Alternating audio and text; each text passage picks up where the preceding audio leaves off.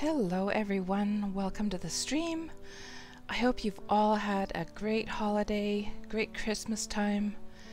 I had a very nice Christmas myself. The food that I made just happened to sort of turn out really well this Christmas. I don't know what it was. I always make the same thing every Christmas. We don't have a turkey, we don't have a ham.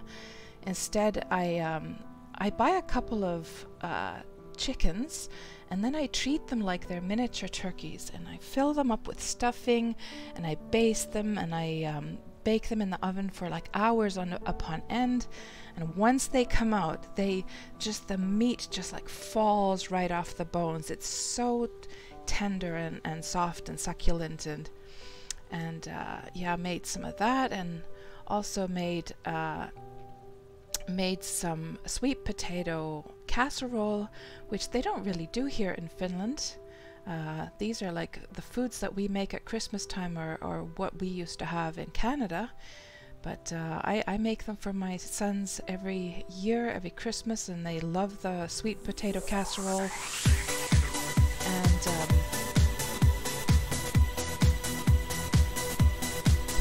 thank you so much, Drew Jensen, and hello! Merry Christmas to you as well. Or shall we say Happy New Year's, since that is the next thing upcoming. How are you doing? How was your Christmas, by the way? Hey there, Pludturst, welcome to the stream. And so yeah, what else did I do for Christmas dinner? So there was the little grilled chickens, there was the sweet potato. Oh yeah, I was gonna say that we even put the marshmallows on top of the sweet potato casserole, and like the Finnish people, they just look at me like, what the hell? They have never heard of anything like this. They're totally puzzled how we can eat something like that. But yeah, the stuffing turned out great, the chickens turned out great. The sweet potato casserole turned out absolutely immaculate this year. I'm not sure what it was, but all the food was like really good this year. And yeah, back to normal. The holidays are over, and time to do some streaming again. And as you guys can see, I have been busy decorating my house here. Which is going to be sort of my crafting business shop sort of location, and I have yet to buy the house for the other account for the other plot, but I'm quite liking how things have turned out. I have to say I do enjoy the process of decorating in this game. There are a few things that kind of annoy me though, and I'm just going to point those out. And Du Jensen, your Christmas was fine, and yeah, so do you have any New Year's resolutions? And how fun was it to see Catnip's stream yesterday? Oh my goodness, I was so happy she was streaming, and I just like the thing that she mentioned in her stream about feeling some kind of sisterhood or something like some soul connection to me. I feel exactly the same way, so it was like so nice to see her stream. I relate to her so much, and you know, we're about the same age, and also have sons, you know, young sons, and or well, our sons, sure, her son is a teenager and mine are already grown up, but still, you know, around that same age, and just the mentality and everything. I just feel also this kind of some kind of connection to her somehow, even though I don't know her that well yet. So yeah, so the things that annoy me about decorating in Legends of Aria. Well, first of all, this is something I have complained about before, which is that things like when you're placing stuff and trying to move it around, trying to get things to sort of align is very challenging. And I was talking in an earlier stream how I wish there was some kind of invisible tiny grid that things sort of snap to as you're pushing them around. You know, nothing visible to the players, just like an invisible grid that they are, so that you could make things perfectly aligned. So one sec here.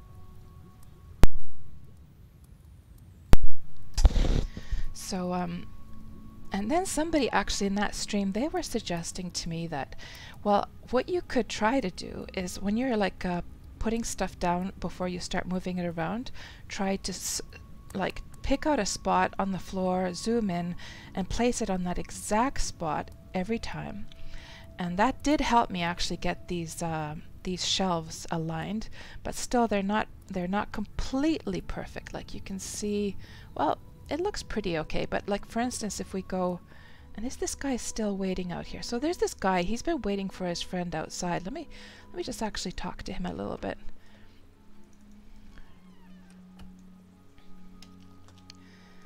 Good day, sir. Still waiting for your friend, are you? He's been waiting, poor guy. He's been waiting here, like I don't know him at all. I just saw him like when I was logging on with my other character. I saw him pacing around in front of my house here for quite a while, and I went to talk to him, and he said he was waiting for his friend, and it's so cute that he decided to go and sit on my bench here to wait. Just see here. His response is, "Ah, I wish," and he's saying, "Yes, my lady, I wish I had some refreshments I could offer you while you wait. Unfortunately, though, this is my craft shop, so no food about." He's saying it's fine, but thank you. Well, I hope your friend shows up soon.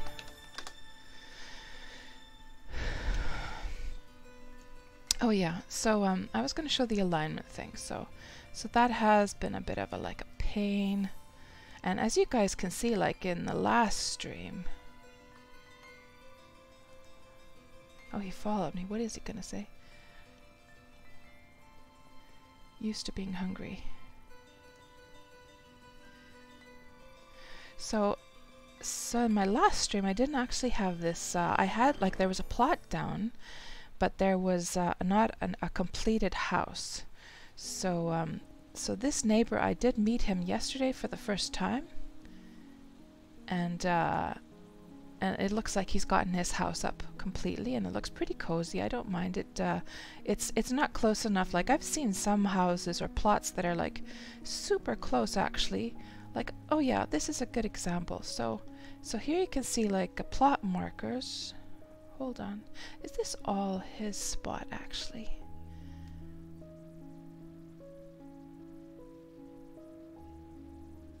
Yeah, Dujan, so you like her stream as well? Yeah, that's gonna be funny. It's so funny we got to 50 followers for her yesterday. That was amazing. Oh, this guy is saying, "Sorry, my lady, but I need to follow you." Feel free, friend. If it gives you a sense of comfort, the more the merrier. So yeah, it was amazing in Catnip's stream yesterday, Dujensen, when we got it up to 50 and over, and it was just, I was laughing tears at that moment. I was actually laughing tears. It was so funny. yes, NSA, and hello. I hope your holidays were great. Yeah, I do actually have some cotton in my shop, but I'm not gonna offer that to him. Hello, Joelle. Yeah, I've noticed, Joelle, that you're getting interested in this game, and it was kind of cool with the discussion yesterday in Catnip's stream about like whether we could build like a worm community in Legends of Aria. But yeah, I was gonna see like, yeah, so like you can, because something we were talking about yesterday was the size of the plots. Kat was sort of like asking me about that, and she was wondering like, how is his like house so close to yours? But actually, like, you know how in Worm we have the what was it, a 6 tile 6 tiles. The what's it called? The outer edge of the plots of the deeds. See, I'm losing my worm terminology here, guys. So yeah, so this is actually, when you look at this space, this is still like manageable. Like this does not bother me at all. But the fact then, and you can see the way you can tell the plots apart is you see this plot marker. So there's these little rocks. And this is a fine space between his plot and my plot. But then you look at the guy who has built next to him, and the plot marker, actually, oh, I see. So his plot marker is here, this one is over here. So he's just put his fences to extend outwards. So it is actually probably around the same, actually. But yeah, that's a little bit close for comfort, to be honest. Anyhow, I was going to talk about the decoration part. So you can see here that it's been kind of impossible to get all of these things lined up, because there's no, like, I've gotten as close as I can, but those you can see with the chests that some chests are a little bit more forward, and if I move that backwards it's gonna jump way too much. So and you might be wondering, anyone who saw me sort of starting to set up shop last time, have I sold anything? Even though we're here in a very remote location, and I have sold a little bit, I have nothing quite yet to completely cover my weekly taxes, but it has been enough. And then, is this guy actually, is he gonna come inside my house? Well, at least he didn't barge into my house. So yeah, anyhow, so the next thing that bothers me about home decoration is that I was trying to like put together a desk for, so this is, you know, this is where I'm doing the wood, the carpentry stuff. I do have like an anvil outside, but I have a second anvil inside just in case there's some monsters. I wanted an anvil outside because the ore mine is just over there, just a few steps away. And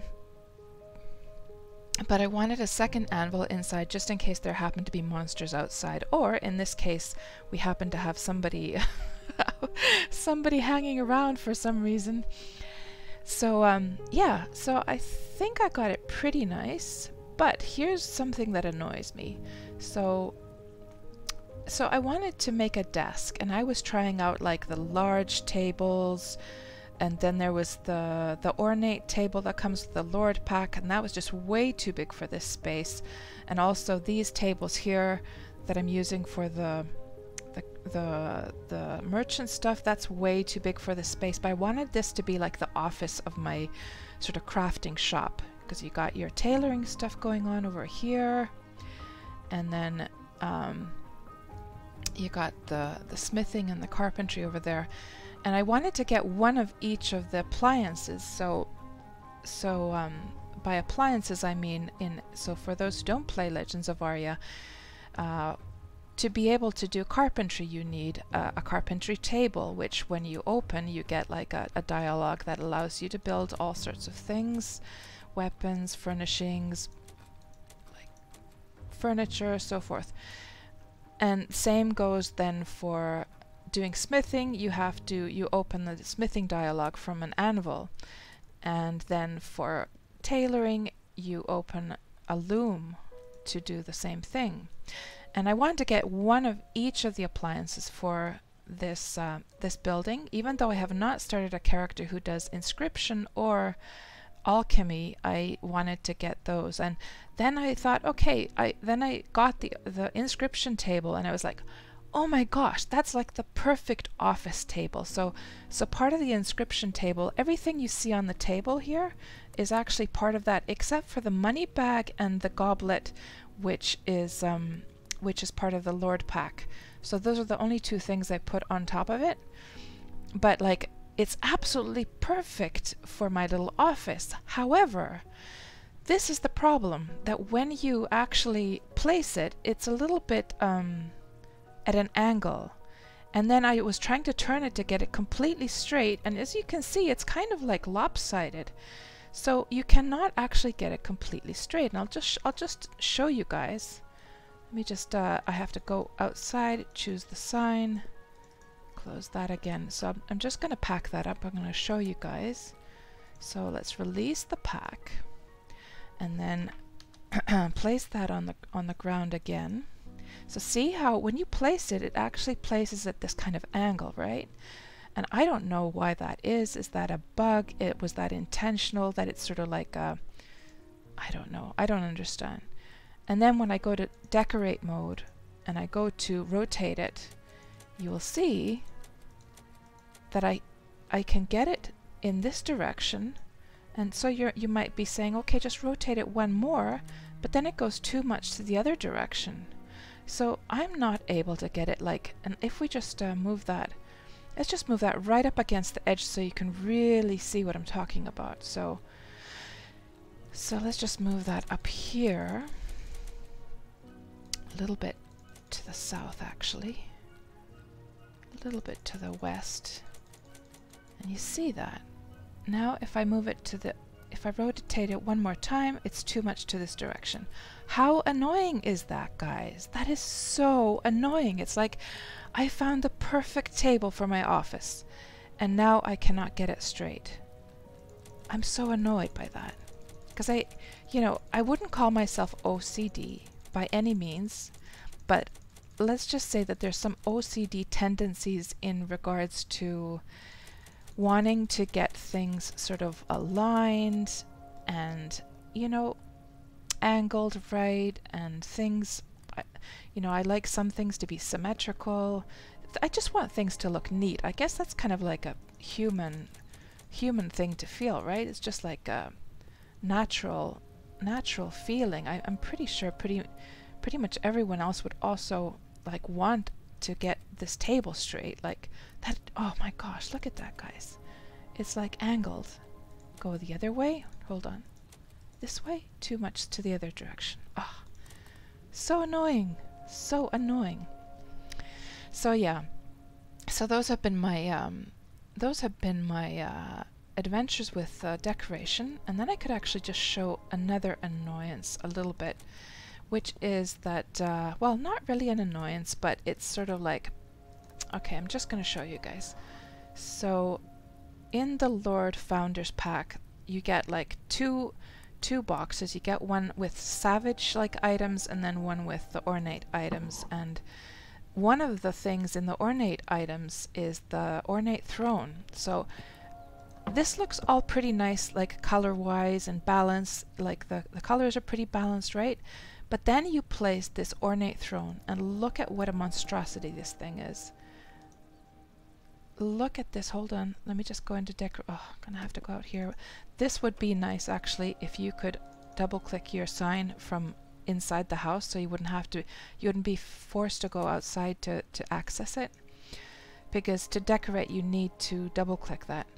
So yeah, let's go into decoration mode. Turn this so you can guys can actually, and this is still broken, this thing, the point, so you have to press Control to actually find the thing that you need to click once sometimes. So look at this ornate throne, guys.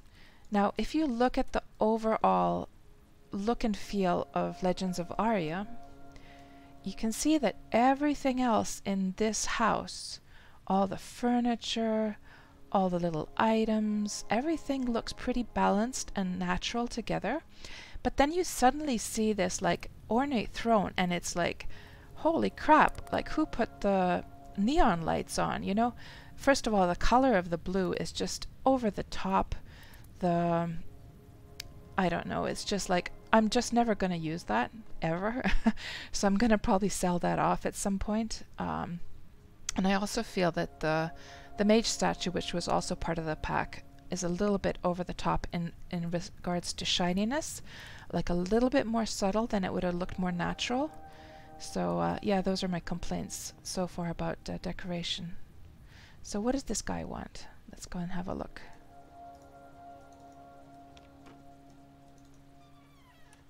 Knock knock. How are things going, sir?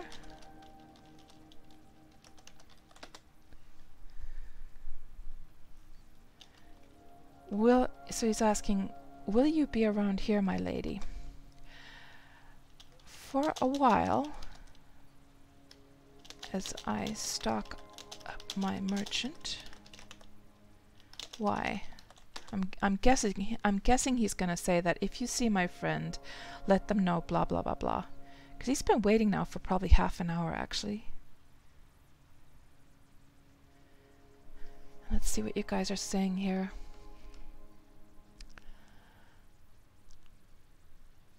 Perimeter, yeah. Perimeter, that was the word I was looking for. No, it's not an admirer, Du Jensen. He was there when I logged on, so he's been waiting for his friend for some time. So yeah, just as I thought. He says, my friend is on his way and I need to eat. So you'd like me to let him know you will be back. Sure, no problem at all, friend. You go fill your belly.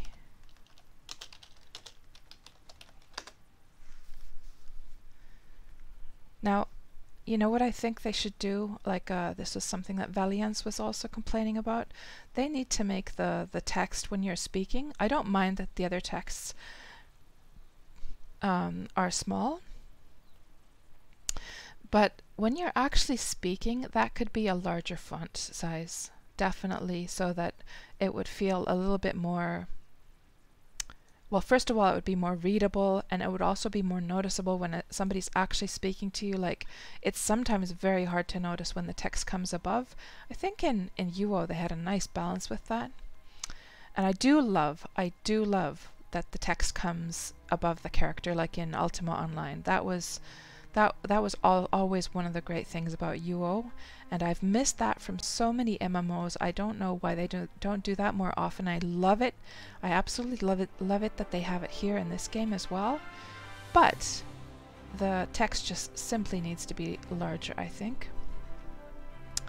And hello there, Gars Drengi. Welcome to the stream. How are you doing? How was your holidays? Yeah, ornate for sure, Joelle. It's totally like, I mean, what's the word? What's the word when it's like other words for the word crass or sort of tasteless, or there's this one word. I'm gonna have to look on the thesaurus.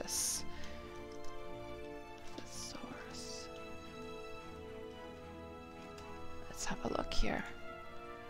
There's this one perfect word for what describes that throne. Let's just put crass in there. Boorish. No, not vulgar.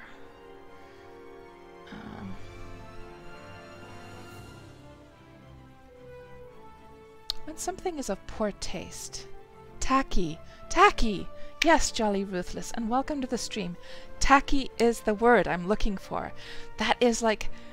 Is that not tacky as hell, guys? That ornate throne. Like, ugh. And it's like, it disappoints me because obviously if you're going to go and buy like the Lord Founder pack, which was the most expensive one, you want to be able to enjoy the items that you get with that, right? So first you have this thing which is like tacky as hell, and let's just pack that monstrosity away ASAP. Just gonna, again, I have to go here and access that. So so let's just release that. I'm so, and again I'm gonna have to press Control to get the text there. So another item that I feel is like also just, I think they could have put a little bit more like thought into this.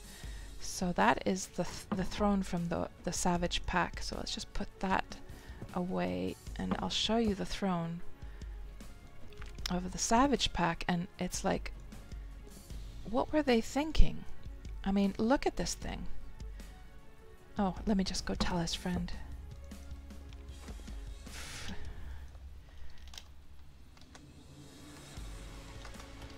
Good day, stranger. Your friend told me to tell you that he's having a little nibble while he waits.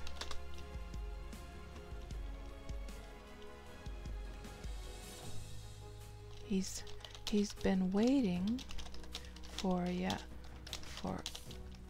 quite some time. Feel free to make yourself comfortable on me benches. Indeed he is. He's saying he is a loyal friend. Indeed he is.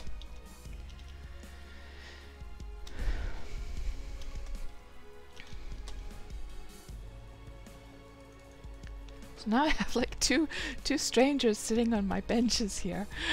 Yeah, getting back to like crazy like founder pack items. So let me just rotate this, and again, like for anyone who's struggling with this, and I showed this in my previous stream, if you cannot decorate or pack your Savage Throne, that is because what you have to do is press Control to get the text, and then you can choose the text itself. So I'm not sure. Oh my gosh, oh, this is what somebody was talking about. Like what? Somebody was talking about this, that when you go to rotate the Savage Throne, it just like goes it goes into mid-air. Now I actually, because I haven't bothered trying to rotate it before, so this is the first time I'm actually seeing that. That's crazy. So, oh my gosh, and I'm trying to put it down. Oh, there we go. Here we go. Oh, I tried to put it, what? It's very strange. I tried to press up and it went down, and now I tried to press down, it went up. So you have to, oh, it's very weird, but like, okay, so that's obviously very buggy. But okay, look at this thing in my house, guys. Does anyone think that this thing is slightly oversized? Like, who honestly is gonna have that taking up pretty much the space of a whole room in their house? So I would have definitely made, like, I like the item otherwise. The visuals of the item are beautiful. I have no complaints about the visuals. It's just the size is crazy. It's crazy, guys. This thing should be at least half the size that it is. Anyhow, let's pack this as well and get that out of the way. Oh, what a relief. So yeah, but other than those little complaints, I really, really, really, really enjoyed the process of decorating so far in Legends of Aria. I love that you can move things up and down, rotate them, and get things, you know, like so these shelves, you know, putting little items on top of the shelves and so forth, and some of you might see this fabric rack, so it might look like toilet paper, but actually those are bandages in the game. So just decided to put some of the bandage rolls here to make it look like the fabric rack is actually being used. So these are like separate items that I've just like added myself and stuff like that. So, oh, and another complaint is sometimes with the tables, when you're putting stuff on them, if I push this like a little bit too far this way, I will not actually be able to open it. So this is my final complaint. So I'm just wondering like how they could fix that, like the collision somehow, or the obstruction of the view of items, containers you might have. And the same thing happened here actually.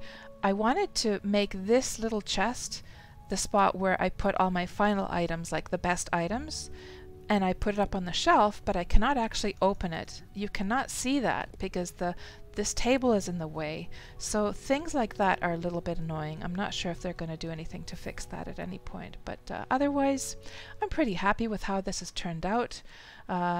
In my previous stream, you guys might have seen when I was showing the house off as I had gotten it built, I was showing off the fireplace, and the fireplace does not actually turn on. So what I've done is I've put one of these things, one of these campfires I have put hidden underneath the fireplace to make it look like it's actually turned on.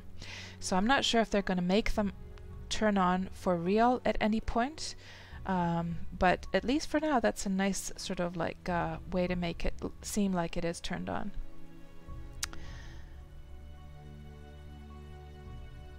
And hello there, Darren, Durandi123. So which bridge is that? So our location right now is, we are right here. So that's the bridge right there, that dark thing you can see. So we're right next to Grimm's Cavern. Halls of Corruption is nearby, but this is, I love this spot. Otherwise, the only downside to it is that it's so far away from Elder Village. So that's my only. But you can't have it all, right? I have the ore mine next to me. I have the dungeon next to me, so I'm pretty happy with the spot. And if you look from this direction, you also have a nice sort of sea view over there. Oh, and here's a weird thing that happened, guys, that I had not noticed in my last stream, was that at some point, apparently, as I had placed the house, like sometimes in Legends of Aria, you will see like houses that are, trees that are hovering above ground like that. And this tree was planted in the ground before I had placed my house. But the house placement has caused this kind of bug where the tree sort of like bumped up into the air. So that's probably what's going on. If you see trees like that, there's probably a building nearby that has popped it upwards, and I hope they do fix that, because that looks pretty silly, right?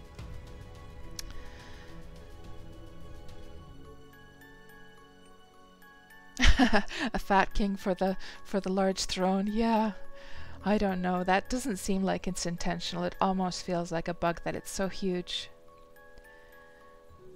And hello there, Bacon is Tasty. Welcome to the stream. So how is my adventure going?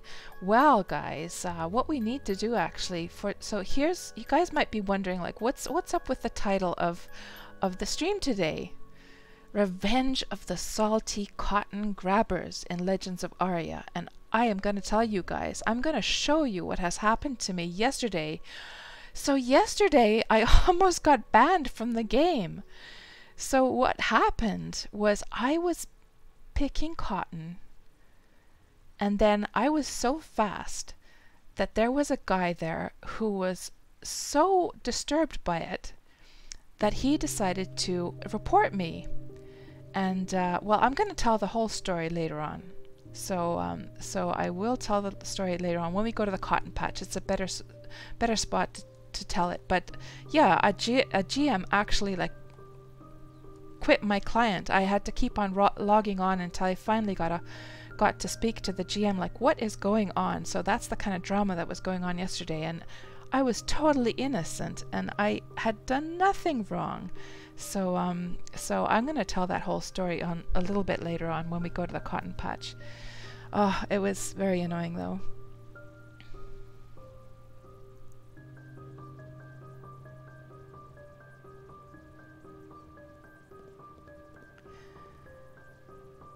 And hello there, Mr. Recoil. You're saying really need to be able to rotate up and down, not just left and right. Oh yeah, like yeah. I was thinking the same thing actually. What was it that I wanted to rotate that way? It was something. I know what you're talking about though. What was it now? But basically what you're talking about, for instance, is like if we think about in the case of let's say these two boards here, right? These two boards, it would be cool to be able to place the other board a little bit on top of the other one and then rotate it in the Z axis a little bit so it looks like it's rotated upwards a little bit, landing on top of the other board, for instance. Or let's say this stool, let's say this is something I'm working on, you know, at my carpentry table. Maybe I'd want it to be over on its side so it looks like I'm still working on it, stuff like that. That would be cool. That would be cool. It would be. I totally agree.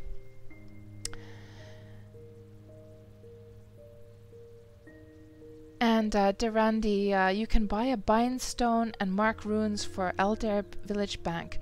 I guess though, Durandi, you'd have to have like you'd have to have, what is it called, the magery again in this game? I keep forgetting. Manifestation. I guess you'd have to have pretty high manifestation with a character to be able to actually make the portals though, right? Like normal, just other characters cannot use those runes, only the ones with high manifestation. Am I correct in that?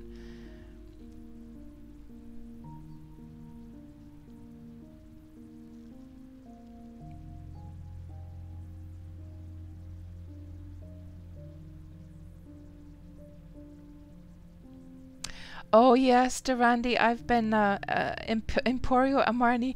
You know, guys, like it's so hilarious. I made a tweet about this, guys. Let me just show you. It is hilarious to see in the tailoring community. Hold on. Tailoring community of Legends of Aria, the names that the people have chosen for their tailors. I made a tweet because it was so hilarious, this screenshot. So I'm going to just show you guys. Let me just zoom in a bit so you can actually see this. Hold on. Hold on. So check out this. So this was happening in Elder Village about a week ago. So a tailor called Calvin Klein. I plan to assassinate you, Hugo. Hugo Boss says, good luck. Calvin Klein, I will murder Louis Vuitton as well. Hugo Boss, I met him yesterday. look at those names, guys. It's so funny to watch them like competing, because they're all using these like famous fashion house names. It's crazy.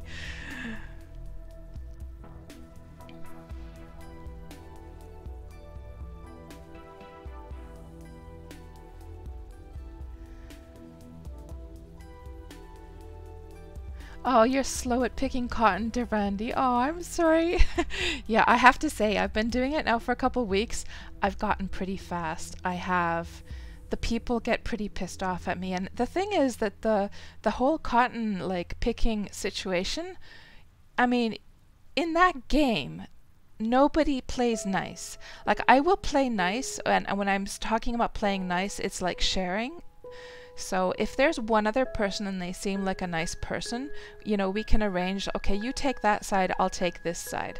But it happens so little, like in the game. Like most of the time at the cotton fields, it's like everyone, you know, is just going for themselves. Nobody is playing nice there at all or sharing. And you can't really do that because even if you sort of like agree with somebody, okay, let's be fair about this, somebody else is going to pop in there in a few minutes, and then, you know, your whole plan goes to waste anyhow. So it's basically, you know, you snooze, you lose in that game. And I have to say, I've gotten pretty fast. I'm going to show you guys later, like, just to prove my innocence that so the guy, like, he thought I was a scripter or like a botter or something, and I just wasn't. I was just fast, damn it. But I'm going to show you guys. Yeah. And you, so you farm hide and then you trade it for cotton, Durandi. That's a pretty good way to... It's nice that you can actually do that in the game. Like, it's awesome that there's like an option that... lots of trade actually going on in Legends of Aria.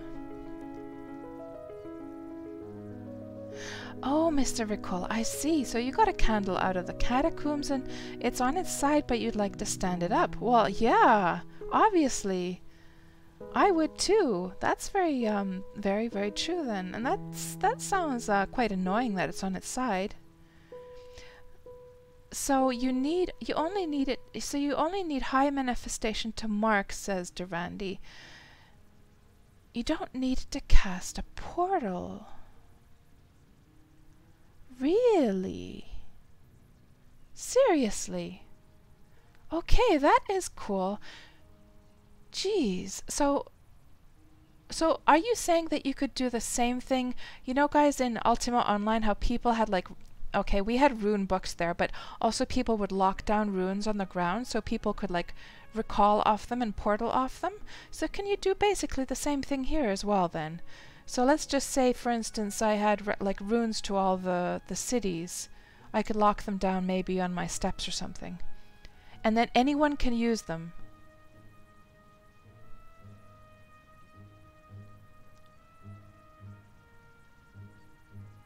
Rudolf Pimmelmoose is the most famous.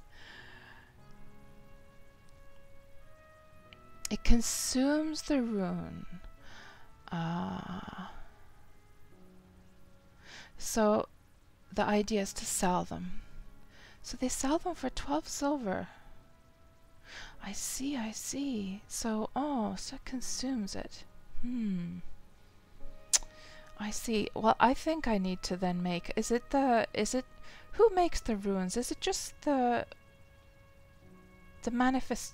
with high manifestation?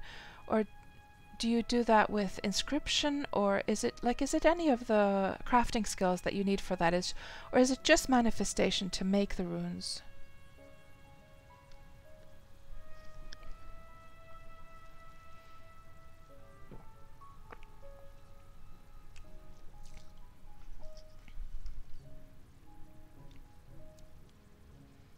Just manifestation. Well, in that case, I think I definitely need to make myself a mage. Definitely, definitely. Okay, so what is next? Instead of just standing around here, what I want to do is I'll just show you guys like what's going on here at my shop. Now, it's so funny because first this guy was waiting for half an hour. Now his friend arrived, and now his friend has been waiting for the longest time. Those guys need to get their shit together as far as like scheduling meetings. So, what I have on sale so far is I have my horses. I have some bags or like containers. I just have some, in case anyone is mining or, it would be the most annoying thing that you're far away from the city and you just like your last like pick or hatchet ran out. So just a few of those. They don't really make any money, but I have had some people buy them. Then of course the recipe scrolls. You get more than enough of those, and I might even lower the prices. I just have the standard prices there right now, but I don't know. You get them a dime a dozen if you do crafting. So the guy still hasn't quit. Still hasn't woken up yet, eh? He sure seems to be eating a lot.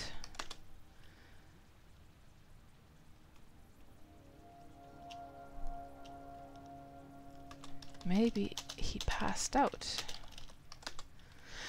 So what I need to do next is on this side, I want to set up some place to sell like some furniture, and that's what we're gonna do now.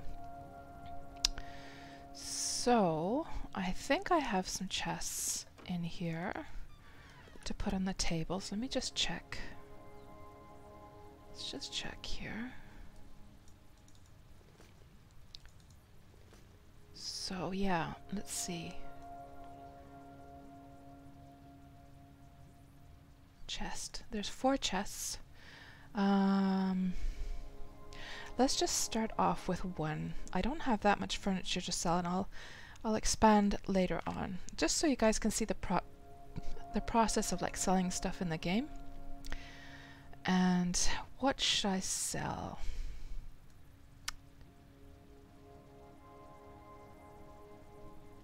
Well, at least those iron racks, because I have.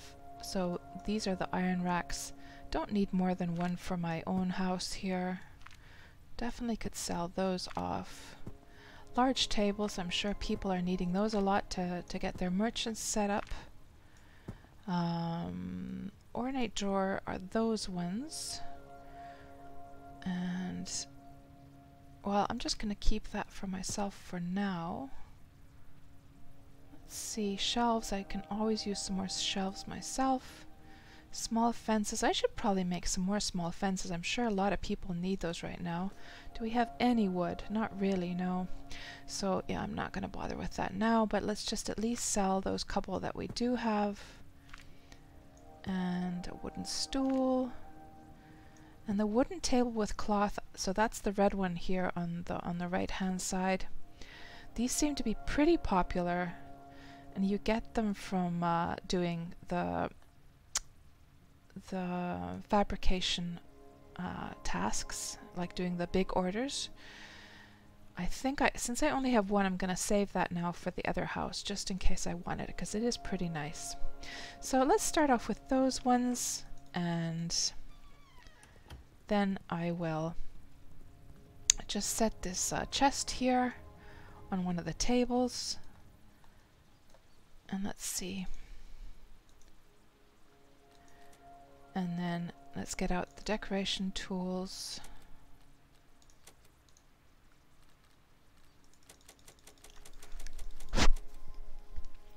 So I'm on Crimson Sea, Mr. Recoil, the European server. They're just spying on me, too, Jensen. Maybe. Who knows? Yeah, like no, honestly, I don't think that guy knows at all that I stream or have like YouTube videos or anything like that. I think it was just pure chance that they decided to meet there. So then we're going to move this one to the east. And let's actually put a little bit more speed here, move it all the way to the other end. Should have probably set it down on that side, to be honest. And then a little bit more to the east. And then let's go to ×1 speed. And then set it down just a smidgen. Now here's an example of what I'm talking about with this this alignment stuff. It's quite annoying. Hold on. So you see how like it's hovering on the table there.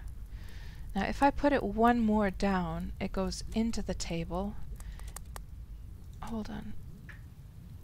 Actually, yeah, that's sort of in the table. This one's above the table. I don't know, I just wish there was some kind of way for those things to sort of snap together. Like, I'm not sure. I think I'll leave it. Like, either one of these looks bad, but let's just leave the one where it's hovering a little bit above the table then. Let's, since we don't have any other chests here, let's just put it actually right in the middle of this one. And that one aligned pretty nicely with this front one, surprisingly. And let's just put it to the east a bit so we can lay down some kind of item here. Actually, what would be a very good one would be the stool for that. Just as an example of what we're selling here. Let me see, is there any other small item that we could put there? No, I guess that would be it. So let's just use that actually. And then place that up in front of the chest. Now, this is going to be interesting to see whether the stool actually obstructs the view from the chest. We're going to have to definitely test that. I have a sneaking suspicion that it's going to.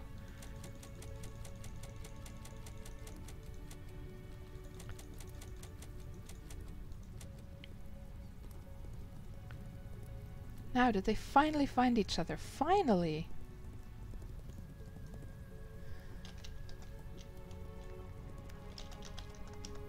Alrighty, folks. Safe travels. Just these guys are just letting me. We will come again to visit you, he's saying. Oh, that would be lovely.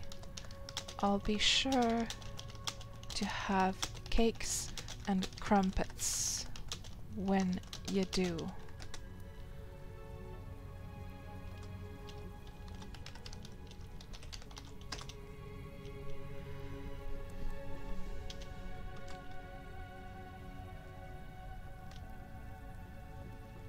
Meh. What a response when I say I'm talking about cakes and crumpets. He's saying, and also you can make a list of needs of materials. We can help. Very kind of you, sir. But I tend to do things on me own. Appreciate it all the same.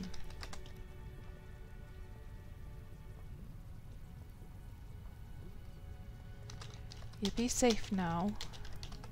Don't let the skeletons get ya. He's saying, you have done well with that house. Thank ya. This guy's saying, hey, look here. Look where? Oh, there's a little, like, yeah, there's a little hill here. I only noticed this actually, like, recently. It is cool that there's this little hill right next to the house.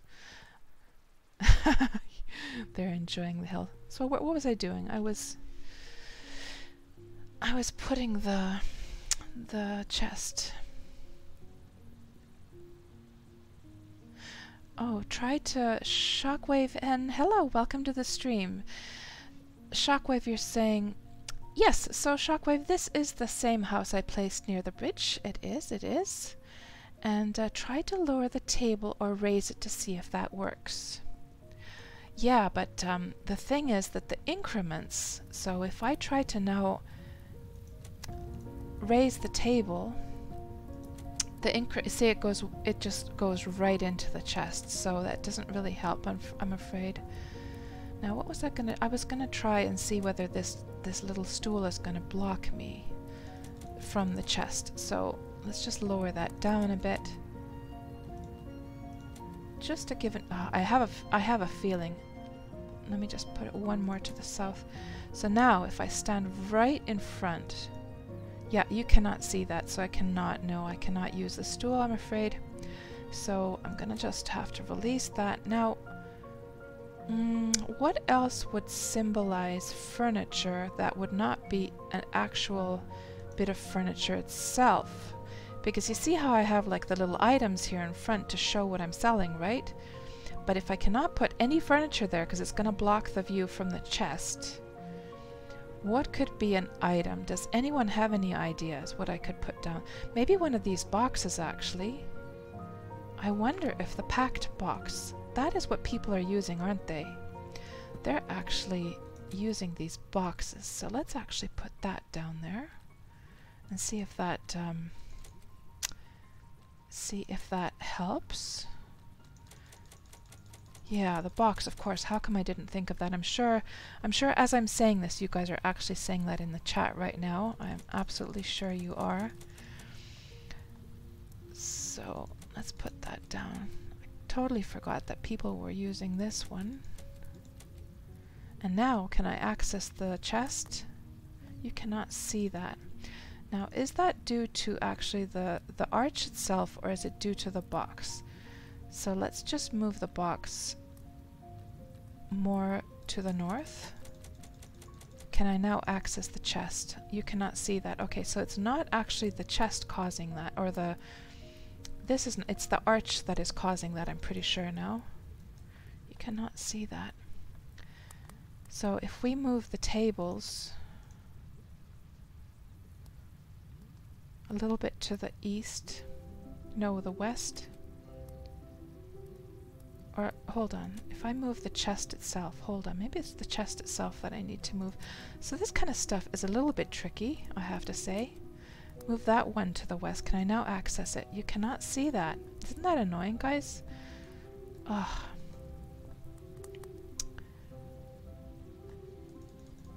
You cannot see that. If I move it more to the west, you cannot see that.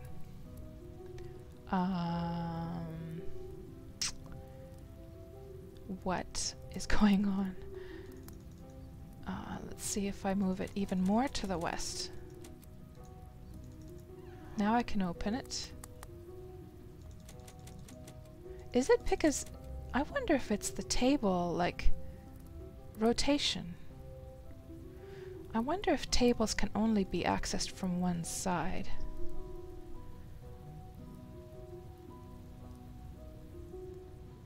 Mr. Recoil, send those guys out on a quest, have them return with 4,000 wooden boards. You know, I think they probably would have done that. They were offering their help, but I don't. I tend to do things on my own. I don't want to feel like I owe any you know, favors to anyone, to be honest. Not that they were asking for that. You cannot see that. So let me see if... Okay, this is just going to be a wild thing to try, but if I actually rotate this table around... Because what if the... Because remember what I was saying earlier, that sometimes the tables have this weird thing that you can't... No, so that was definitely not it. I know that was like a silly thing to try, but I wanted to see. So let's just move that back.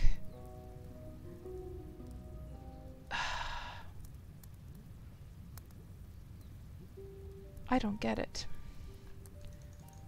You cannot see that. Is it still this thing somehow in the way? Let's move it still more north. No, you still cannot see that. How annoying is this, guys?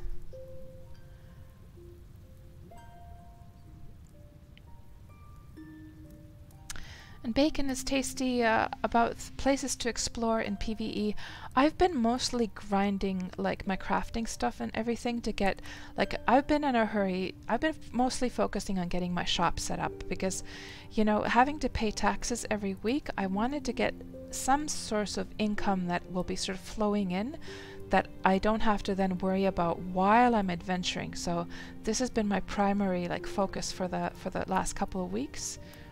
I wonder, and once, you know, everything is set up here, then I feel like I can go and do like all the fun stuff, you know? So at least I'll have some like a little money dribbling in.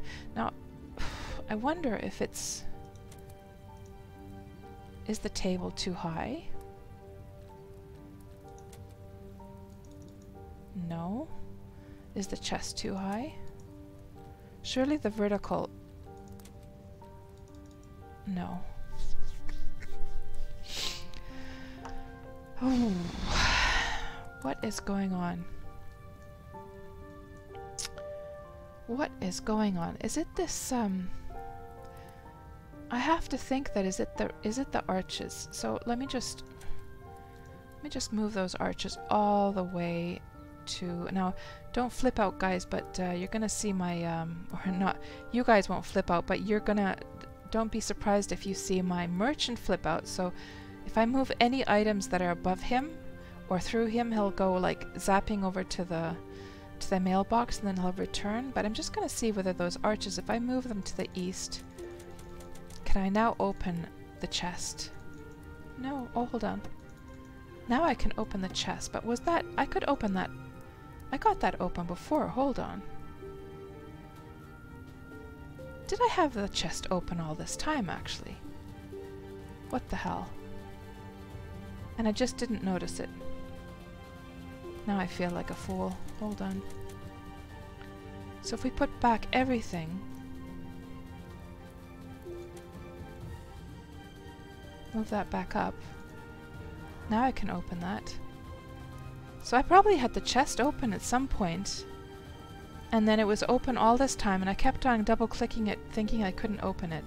That's so crazy. Silly cats. Silly, silly cats. So, but for sure in the beginning we could not get it open because it kept on saying that you cannot see that. So I wasn't imagining all of that time because you guys saw the text. You cannot see that.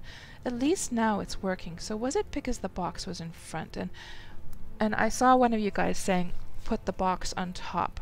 So let's just move the box back over, actually, and just see if that is actually obstructing the view and whether we shouldn't move it on top of the chest then. Can we open now? We can. So everything seems to be fine. Okay. Okay. And let's just try from different directions as well. Yeah. Okay, well, everything seems to be working. I don't know exactly what happened along the way. Something happened and it started to work, so... And now we need to actually... Oh, and you guys want to see a weird bug? So, so where did it go now? I have somewhere here... I should have... the inscription thingy. Now, did I put it here into the chest? Let's see. Yeah, so look at this, guys. Look at this weird bug. You see how this is the inscription feather thing? So, it was in my... looking completely fine in my backpack. Then I wanted to put it on the table as a decoration at some point. And then I took it away, and as soon as I took it away, look how it turned into this little cup. It's just this little cup now, and only when I hover it outside of the backpack will the feather come back. You see that? Isn't that weird?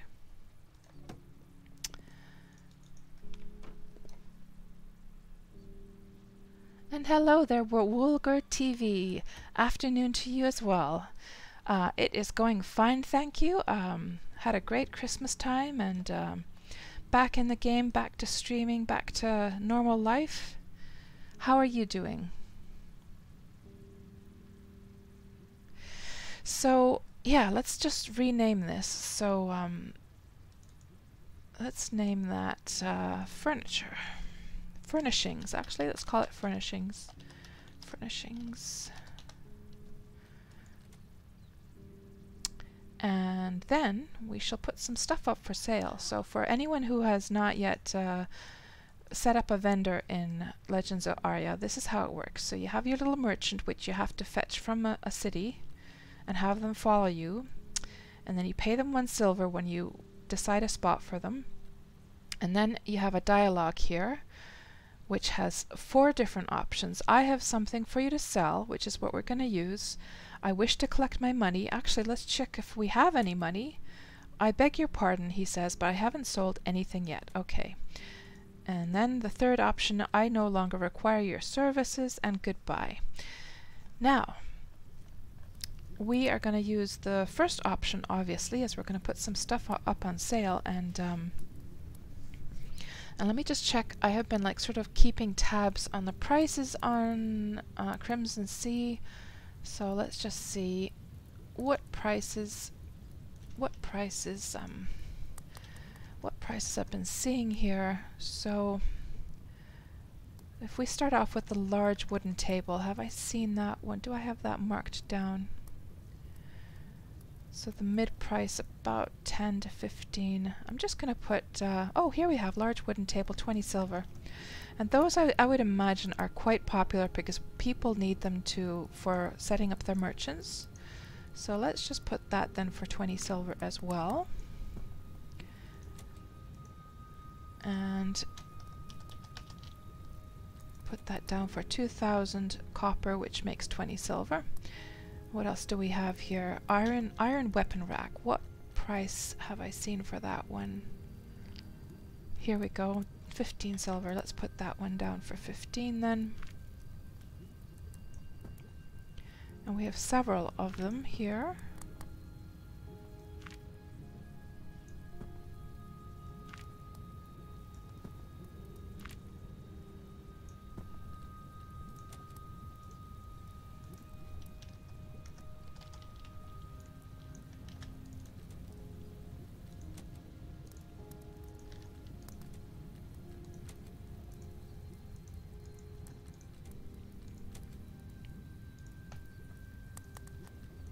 Good. And those should all be in condition. Yes. Then, oh, the large wooden table, I have a second one here. Okay. What did I say that was? 20 silver? Yes.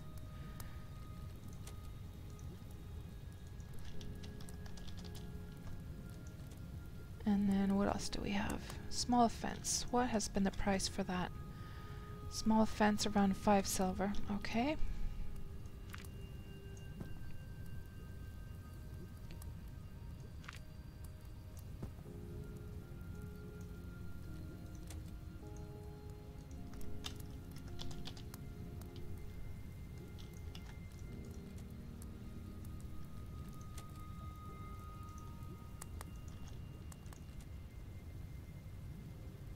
And then we have one more large table.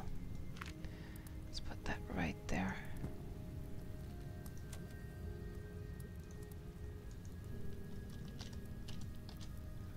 Good.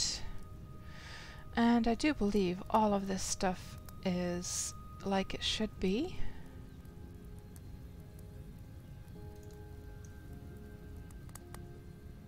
Good, it is.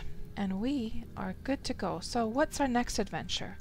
So our next adventure, guys, is now we're going to go to the actual topic of the... Well, we could actually... let's just gather up our horses here and zap over to Elder Village, and I'm going to show you the cotton thing now. And I'll tell you the whole sad story of what happened to me yesterday. So it was quite traumatic, I have to say, and I have some suggestions for the Legends of Aria team on how to actually remedy the situation. So what do I want to take with me? Well, we're going to leave the inscription pen here, our buggy inscription pen. And what are we taking with us? We need some money. We need our taming crane. This is just the stuff I usually am carrying anyhow. And then, do I have some raw materials I want to take with me? I think I do. So let's take the ash boards with us.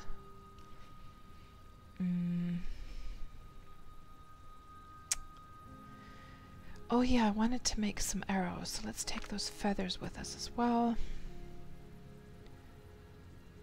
And then, is there any raw materials here that I want to take? I could take the copper with me. Maybe we could do some blacksmithing. And I should probably have at least one pickaxe with me. Is there anything from the tailoring section that I want to have with me? Some cloth. I could take with the cloth with me as well. And that should be good to go. So let's zap over to Elder Village. Then I'm gonna switch characters. I'm gonna show you guys, tell you the whole story of the cotton.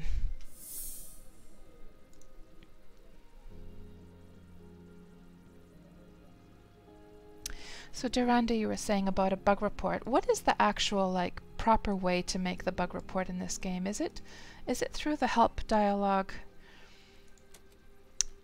Bug report, is it through this one?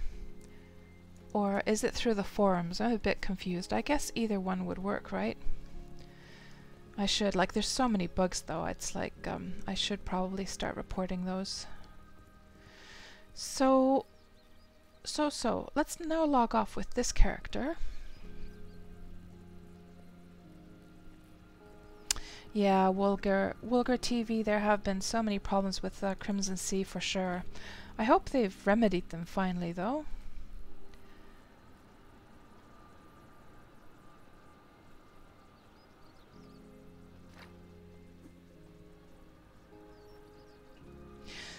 Durandi, everyone's selling fences without gateways. Well, okay, that's good to hear. I should probably the gates are just as easy to make, pretty much. So I should definitely whip up some of those. And good point.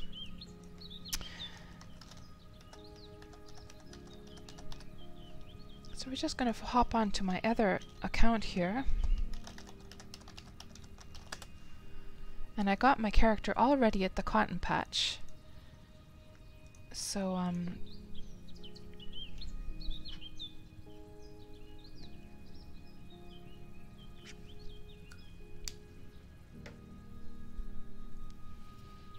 you'd really like to buy some poison scrolls, 150 of them. Have you tried Discord, Durandi? I've done some nice deals in Discord so far.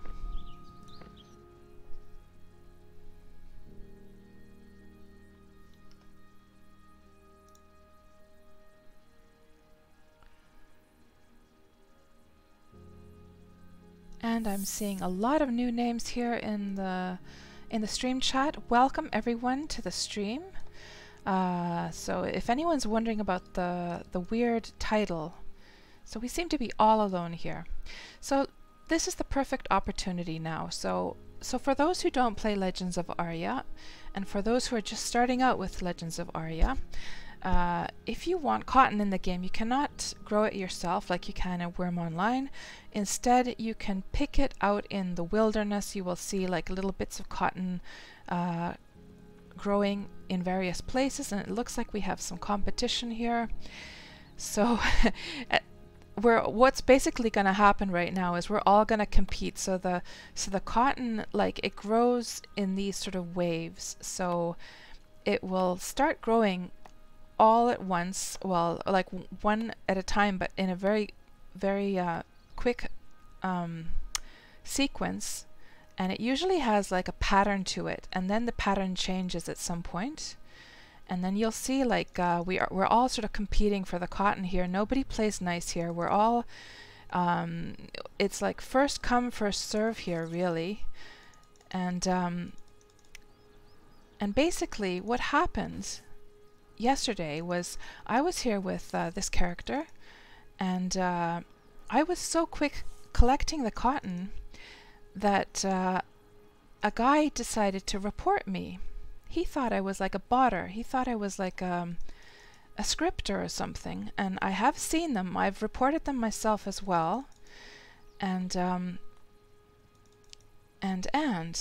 what I feel that they usually do, the guys who use the bots is, or scripts, is I see the characters. I'm just going to display that in a moment. Just want to grab these because after the cotton has stopped spawning, it's going to take a little bit of a rest period. So now we're going to have to wait like a few minutes, about 5 minutes roughly, and then it's all going to start to spawn again. And that's why she's going off. She's probably going to go off and like chop wood or something. But again, we have to wait for a while. So yeah, I was so quick doing it that he thought I was a scripter. So he reports me, and then the GM. Well, I won't come to the GM yet. So actually, I didn't even know anyone had reported me. Okay, so I was just minding my own business, picking the cotton. I was very fast at it because I've been doing this for a couple of weeks now, and I've sort of learned how it works. And then the game crashes, or so I thought. So the game boots me out. So I try to log back in, and it boots me out again, and then I log back on, and my character had actually teleported up here. And then I see like some messages from the GM. GM Kai was the one talking to me, and I said to him, he was saying, "Hello, speak to me like if you're there," or something like that. And I said hello back, and I said, "I keep on, like, my game keeps crashing." And he said, "Well, no, that was just me removing you from the game because I thought you were a scripter." And I said, no, I don't do that. I'm just very fast." And he was saying, "Well, you were doing it in a sequence." And I said, "Well, you know, I've been sitting around here picking cotton for a while, so I've learned that there's a certain sequence, a certain order that it comes in, and just, you know, I got used to the sequence." And then he said, and then I said, like, I was really bothered by it, obviously, because I was completely innocent. And then he said, "Yeah, I've been trying to send you messages now for some while, but you didn't respond, so I booted you." And then I was trying to figure out, like, because I had not seen his messages, okay? And then after a while of playing, like after, you know, he said goodbye, and I was starting to sort of calm down after this traumatic event, I started to figure out like what had gone wrong. So basically, I had my system tab open, and when the GM like sends you messages, those will show in the chat tab, okay? And the GM name will have like blue or whatever the color was of his name. It stands out. However, I had my system tab open because I was checking something. I forget what it was. Sometimes I will check some information from the system tab. I mean, obviously it has a purpose, otherwise it wouldn't be there, right? And so I had this tab open and I had not seen his messages. So first, like, first thing of like feedback to the Legends of Aria team is if GMs send messages, either the GM's messages should show in all of the tabs, or at least the tab text should start blinking. The chat tab should have started blinking to notify me that there's an important message waiting for me, or the GM messages should come up as a pop-up or something like that, or there should be some like audio signal. Like, I understand that they don't want to make it too obvious for the scripters. Like, they have to find a fine balance so that scripters don't get like an automatic like warning that, hey, a GM is talking to you, like perk up, pay attention, pay notice now. And but like, you know, for innocent players like myself who are just minding their business, playing the game, you know, there has to be a way that we can see those messages. And another thing is that I think that, you know, the thing was that when I was doing that, I was watching YouTube videos at the same time. So, you know, I was picking some cotton, watching videos on my other monitor. You know, I wasn't paying so much attention to the chat. So it was kind of like unfair, really. And then also another thing is that by default when the game opens, the chat is like this. It is like small like this. So to actually get it to show the chat, you have to expand it by pressing this part. And then if you want it to stay that way, like, it'll go away in a moment, but if you want it to stay that way, you have to press this little lock, which will make sure it stays open. So what if like a player is being contacted by a GM, but they can't even see the chat because the default is this small, just the small box with the part for writing into it, you know? So, and don't get me wrong, I have nothing against GM Kai, because he, you know, he has helped me before when I was dealing with other issues, and I was reporting a bug and I was having an issue with the placement of the items, and he came to help me, so I know he was just doing his job. So this is not a fault of the GM, this is a fault of the UX. Once again, the UX needs some help in this game, because it is not nice. Like, it was so traumatic to be blamed of something and actually booted from the game. Like, what could have well happened is, like, what if I had not noticed at all that he was contacting me in general? I might have actually thought that he that I might have actually gotten banned from the game. Like, that would have been so traumatic. Oh, no problem, Jolly Ruthless. Yeah, like, this is so annoying, isn't it? Yeah, that little lock definitely helps to be able to watch the chat. And hello there, Silent Peppa. Nice to see you. How was your holidays? You have your son, so you can't type, but you're here watching. Okay, okay. And a little wave to your son, then. Hello, hello. And Shockwave Pyros is way better. Yeah, I've been to that place as well. I just tend to use this one instead, since my house is so nearby. And thank you so much for the follow, Jolly Ruthless. And your holidays were good, Silent Pepe. Good to hear. Looking forward to this to release on Steam. Yeah. Shouldn't be too far off now. We'll see whether they delay it again or not. There is still like issues they have to sort out for sure. And yeah, what else would it? There was something else I was going to say about this. Oh yeah, about the cotton story. So anyhow, then you know, after I talked to the GM, and I had convinced him that you know, I'm just like a normal player. I told him that at the time I was not only watching YouTube videos, but I was also playing with 2 accounts. So while this character was gathering cotton, you know, I would alt tab to my other account and do the tailoring, and then this character would go over and take the tailoring. And like, playing with several accounts at the same time, there doesn't seem to be anything against it in the game. So that guy's overloaded. He's throwing cotton on the ground. He's gonna have to go and and unload at the bank. So, you know, like my focus was all over the place at the time. So anyhow, yeah, so we quit the, I'm just going to leave it on the ground if he wants to come back and get it. Oh, he has a horse though. Why isn't he grabbing his cotton?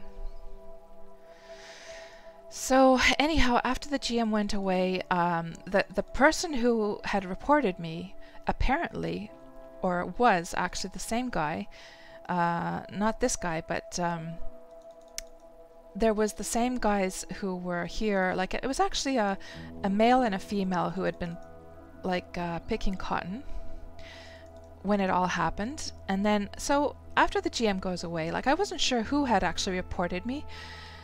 So I just continued then picking cotton. And then this guy says to me, I forget the name now, he says to me that, you know, Fortizia, like, I'm watching you, I know you're a botter.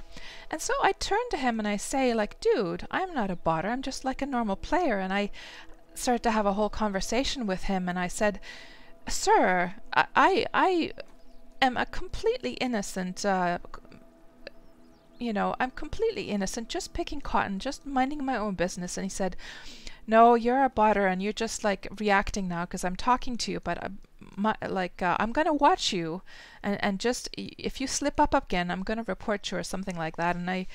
And we actually started to talk. So it was actually him and his wife picking cotton, 2 against 1. First of all, that's not fair, is it? And for them to report me. But we actually ended up having quite a nice little conversation, and I was able to convince him in the end. I told them about my stream and everything, and I was telling them about my old Ultima Online days, and I think I eventually convinced them that I'm just a normal player, innocent, not doing any scripting. I'm just fast at picking the cotton. And it all ended well, so like no hard feelings on any part. But I think and you know, I commend anyone for like reporting botters, because I totally am against them myself. Oh yeah, I meant to show you guys like what botters look like. So from what I've seen, first of all, the botters will not react to you when you're talking to them. Second of all, they seem to do this kind of thing where they take a few steps like this slowly, and then they'll sort of scan the area and try to like pick up cotton. So they don't lunge, you know, when the cotton pops up, they don't lunge at it like the normal players. You wouldn't see that sense of like competition, I don't think. And that was what I was trying to tell this guy as well, that, you know, I wasn't behaving like a botter. I was like lunging at the cotton just like you were. And he was saying to me that I'm sure that you are, because by the time that I go to pick the cotton, it's already disappeared, or something like that. And, you know, I was thinking to myself, like, you know, either it's just that I'm very fast, or maybe it's a thing of latency, like what if his like internet connection is a little bit slower, so the data reaches his screen a little bit slower than for me, and then I'm just able to see the cotton faster than he is? I'm not sure, but yeah, it was a bit traumatizing. We're just gonna pick cotton a little bit more, and then actually go on to the next thing. I just wanted to tell that story. But the main thing that needs to be fixed here is not the GMs, not the people reporting botters, because I totally support that, but the usability, the UX of like being able to see GM messages. So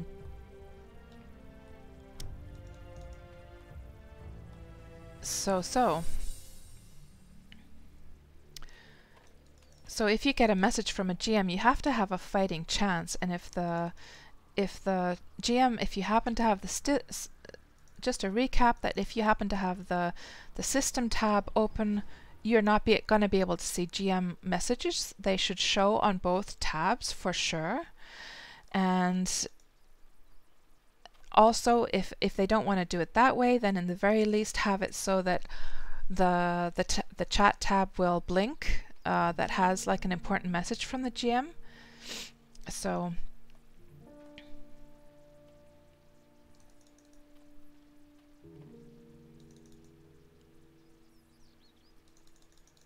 you see how like fast that is? Like a lot of the times the other players will sort of react so slowly that I don't know, like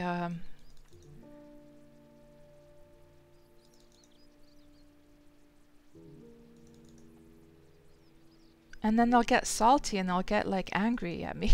I'm not sure. But just playing the game normally. Yeah.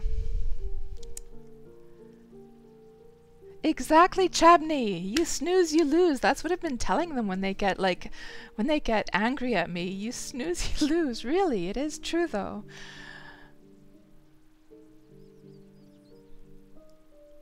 And Randy and you all you something people to macro in your boat and house. We killed them and told them over ICQ that it's not allowed to macro and that it will cost them some gold, which they have to farm with their other character to get released out of the Trinsic prison. There was no stuck recall. You ended up in Lord British's prison for a while. Oh, that's hilarious. And hello there, Jackie Ace. Welcome to the stream. Jackie, are you a Legends of Aria player? Worm Online player?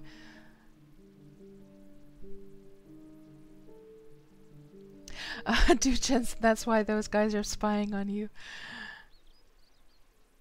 Yeah, Shockwave, I didn't actually see him. So actually, the GM Kai, I saw him like visibly when he came to help me at my house earlier to help me with to be able to like target the Savage Throne.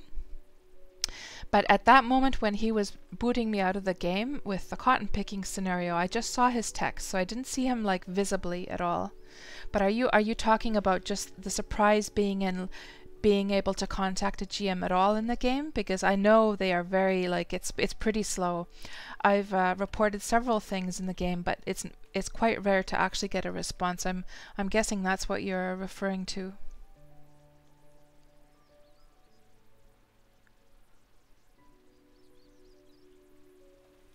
So you're playing Legends of Aria, Jackie Ace, and are you by any chance an old Ultima Online player, like a lot of us are?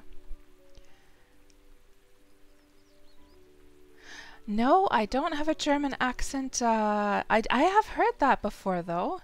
So I'm from Canada originally, but I've been living in Finland. Since 1988. So my English is a little bit rusty. You know, there might be, I do hear people commenting that I have there's something weird about my accent and they can't really pinpoint it, but maybe that's the explanation. Oh, you've never actually played UO? Yeah, it's very similar, very, very similar. Obviously, as we all know, this game is very much influenced by UO, and that's why we love it. It has all the good stuff. So what are we gonna do next? Let's log on to. I'm not gonna pick the cotton anymore. I just wanted to prove my innocence here as well, to just show that you can actually pick it quite fast, and just to talk about those UX issues. And I think what we're gonna do next is let's just actually. How much cotton did she actually get picked here? 62 cotton. Let's move that over to my other account. Just log on quickly with Safarina.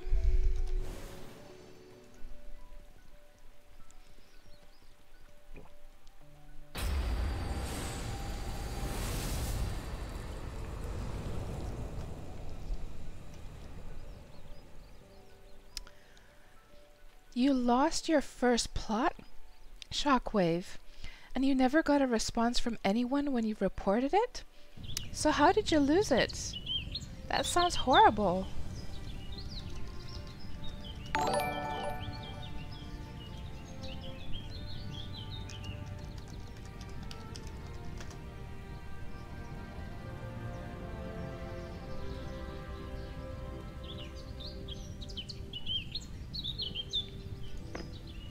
Well, thank you so much for the follow, Jackie Ace.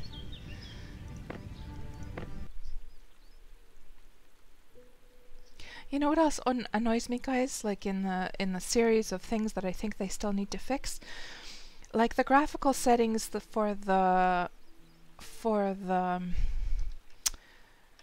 for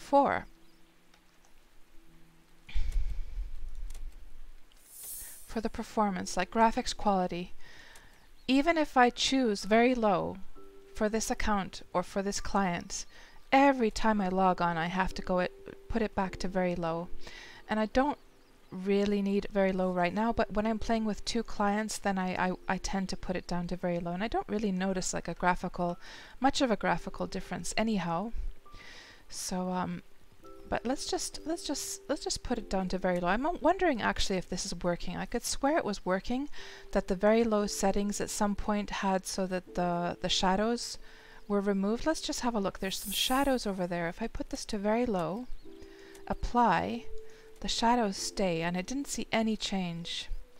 And it is quite like, I do notice that my fans are going at full speed when I'm playing Legends of Aria compared to a lot of other games, so it's a little bit tough on my machine, I think. There she is.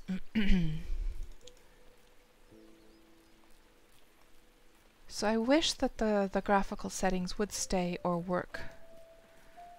And let's just give that cotton over to Safarina. And where did there, oh, it's a little bit laggy.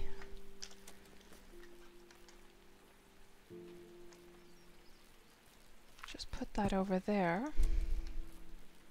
And actually I wonder if Fortizia has anything in the bank that we could give to Safarina. Because Fortizia is my she just gathers like all the raw materials, really. She doesn't do much else.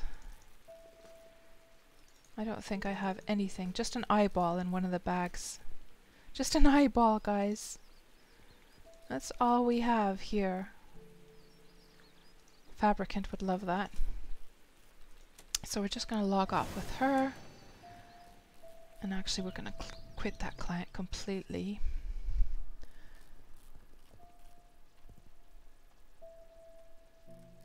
So Shockwave, you placed it, and then they took the server down a minute later, and when you logged back, it wasn't there. And what about then so you didn't get the deed back into your, so it wasn't like that it had rolled back a little bit, that you, so did you lose the deed from your, I'm assuming you lost the deed from your backpack then as well. So you didn't have your plot, and you didn't have your deed? Is that no deed? Oh my gosh, that's bad. That's really bad, and it's not like it's the cheapest thing to buy either, is it? Well, it's 1 gold 40, right? So it's, of course, like, not the end of the world. Like, imagine losing a house that costs like 20 gold. That would be devastating.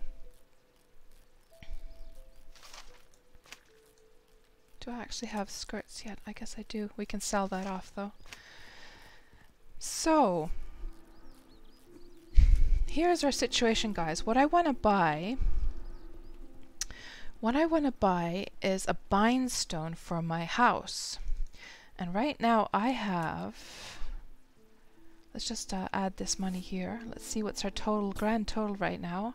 We have 9 gold, 13 silver, 71 copper, and the bindstone costs 10 gold. So we're almost there.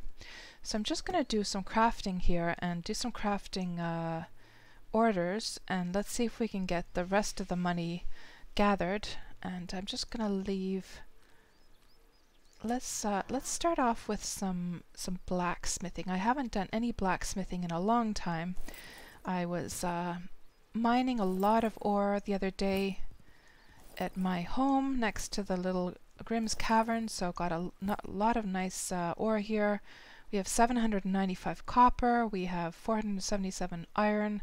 That should get us started, and I also have some ash boards I could do for the carpentry stuff. We also have some cotton if I want to do some tailoring, crafting orders as well. But I have not done blacksmithy stuff for a while.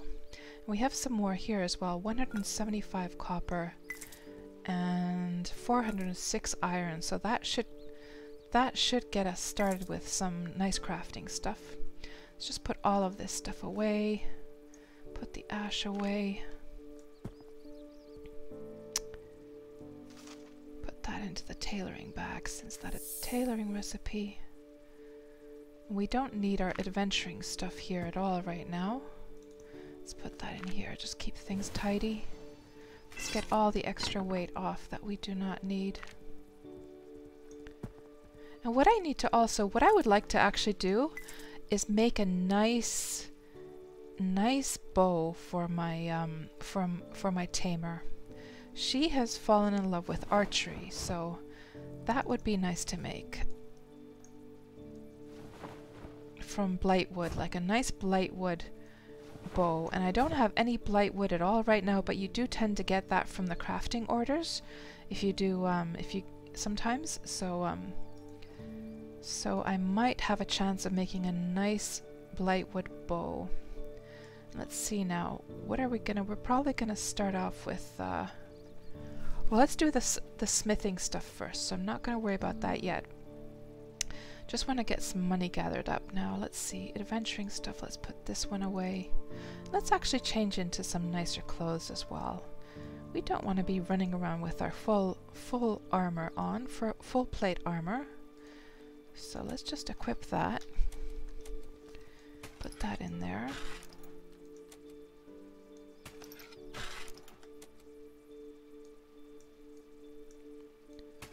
There we go. And we don't need that either. Or that one.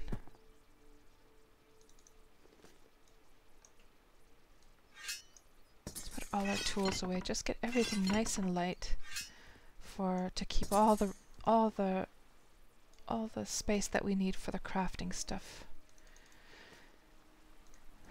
Okay. And can we now fit the rest of the iron in? We can. We're at 185 out of 241. Not sure what the unit of weight is in this game. Is it stone? Is it kilograms? Is it pounds? I'm not sure. And we actually have some ore as well that we could smelt down.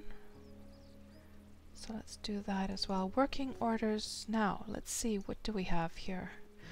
Let's actually put the work orders back into our horse backpack. Take that with us. Let's just take that with us. I'm so happy, guys, that I can now actually make the saddlebags with this character. It was so horrible to be when I kept on losing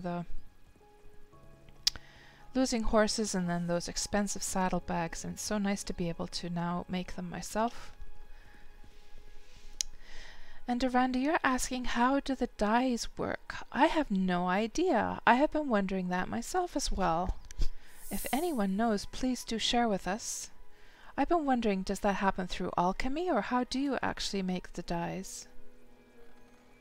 You've seen a shady clothing dye for 1.5 gold. My goodness. And can you select all colors? I don't know. I wonder if it works like in UO. If anyone played UO, you would remember that there was that like color, like a palette that came up, and you could choose the different like lightness and darkness, and then yeah, I don't know. At the west entrance is a vendor selling them. I see, I see. Yeah, I don't know. Is it alchemy? Let's actually go and have a look whether there's an alchemy station over here. I have a sneaking suspicion it might be through alchemy. Let's have a look, see. And see if there's a recipe like that available. So, mana potions. So those are potions. Cure potion. Just potions in the alchemy stand at least, so that's not the way. I don't know. I really don't. Gonna have to investigate that at some point.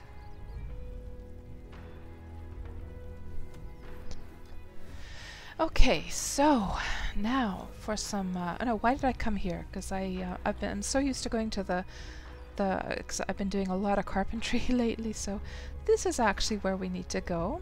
So let's have a look at the. And again, I shut the backpack from my horse by mistake. Let's just open that and see.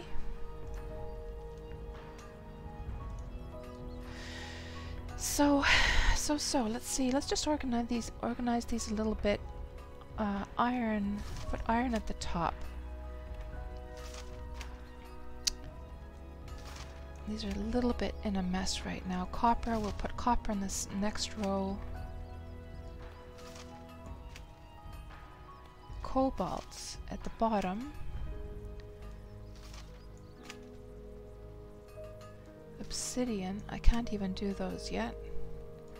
Gold comes in between there, can't do those yet. So I'm just going to move those actually out of here so they won't be distracting me.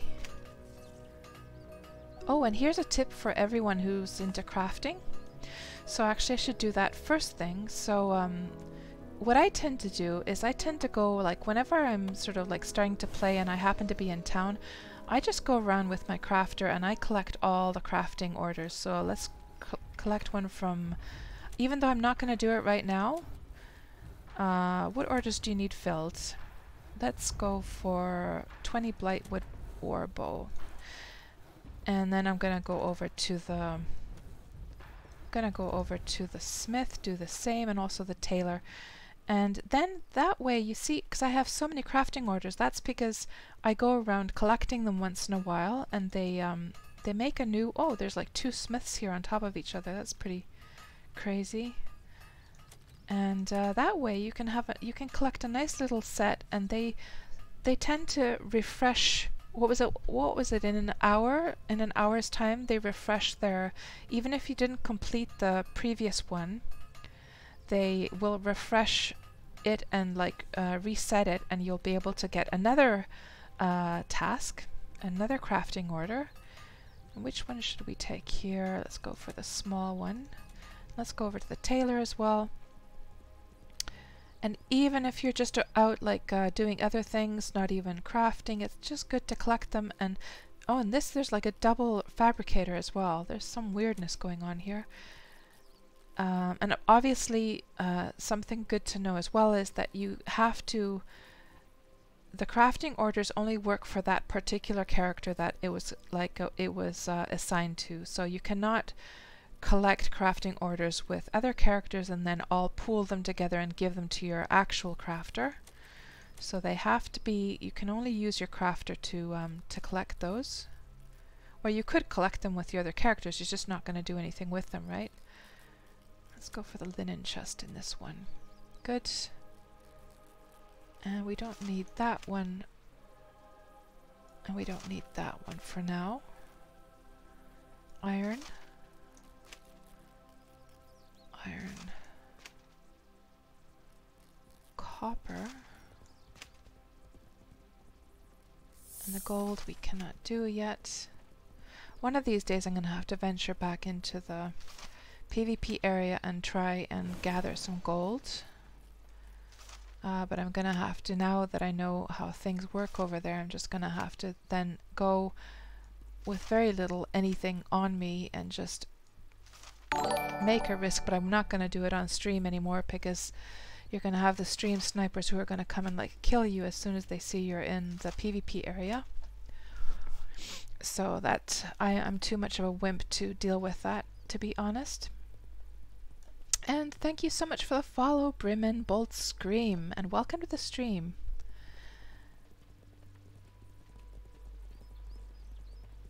Oh, the dies as rewards for bulk order turn-ins.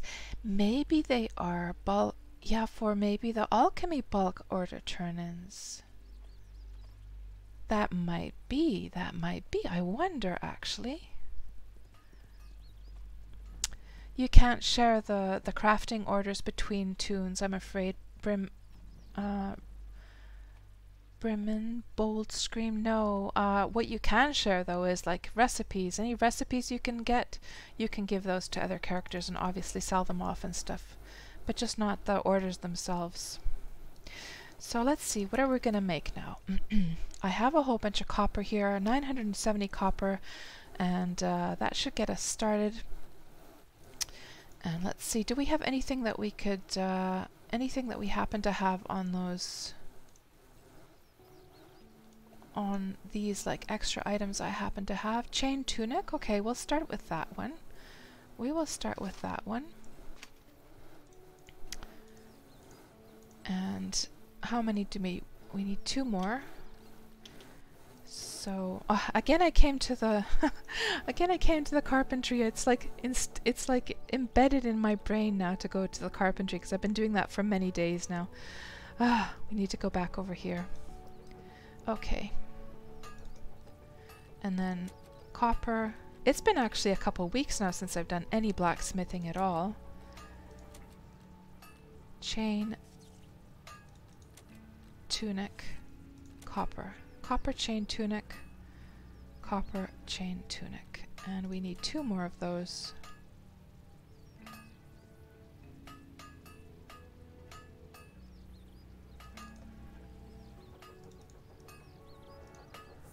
That one is complete. Just set that off to the side there. Maybe we'll put it down here.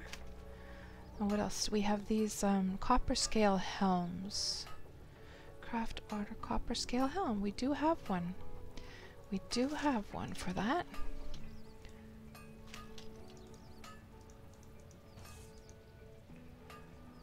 And that needs 1 more.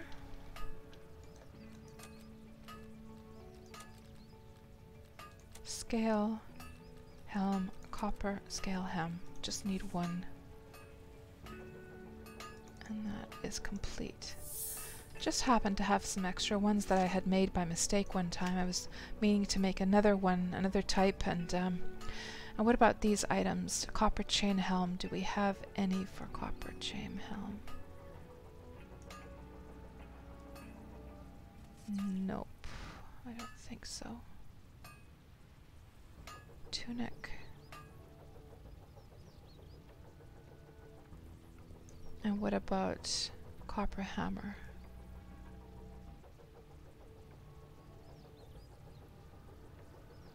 Nope. Okay. So let's just do some random ones then. Let's try this one. It has a blue color, so I wonder if you get a nicer reward from that. So copper scale leggings. Okay. Scale copper. And let's just work on that a bit.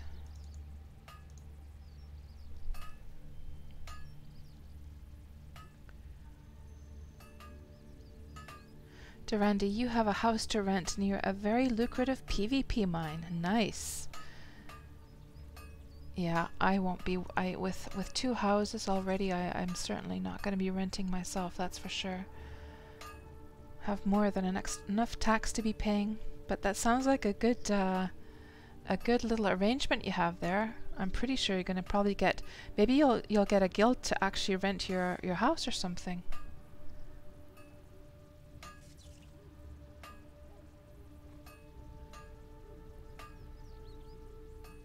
For 20% of the mats, you could kill all mobs and protect the miners from PKs. It will be streamed. It might result in some fun and fights. Oh, that does sound fun. That does. So why did she actually stop? Is her bag full now? Let me just move that. Let's move the iron over there. Actually, maybe her inventory became too full. See if that helps. There we go. Yeah, I think her inventory filled up or something.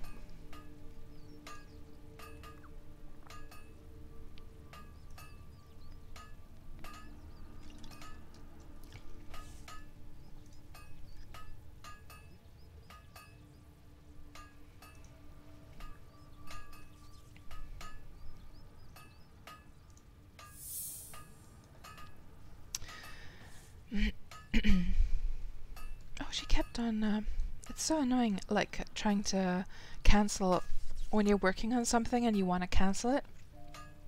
The only way I've figured out how to do that is to just like move away, but even that doesn't work if your character already started working on the next item. I wish there was some way to stop that because ESC does not help, unfortunately. So we have another one done. Let's see, let's go for this one. Oh, why am I doing iron actually? Let's do the copper. And we have another one similar. Do we have any other legging ones? Let's do many of the same actually. Let's see, copper full plate tunic. Let's do a couple of those. Well, thank you so much for the follow, Donner Zahn, and welcome to the stream. Are you a Legends of Aria player, Donner? And let's see now.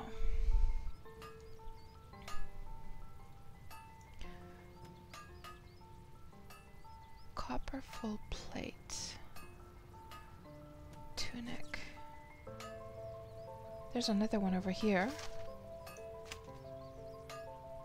I wish the way that these were like organized was that because it goes in like alphabetical order, but it's since the number is before the actual item, what ends up happening is that they're not in like a proper order here, and you have to go digging around for the same of the like to find similar ones of the same item.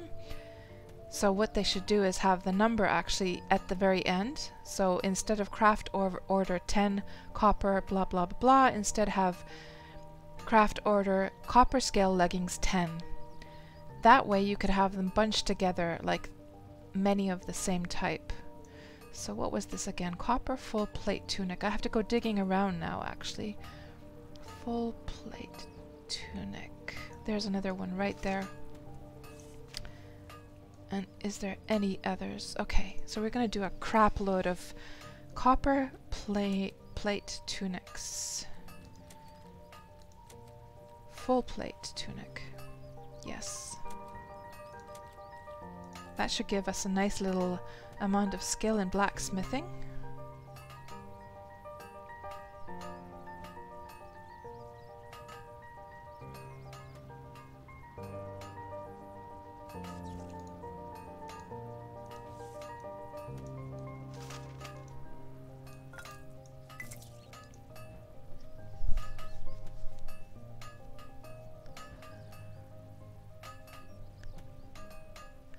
So Shockwave, you're asking how big is my second house? So I don't have a second house yet. I have a second plot, but I have not bought a house for it yet. I'm gonna have to. I've now been saving up for getting the bindstone, so that we're almost at 10 gold. We're gonna buy that today, and I'm gonna go place that on my crafting shop, like deed. So I haven't gotten around to the second. I just have the land reserved right now. I haven't actually checked back to see if I have any new neighbors there either. I should go check that at some point. That one is complete, but we're gonna keep on building those same. We have still lots to go here.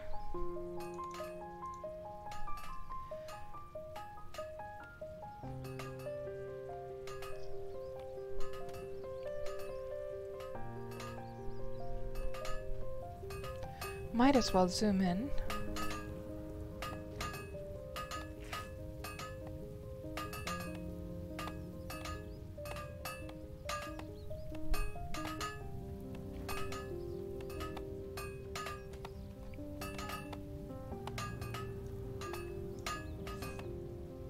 I wonder if actually that clanging sound is too loud on the stream. It could be, so I'm just gonna actually zoom out again.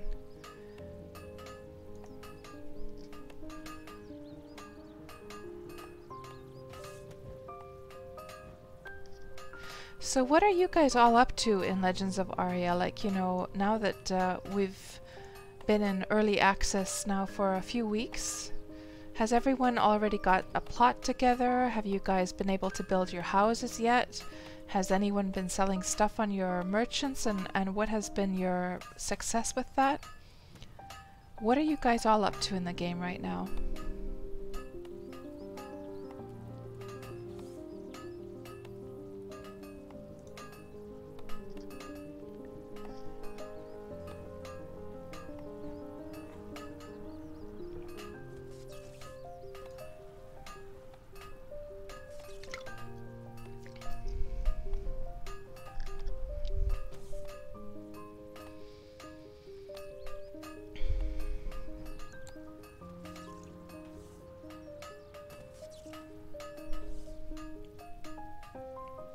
Yep, definitely getting some nice gains here. I am losing a lot of copper on the way, but I'm not too concerned about that now that we have the house right next to a nice little juicy mine with lots of copper in it, so I can sort of afford to waste a lot of copper. It's fine. I am making nice gains though. I should have checked how much I had when I first logged in.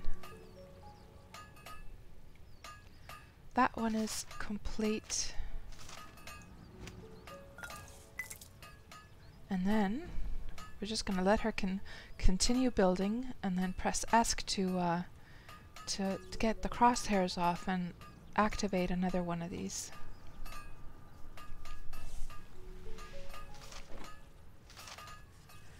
So Garazdranghi, you're still in the process of skilling up your lumberjack and carpentry while slowly growing your plot size before you place a house. You know, Garazdranghi, you know, I saw some, you know how they did some kind of update and there was like some notes about resizing the plot, and I'm not, let me just check that. Let me just check that, where those notes were. And I'm not quite sure whether it meant what I think it does. So let's have a look here. Let's have a little look. So there is this hot fix.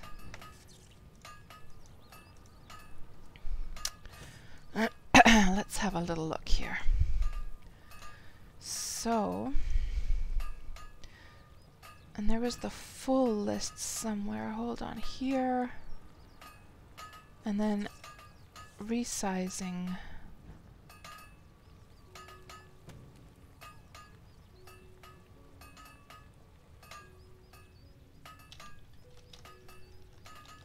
Here, fixed an issue resizing a plot where house lockdowns could block the resize.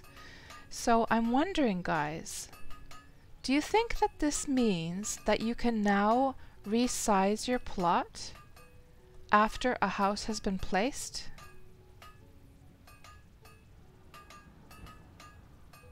Do you think that's what that means? Because if it does, that is awesome. Because I was under the impression before, at least, that they had that like completely intentionally that you were not allowed to resize after you had after you'd placed a house down. But I hope that does actually mean what I think it does.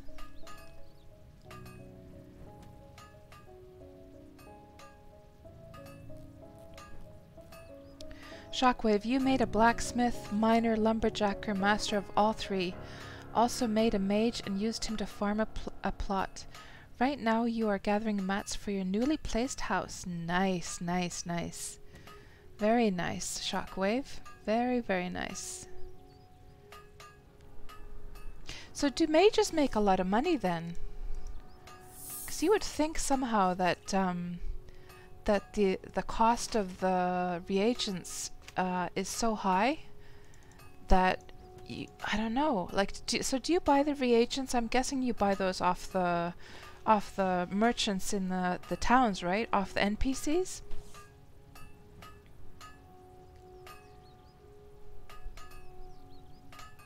And Nate Fall, hello again. Welcome back to the stream. You're asking, is it the same like in UO where you can place houses where you like if you have a plot? Yes. So actually it's a little bit better than UO. Well, better and worse. So better in the respect that on your plot, you know how in UO when you placed a plot, basically it was like a foundation of the house. It had that stone or wooden foundation. But in Legends of Aria, you claim a bit of land, and upon that land, you can place as many houses as you can fit. So you could have a really nice big plot, 30 times 30 I think is the maximum size, and then you could place, you know, several small teensy-weensy houses, or else have one gigantic one there. So that is a good thing. I think that's really awesome, and you know, after playing Worm Online, you know, we're so spoiled in your Worm Online as far as like owning land is concerned, we have it so great in that game. So it's felt so restrictive to play other MMOs and be restricted by the systems they have. So I love Legends of Aria's system. Second thing is, the thing that I don't like so much is that Legends of Aria, there's only like there's certain templates for the houses right now, but I am hoping they will bring in customizable houses at some point like we had in UO, because that would be so much fun, and I'm not entirely happy with the designs that they have right now. You know, of course it could be that I could not actually like build any better than what they have. I'm sure they've tried their best with the ingredients they have to build the houses. And you know, I have these grand visions in my mind, but it could be that those would not even be feasible with the building tools. And I also wish that there was multi-story. So just having one level is a little bit annoying. I'm sure it's been like technical issues and things that they've had to deal with and figure out what is the best way to do it. Actually, this is I'm not sure if I want to finish that crafting order, to be honest. It's 40. I don't think I have enough copper for 40 anyhow, so I'm just going to do smaller copper ones with that, and I'll do this one later. We did get 13 in there. Let's just put that actually up here. What else? Copper plate helm, copper scale leggings. I wonder if we could do those then. Armor, leggings, scale, copper. Copper scale leggings, yes. No, hold on. That's copper full. No, hold on. What did I put it here? Yes, copper scale leggings. I thought I was losing my mind there for a moment. Okay.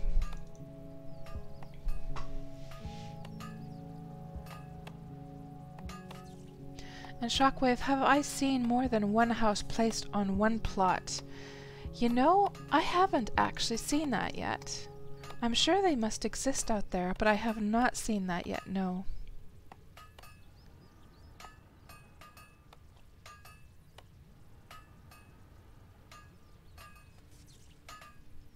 Oh, Gara's Drangy, right, so you need to expand it so you can get a larger house in general, right.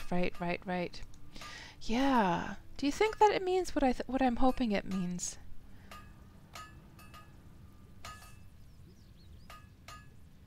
And plot increasing is much cheaper than an actual house, for sure, yeah. And Shockwave, you're saying that mages make a ton. Really? Really? I need to make a mage then. So why do mages make so much money then? Are they just so efficient at killing stuff? And I could swear that I saw in the hotfix notes something about mages. What was it about mages? Something about them being nerfed a bit? Let me just see here. Mage damage in PvE has been reduced. So I wonder if they were overkill a bit. Overpowered.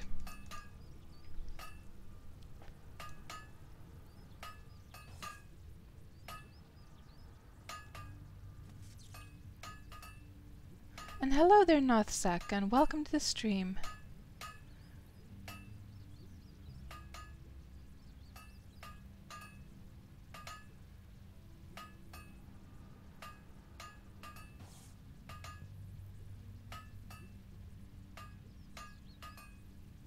So Nothsack, you're actually commenting on the mage thing, that it became a bit more problematic to start as a mage now after the update.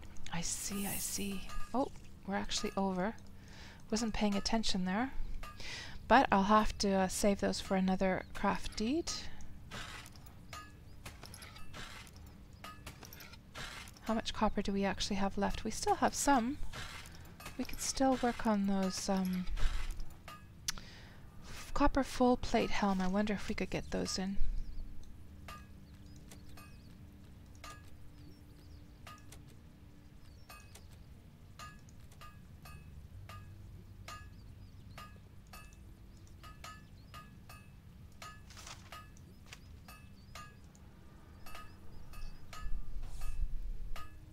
So, Shockwave, it's noticeable but not game-breaking, the changes to the mage. Mana Missile hits for 12 tough with 30 affinity. Use like 15 reagents to kill a sewer mob. And the reagents only cost, I guess that's what you were referring to earlier, Nozak, that 4 copper or 5 copper each for the reagents. Yeah, that's not too bad then, is that? Yeah, I gotta make myself a mage, for sure, for sure.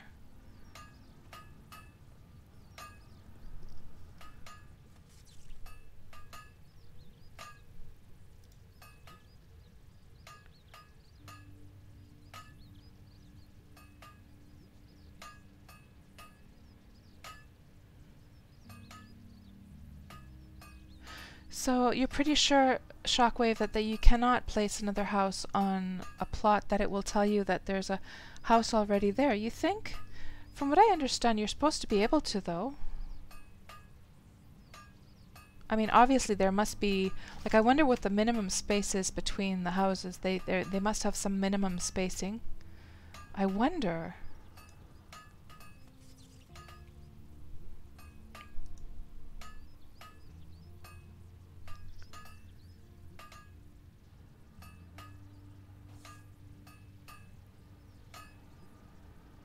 And Natefall, you're asking, is it also like UO PvP or more PvE? Well, at least in Legends of Aria, it seems that they're favoring the PvP much more. Certainly, if you look at the amount of space that is provided to the PvP players, you know, out of the world map, they have, what is it, like 60% of the world map, something like that, maybe even more compared to PvE players. But I'm not sure in what respect you meant, like, does it feel... Oh, here we go, we're done.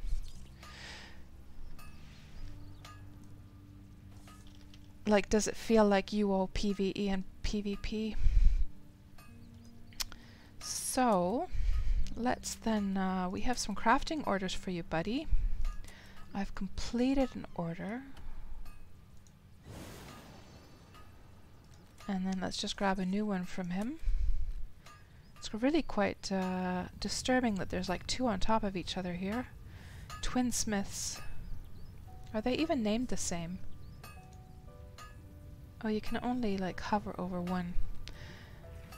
About crafting orders. Let's see, what should we take? I am favoring the copper ones right now. They're giving me nice gains, so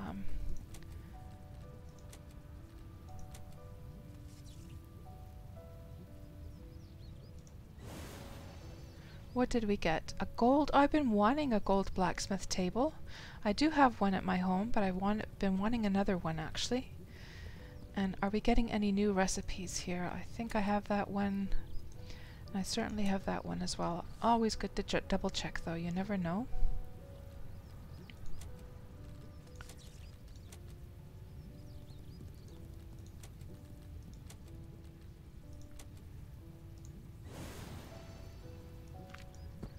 We got some cobalt.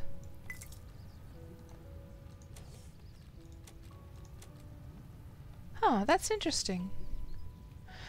Okay, that is interesting, guys. That has changed. That has changed, guys. So before what you could do is you could make a whole bunch of crafting orders, get them all lined up. You could give them to the blacksmith, then ask for a new crafting order in its place, then again give him one of the ones that was already done, then turn that in, and then ask for a new one. So you could get a new crafting order, one for each of the ones that you turned in. But now he keeps telling me, even though we just turned this in, let's just turn another one in. I'm going to show you. So look at this. About crafting orders, I have a complete order. Give him that one. And then I'm going to ask for a new one. About crafting orders, what orders do you have filled? Oh, he's now actually offering it. I'm wondering, because a moment ago when I did that twice in a row and he said, well, you already have one. Why don't you go and finish it first? I'm just going to have to watch that closely now. Copper. Let's go for copper full plate tunic. Okay, I have a completed order. And what orders do you need filled? Okay, this is... maybe I'm just imagining things. Maybe I messed something up. I'm not sure.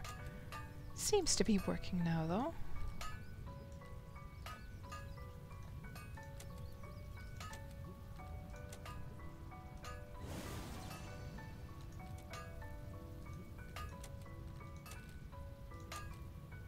Okay, here it is. I just filled that one, and he's saying now, I already gave you a crafting order. I wonder if I have to wait a bit then. Maybe there was some kind of like time delay between doing that. Let's just try again. Okay, yeah, you see, now I could get it open. Now I could get it open, so there was some kind of time delay. So apparently now you're going to have to wait a moment before he'll actually offer like more crafting orders. How weird. That problem was not before though. That was definitely not before, because I could just do that all in succession, like just really quickly over and over again, and I didn't have any such problems before at all. Very strange.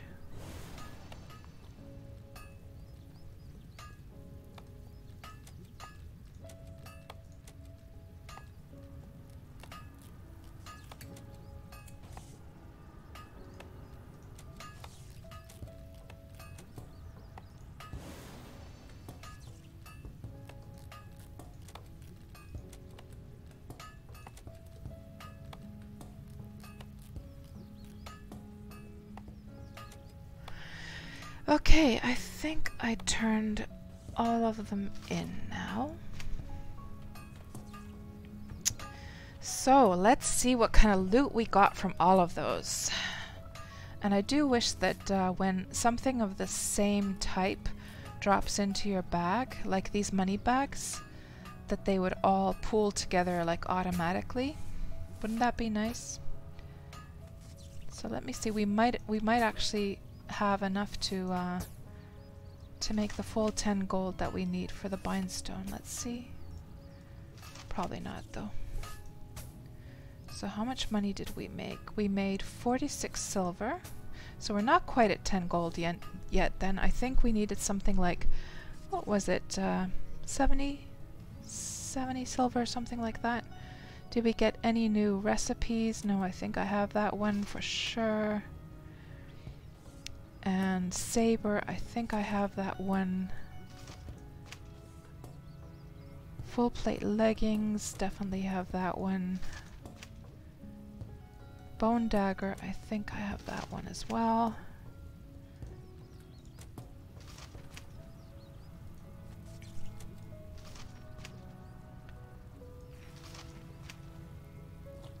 Yeah, okay. And what else did we get? We got some, oh yes, we got a whole bunch of these. I don't throw these pickaxes away, guys. On the contrary, when other people are throwing them on the ground, I tend to collect them up. I can certainly, if nobody else wants them, I will certainly have them very happily and use those to mine out the ores in the ore veins. And obsidian, we got a total of 30 obsidian, very nice, and a total of 15 cobalt. And we got a little bit of copper back. We have 130 copper. Copper full plate helm. We can use that on that one.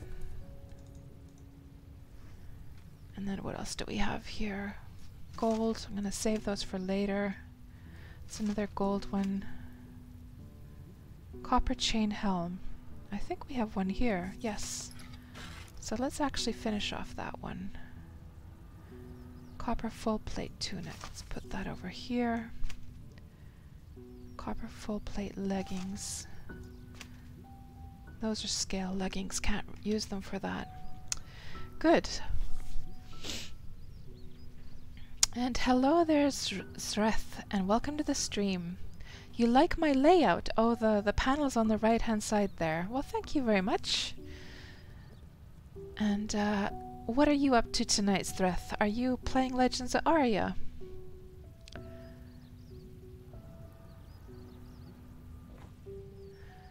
Gara's Drangi free tools are really useful since they increase the wear on items. Indeed. And Zareth, you think that they should be able to... You think we should be able to repair the stuff in the game. You know, I've been thinking about that a lot, and you know how it's very different in different games. And for instance, in UO and in Worm Online, you can repair your stuff.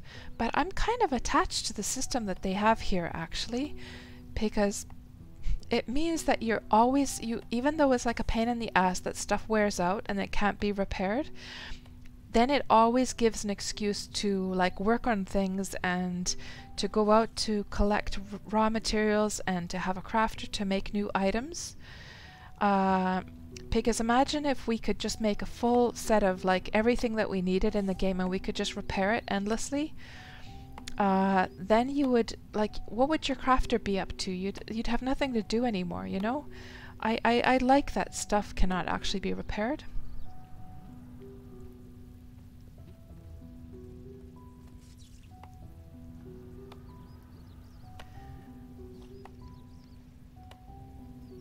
Okay, let me just check. I'm missing some of the earlier chats here.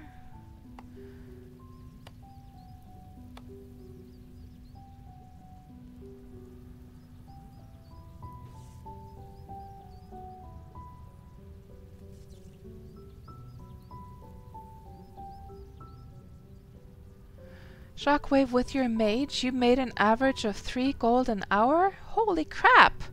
What? Are you serious? So what did you do? Did you go to like dungeons and stuff?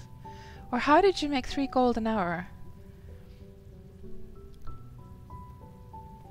So Natefall, in UO, no, it's not quite like UO in that respect. So in Legends of Aria, you have guarded areas of the map. So, for instance, in this area, I believe it is... actually, I have it marked. Let me just check that one file I have. I have it all marked on a map. What are the safe areas? So it's not like you go out of town, like in old UO. No, not quite like that. Instead, think of it as like larger areas of the map. Let me just see now. Let me just see.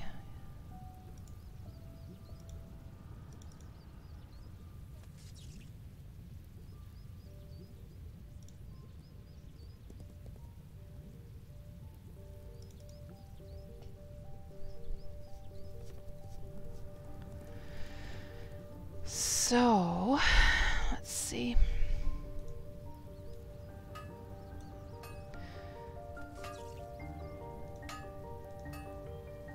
So these green areas are the ones that are PvE areas, and everything else is PvP. Now I'm not sure, does anyone actually know what's going to happen with the frozen tundra when they open that up? The snowy area we've been seeing screenshots of? Does anyone know, is that going to be PvE or PvP? I really hope that at least some of it is going to be PvE. I would love nothing more than to go and explore there. I really would. Yeah. So in all of the green areas, it is safe to travel around.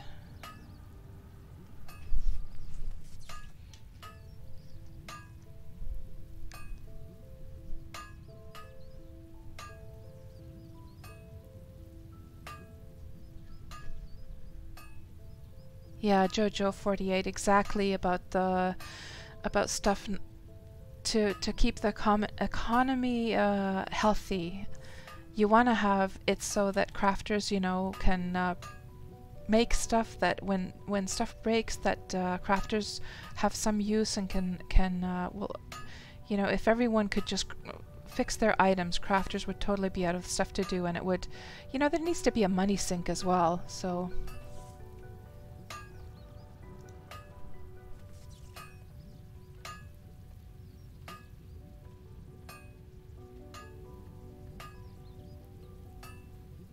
So hey there, Hunt October. So you were saying earlier here, you doubt repair will come back. So did Legends of Aria used to have a repair option in it before? Yeah, I personally feel like I think it's good the way it is right now. I wouldn't like, you know, as a player, obviously it is annoying that your stuff breaks. But if I think about the bigger picture, I think it's good the way it is.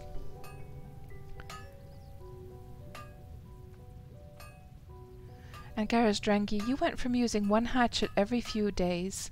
Oh, thank you so much for the follows, Threth86. And you went from using one hatchet every few days to using multiple per night. That sounds strange. Like I craft quite a bit, and I think they last quite a long time actually. Oh, it was a future back when it was still called Shard Online. I see, Hunt October. Okay. But it was very brutal. Oh, I see. Nightfall. Yeah, imagine if you could not repair tools and weapons in Worm. Yeah. Worm is a little bit different in that respect because it sort of, the whole system of the crafting is completely different anyhow, isn't it?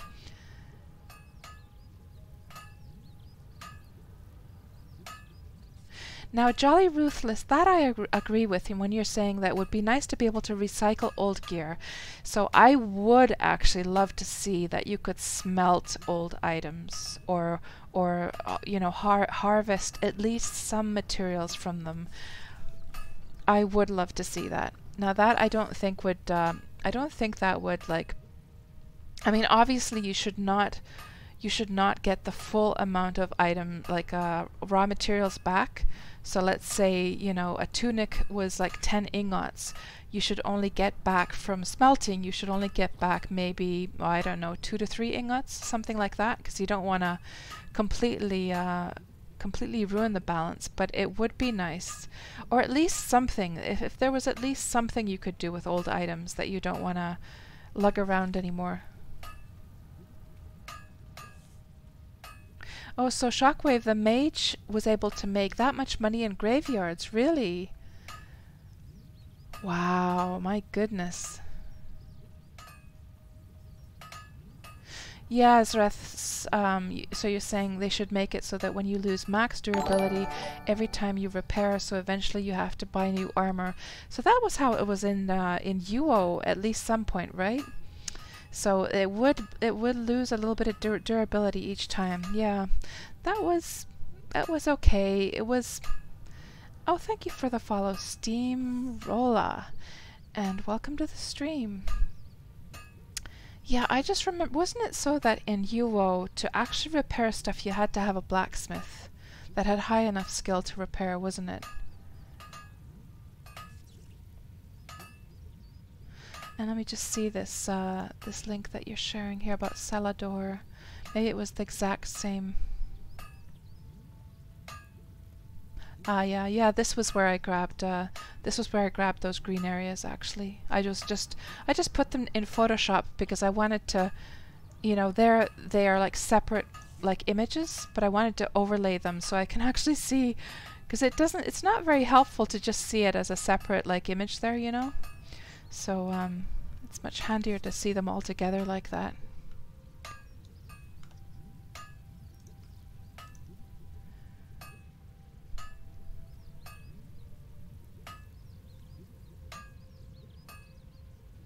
Or is it part of the interactive map? Hold on, let me just check that again.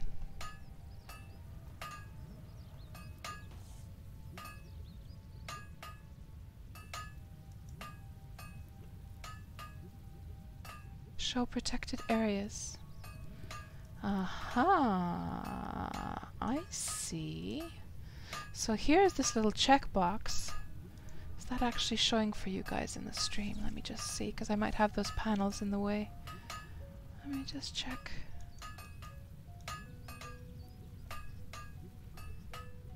Yes, it does show for you. Okay, so you can turn that off and on. Can you zoom out of this thing though? Oh, you can from here. I was trying the mouse wheel. Nice. Okay, I see. Right, so this map is using these assets to create it. I see. Okay. Okay, that's handy. How did I not notice that earlier on? Very, very nice. Yeah, and this map has improved quite a bit, actually. I don't remember seeing... Did I see these markers before, actually? I'm not sure. Yeah, this looks very good. I'm gonna have to actually bookmark that.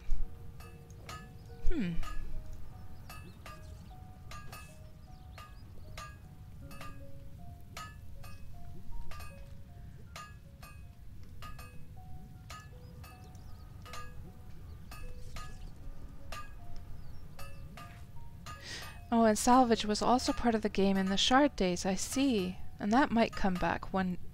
That one makes sense. I agree, I agree. So... GRMBLFX. Welcome to the stream. So you're saying, as far as you know, Frozen Tundra will be territory fighting, guild fighting, and so... Really? I see, I see. Interesting.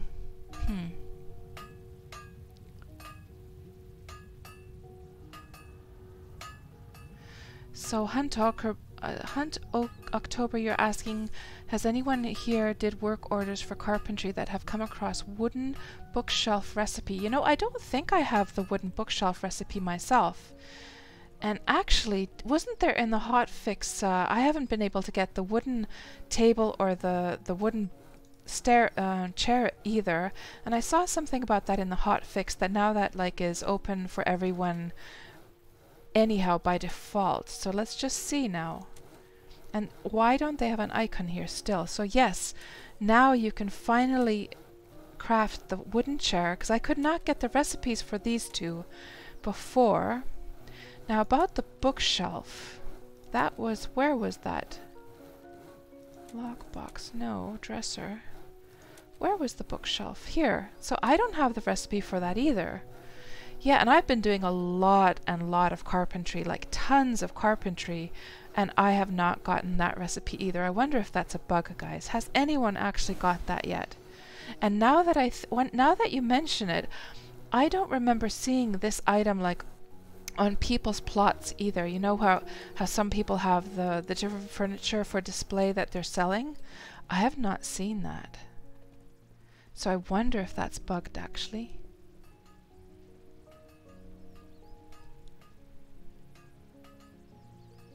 And hey there, Cobra Kai Guy, welcome to the stream.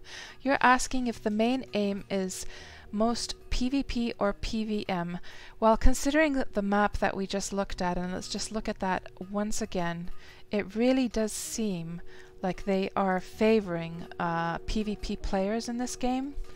And we were talking about this the other day with some people, that with PvE players, that we're feeling a little boxed in. Like, there's just some of us who just do not want to do PvP at all. And just imagine, guys, that the only areas for PvE players right now are these guarded green areas. And all of the rest of it is for PvP players. Isn't that, like, that feels wrong to me somehow. It's like, are they trying to force PvE players to venture out into the PvP lands? I don't know. Like, to be fair, like, I think it's absolutely fine. I think it's absolutely fine that all the juicy stuff is in the PvP areas. That is absolutely fine with me. You know, the best pets, the best ore, the best materials. If you want to get the juicy stuff, you're gonna have to risk your life a little bit. I'm absolutely fine with that.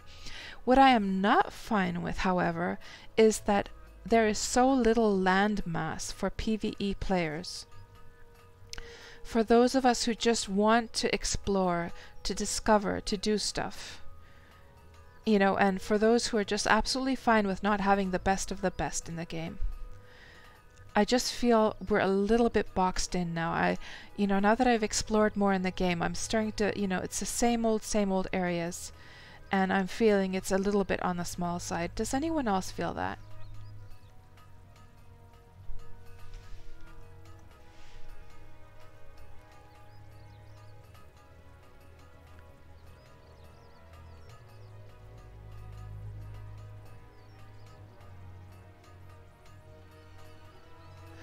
So Hunt October, you're saying repair had two major factors. You could repair and two things would occur. You repair it and you lost durability overall of the item, or if you failed at repairing, it destroyed the item. I see, I see. So that's sort of like what happened to you as well, wasn't it? And Mr. Glad, you're saying that prices on gear is quite high for something you can only use once. Yeah, I guess that's just a matter of like the balance in the game of prices sort of settling down. Because I'm pretty sure that, like, you know, prices, you know, somebody had to just think of a price at some point and then everyone sort of followed suit, I'm pretty sure. And then, like, I'm not sure if the balance has sort of settled down yet.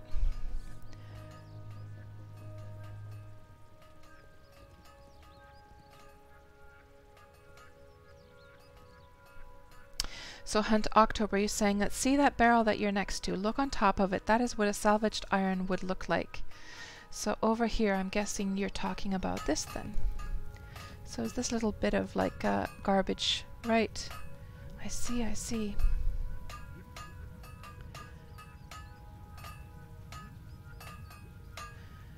Gosh, you guys are going nuts with the chat. I'm so late with the chat here, guys. I'm so late with the chat that I'm gonna have to actually, although I would love to respond to what everyone is saying, I'm gonna have to now just sort of like pick and choose like stuff that I'm responding to, because I'm constantly late with the chat now. I hope you understand.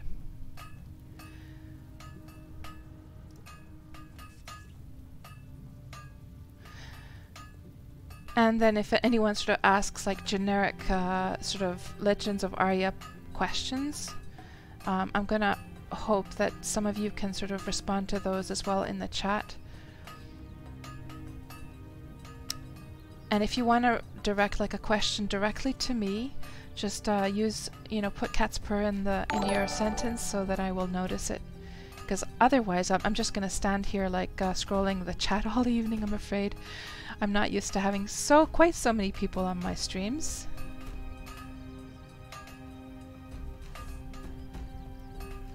And thank you for the follow, GM Battle Tech. Welcome to the stream.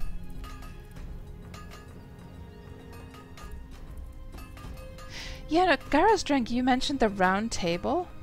You know, I have the recipe for the round table, but I do not see that. I have never seen that actually. You know how some of the names are like messed up?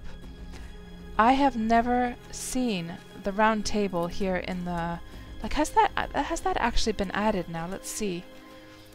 I guess that would be here. Oh, it has been added now. So there is now the round table, but I'm supposed to have actually the recipe for that, because whenever I get the round table recipe, it says that you already have that one. So there is something messed up with that as well. What do those... Oh, you don't even have a picture of them. So yeah, there is something messed up, guys. You don't even have a preview image of those.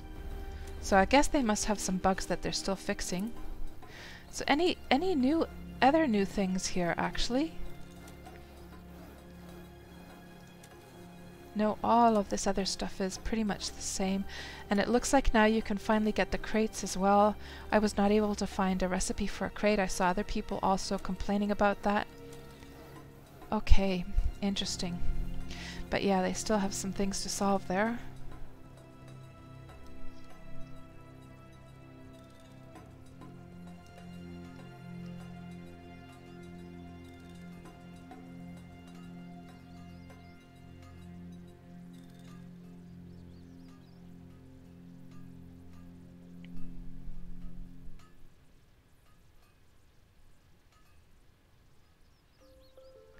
And GR, you're asking about player run shards. At least I've visited those a little bit, but haven't spent too much time there. Just done a map project I'm working on. And Adam GSB, welcome to the stream. You're asking whether I know of the Legends of Aria, Legends of Ultima community server. Yes, I know of it. I have not visited. I did watch when some guy streamed when he was trying it out when we had that thing a few weeks ago when the servers were down for many days. So, but I understand the gist of it. It does sound interesting. they eventually want to put an Ultima map in. You don't know if they will ever be able to. Yeah, I don't know. I'm not sure. Like, what I do know is apparently there's a lot you can do with community maps to modify them.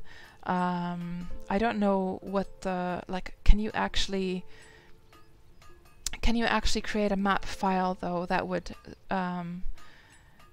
would determine, you know, where all of the different types of vegetation are and like the shape of the map and all that. I have no idea. Oh, crafting food is not so good. And no buffs for the food right now. Yeah, I haven't even bothered with the food actually, guys. I have not bothered with water or food at all. It regenerates health, stamina, and mana, you think. Yeah, Mr. Glad, from what I've heard, it's about 10 people indeed. Are you able to process ash? I don't know anything about ash in Legends of Aria. Jojo? Okay, finally caught up, guys. So, let's see now. Where are we? We are gonna do... How much copper do we still have left? 130. We can still get... let's do those copper chain helms. And let's see if we can get up to 10 gold today and get that... whatchamacallit, what was that stone again? Gate stone or whatever it was called?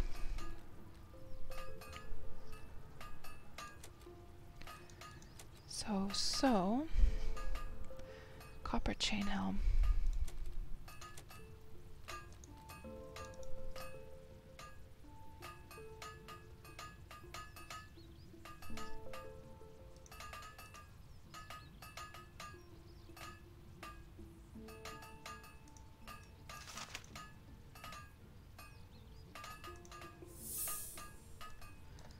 Oh, she kept on, oh, that's so annoying. That's so annoying to try and like, try and interrupt when your character's building something. Oh. I have a completed order. Large axe, I'm pretty sure I have that one. And let's see, let's get a new one in its place. Obsidian. I don't think I have any obsidian, so let's just grab that, even though I can't work on that yet, I don't think. Let's just tuck that away for another time. And let's see, what else do we have? We still have 130 copper. Maybe we could try and use that to... We were working on this copper full plate tunic. I'm not going to have enough copper to finish that off, but we might as well get our skill up at least a little bit. Tunic, full plate tunic, copper. Okay. And immediately we got a skill gain, which is very nice.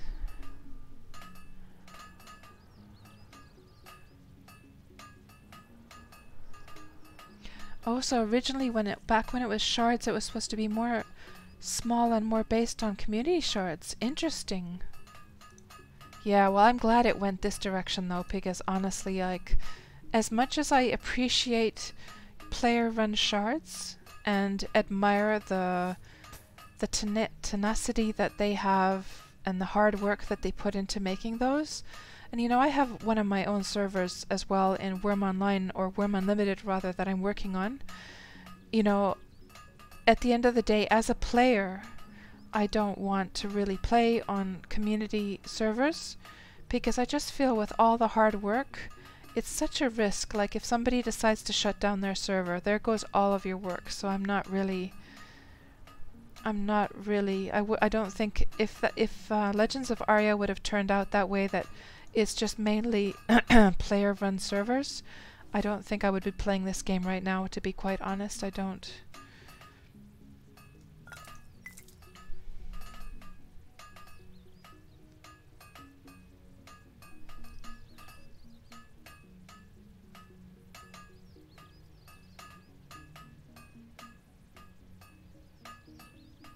Oh, it was supposed to be the follow-up to Neverwinter Night player servers, right?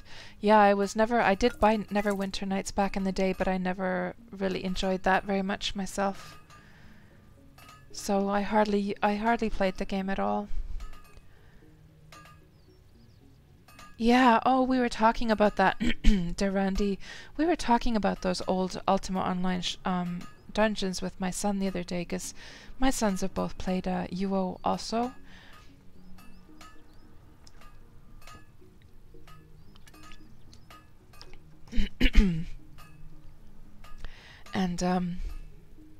And he was asking me like, do the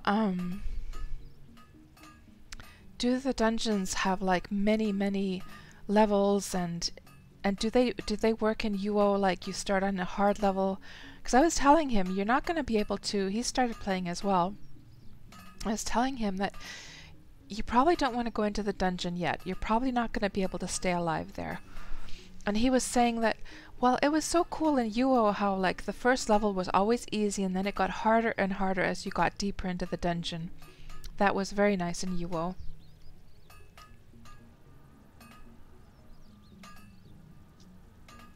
Yeah, all the traps and teleporters.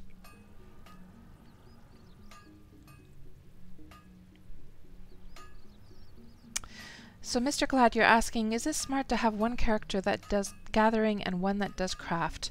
Well, at least with this character, I'm doing, so I can just show the skills that I have. So I'm doing both gathering and the actual crafting itself with blacksmithing, fabrication, and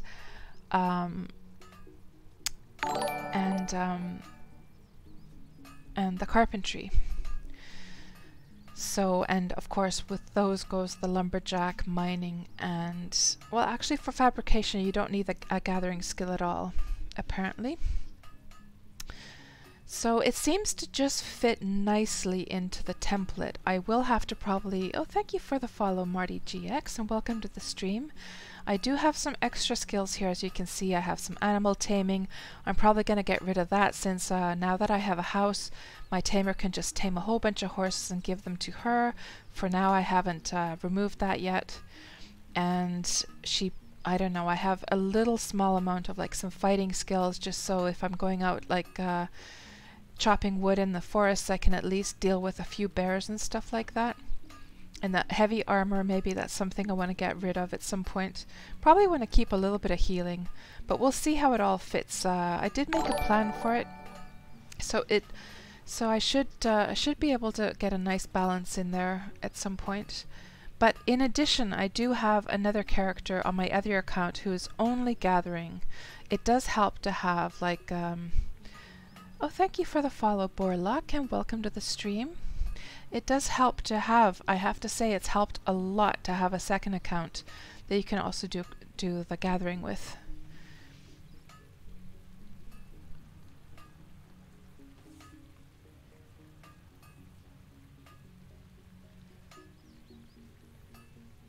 And GR, you're saying Aria needs a year more work until you have more content. They plan deeper dungeons. It's not so tough to do. Yeah, I agree. It needs so much more content. Absolutely, I agree.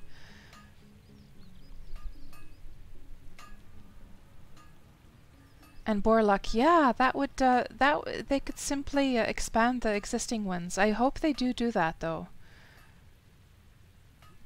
Yeah, exactly, Mr. Glad. Some defensive skills are good to have for sure. Otherwise it'd be so annoying just running away from the mobs all the time. It will take time, you're saying, GR. Yeah. And hello, Kitsui TV. Welcome to the stream.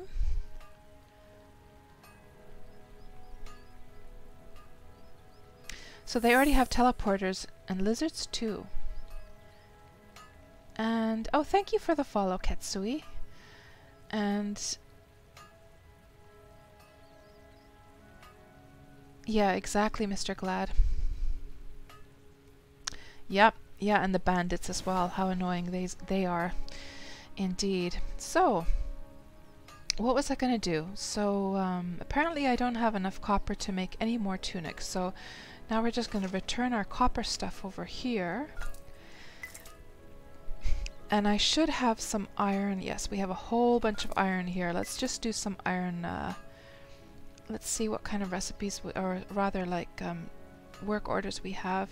So iron chain tunics at least. We could make a whole bunch of those. Do we have any more? Nope. So let's make some of those. I'm probably not gonna get any skill gain from any iron items anymore, but at least we'll get some money, right? And that's what we're going for, to get the 10 gold, so we can get that that stone, whatever it was called again.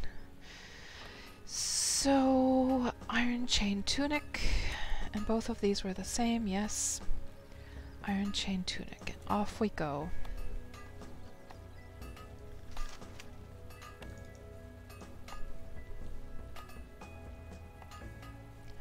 My bags are so organized. Are you serious? You're kidding me, Borlock. What a mess this is. No. It's messy.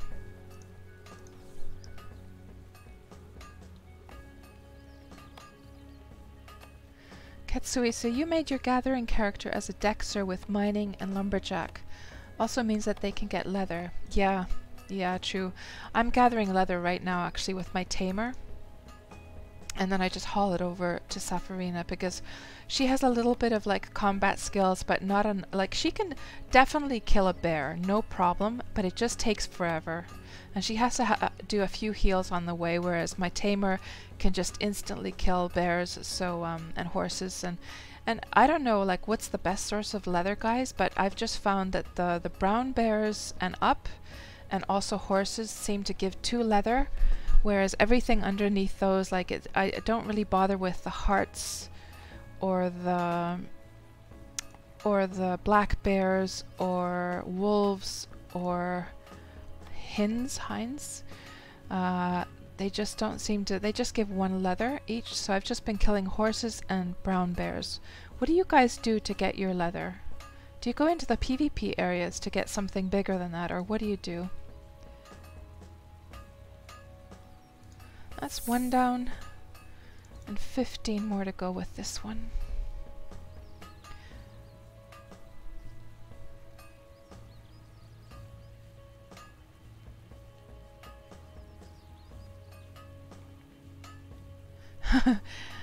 Yeah, an unaware PK. Oh my gosh. I don't know, like if I was in like a PvP area, of course you were addressing Ketsui there, but like I'm trying to think myself, if I was in a PvP area, and like I'm a total wimp when it comes to PvP, guys. I'm totally a wimp.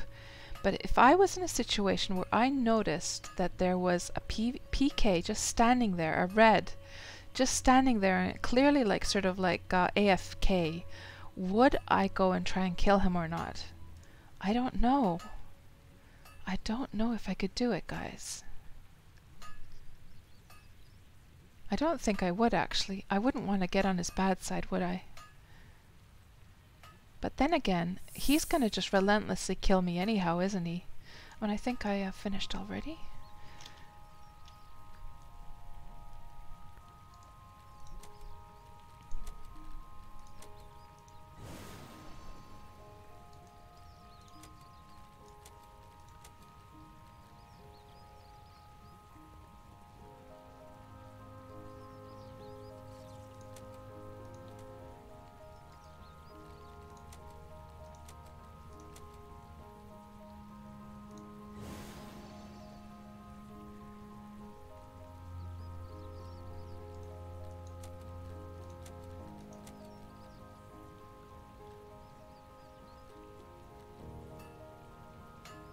I wonder if I should do a really big order for a change.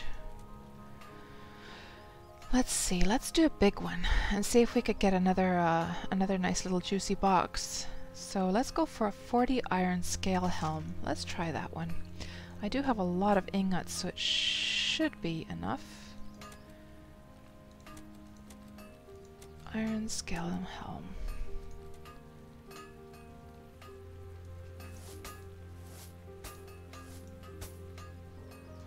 Just move that out of the way.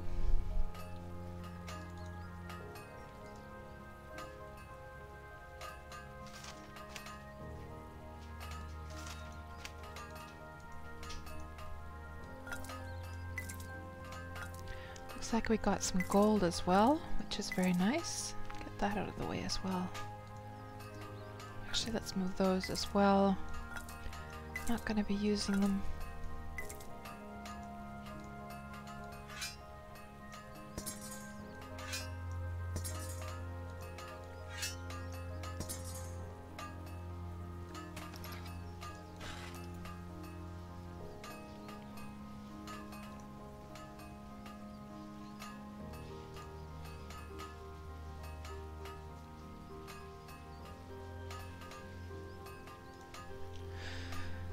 And am I getting any, I'm probably not getting any skill gain at all.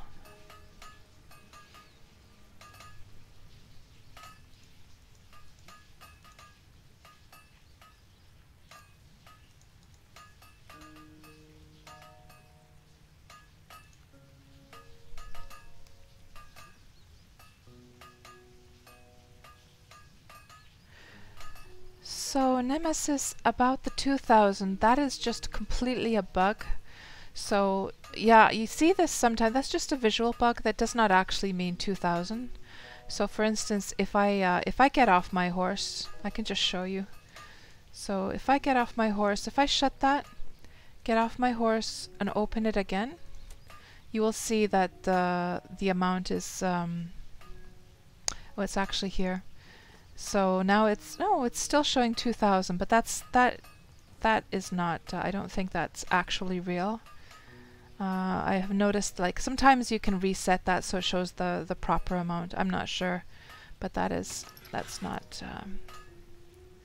it's not actually the way it is. Let's just get that filled. And let's continue with this bigger one.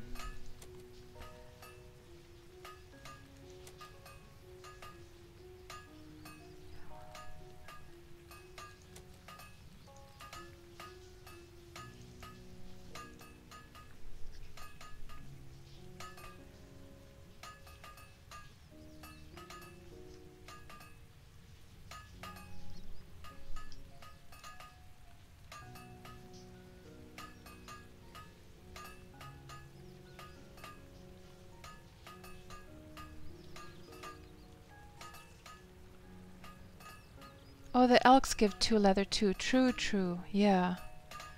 Oh, the ogre things are the ones that give beast leather. Ah, good. Good to know. Horses give 4 leather. At least not from what I've noticed, GR. I've only seen horses giving 2 leather so far. Is it possible that horses in the PvP areas give 4 leather? At least in the PvE areas, that I've only seen 2 so far.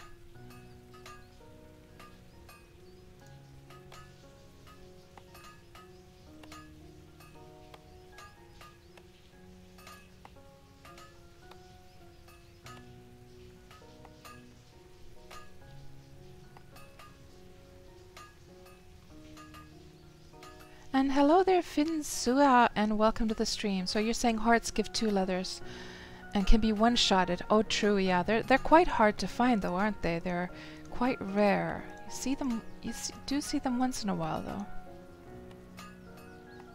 We only need 3 more.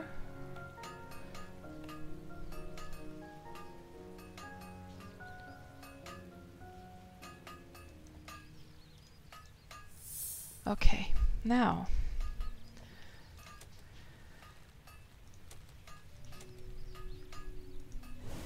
So, we got at least some obsidian, so that was worth it. We didn't get any box, though. And how much money did we get? 6 silver. That's pretty nice.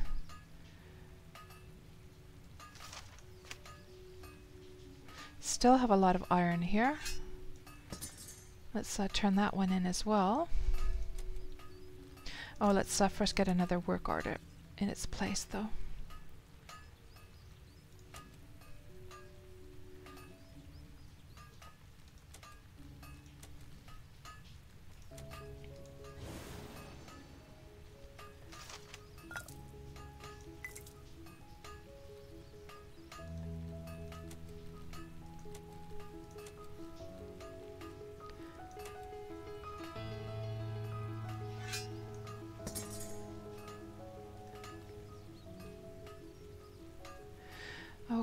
Okay. So we got some gold. Work order for some gold stuff as well. I wonder if I should start. I can make the copper stuff pretty well, but we've run out of copper, kind of. How much of this gold do we have? Only 26. Not going to really be able to do very much with that. Let's see about these recipes now. Craft order, gold. Is there anything like super small?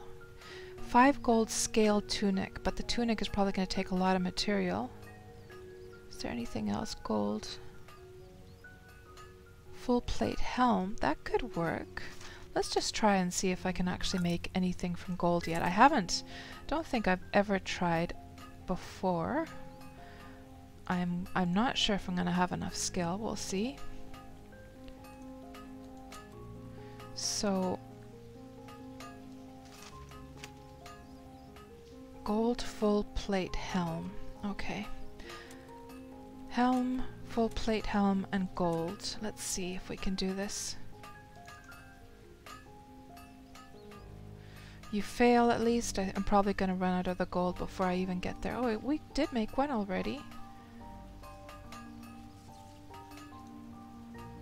Oh, that's not too bad. That's not too bad. I'm not sure. Probably not going to have enough to make the full order, though. We'll see. 3 more to go. Well, we might. We might. It would be interesting to see what the reward is for that. 5 more gold left. Can we still make one more? Just one more. Yes, we did it. Okay, good. Now, this is going to be interesting. What kind of reward do you get from the gold stuff? Oh, just the normal, same old stuff. Well, we did get some cobalt, though. We did get some cobalt.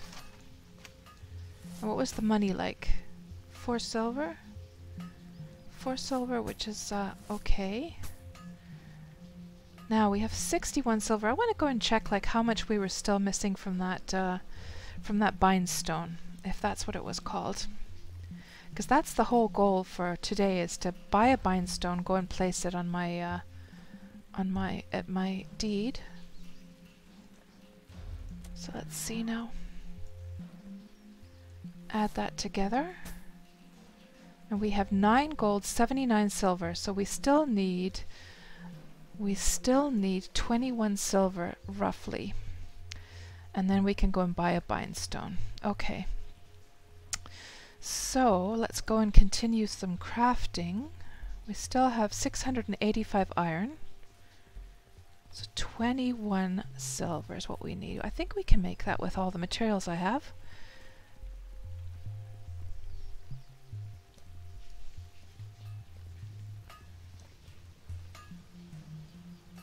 Let's see, what are we going to take next? Let's take another bigger order. Iron. Oh, we don't have any super big ones for iron though.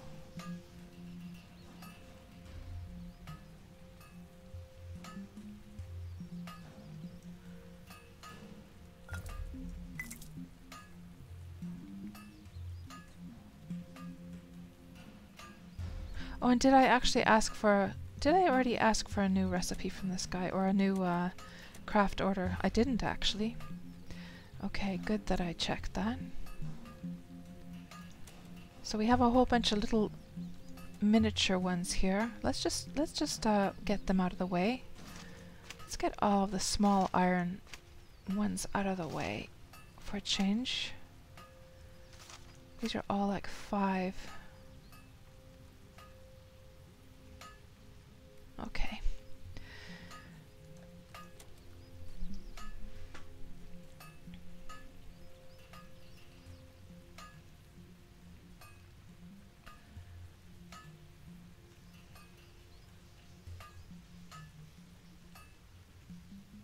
Just checking the chat here. Again, I'm a little bit late here.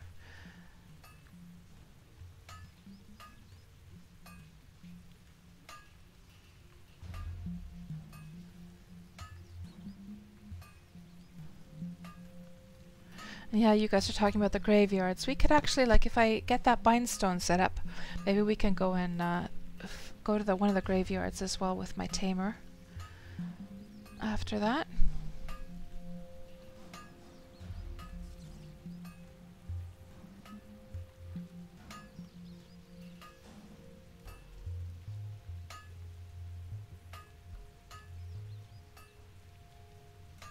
So Duranda, you like the Golem cave on the crossroads, but you will need a group. Oh, I see. I've never even ventured close to that. You guys are talking about where it is. And you have your house over there.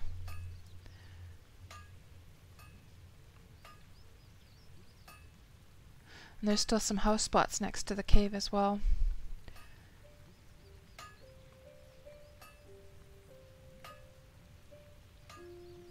Ooh, they dropped some nice stuff. Oh my goodness. But hard to kill. Okay, now let's get these little piddly ones out of the way. So iron great axe. Iron great axe. It's over here.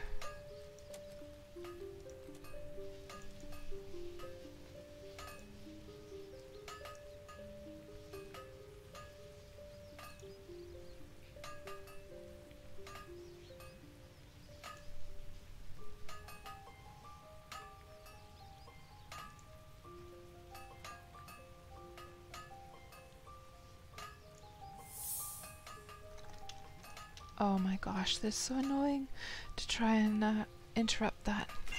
What do you guys do to interrupt when your crafter is like, you got the full amount and you want to like, you want to cancel whatever they're building? Like, is it just like moving away for you guys? I have not gotten ESC to work at least.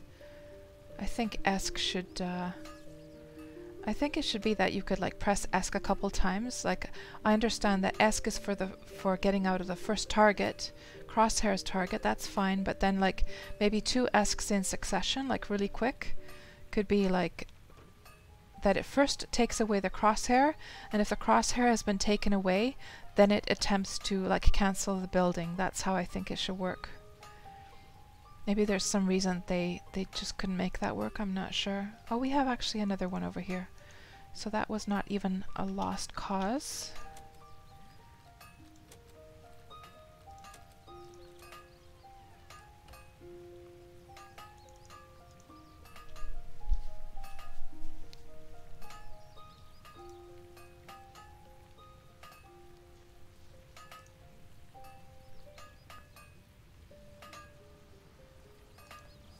I have to be so fast.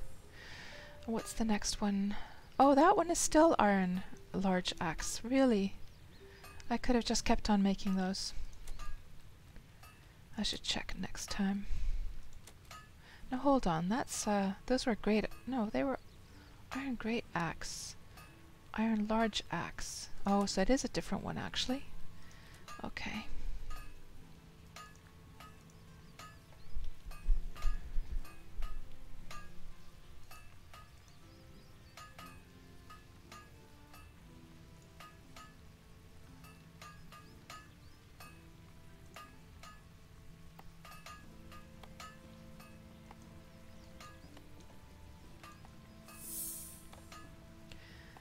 And then iron quarterstaff.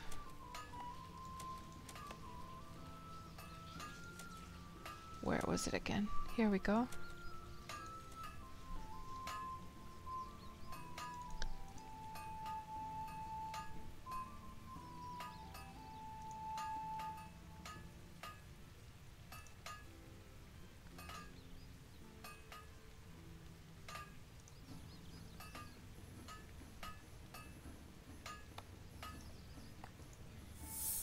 And then let's do the last one as well. Iron scale leggings. Iron scale leggings.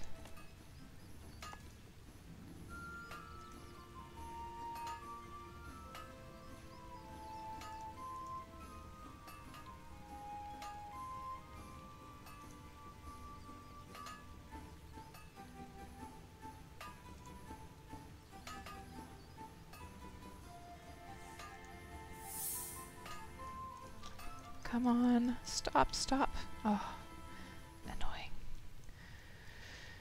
And then this one, iron full plate helm. Full plate helm. Oh, I did get a little bit of a gain, at least. That's good. I wasn't really expecting any skill gains from these iron items anymore.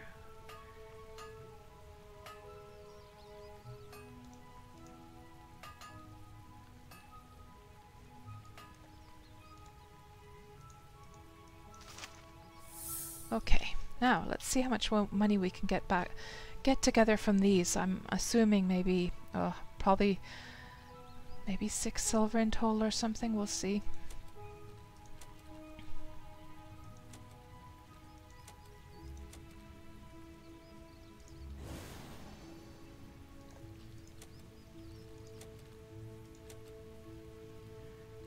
Again, it's not letting me get a new order in its place. Let's try that again. If there's a delay now. Oh, it's still not letting me get a new order. Huh. Interesting. This same issue I was struggling with a little bit earlier. Let's try actually shutting this dialogue and trying again. And I'm wondering if it's a bug due to there being like 2 blacksmiths on top of each other. Do you see that? I wonder if that is part of the reason. Okay, let me just try targeting. There's like 2 of them. Oh. Let's try this guy. So this guy is giving me the orders. It's sort of like they're 2 different like databases kind of the 2 characters, you know? Copper full plate helm. Let's actually go for that. And let's turn in another one.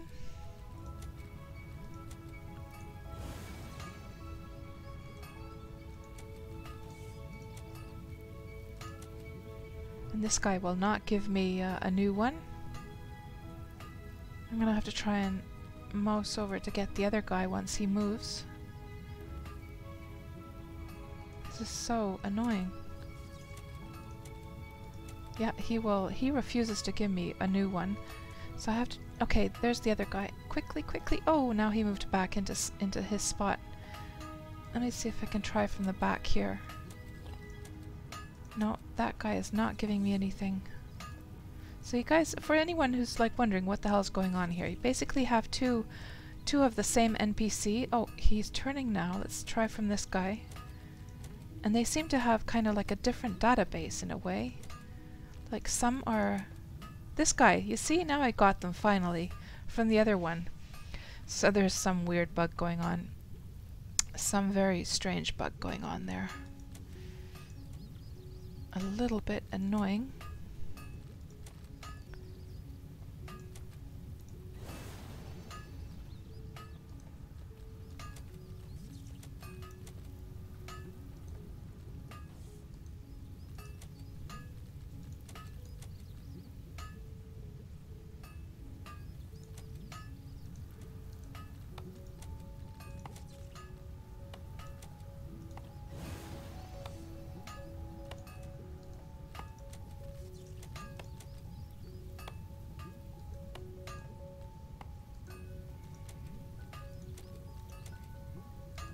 I should just keep on trying until I get the other NPC, because the other one refuses to give me a new crafting order in its place. Yeah, so it's... Oh, what am I doing? So it's not that the future itself has changed, it's more now we finally got it, it's more a fact of the bug of 2 characters being on top of each other and they're having like a different like database or whatever you want to call that. So let's take a mega big one for that one. Now, let's see.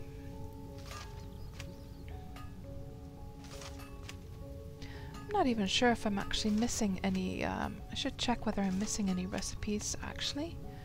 And how much money did we get together now?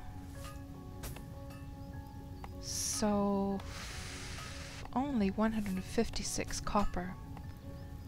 Ugh.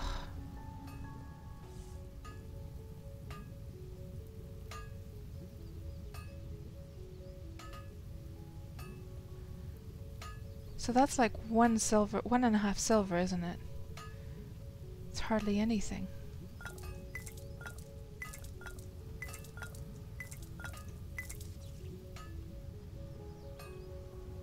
Okay. We might actually move on to, well, let's just finish all of the iron ones. Get them out of the way.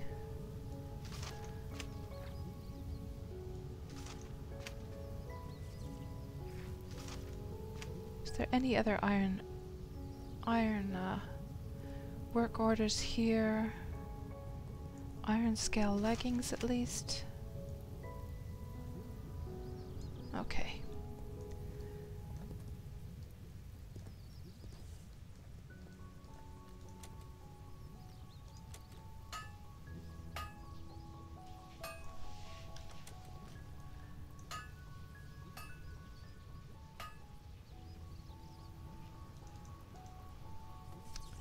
Iron scale leggings.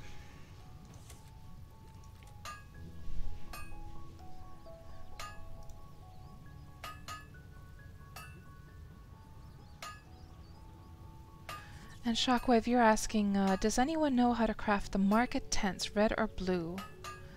I have no idea.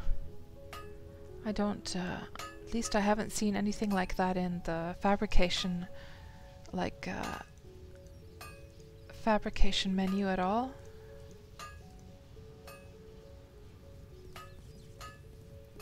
Did I actually have like a copper, no, I'll hold an iron one here. I think I might actually have a set of pants here.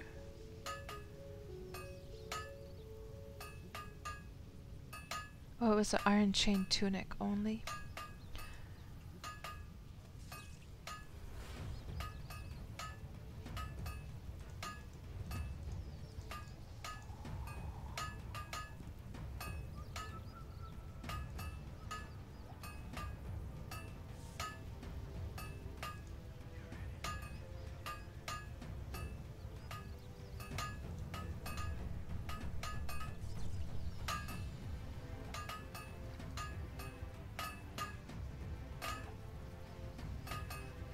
And one more is needed for that one. And then we need 5 for this. Oh, that other one is actually completed. Okay. And of course I made another extra one as usual. Okay. Let me just see. So, am I correct, guys, that 156 copper is the same as 1.5 silver, right?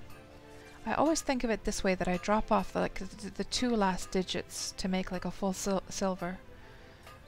That's like hardly anything. It's not worth our while to continue with these iron ones, really, if it gives so little, since what we want is some money right now, so...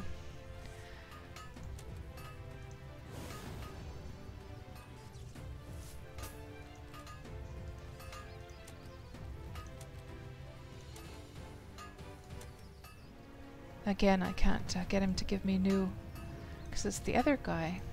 Let's keep on trying. There we go.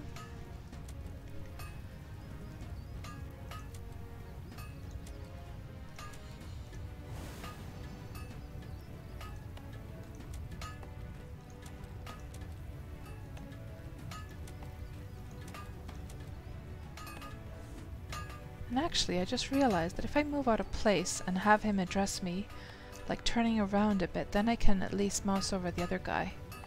I should have totally done that earlier. There we go, finally.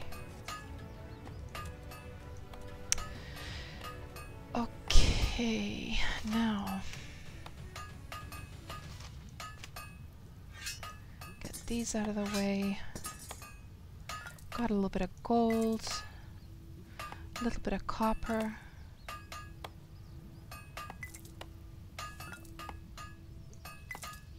And... oh!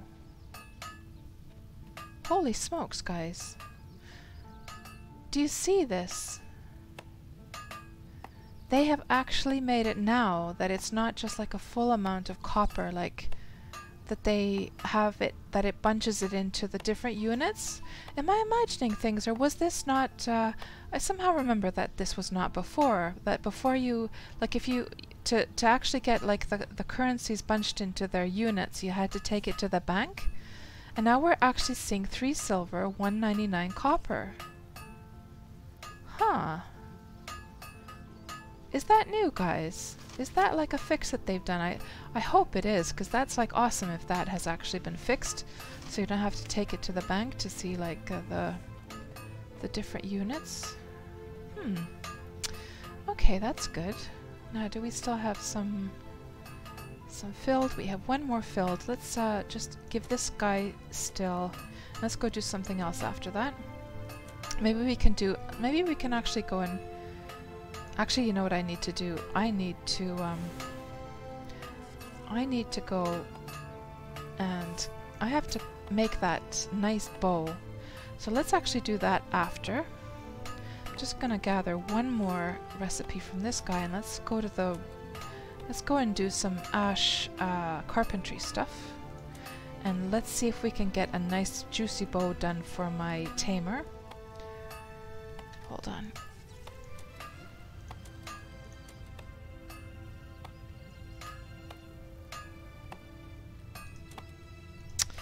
Okay, so we have 5 silver gathered, and so that means that we have about 16 more silver to go. What's that recipe on the ground? Kite shield. Can't be bothered.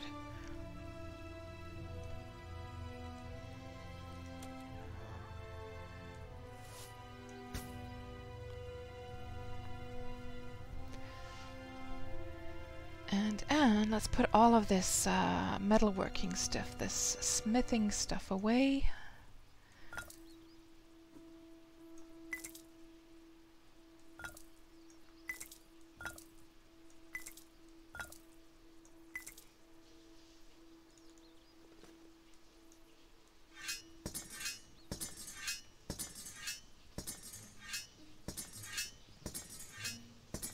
Actually, I could just, let's just drag this whole thing in here. I can't be bothered, really, to sort all that stuff out right now.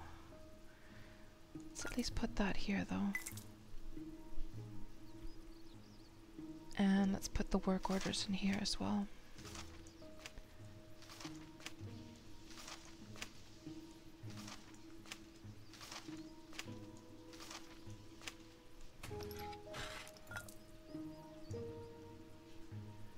There's not enough room. Oh, now we've got the bank restriction, guys.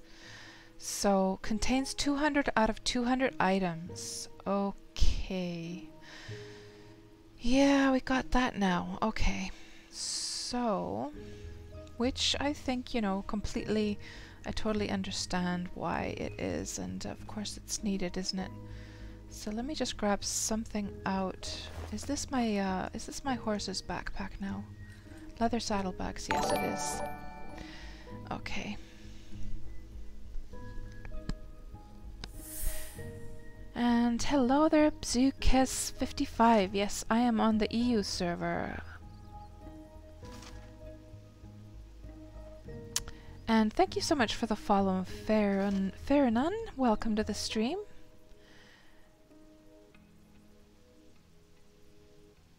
Where can you buy hunting knives? They're randy. I could swear that I saw them somewhere. Could it be maybe the Tinker sells them? The Tinker probably sells those, I think. Yeah, I don't think it's the Carpenter or the Tailor. You need to buy them. Let me see, is the Tinker, where is the Tinker here actually? Blacksmith. Is there a Tinker actually in Elder Village? I'm not sure. I know there's one in Helm at least, because that's right next to the bank.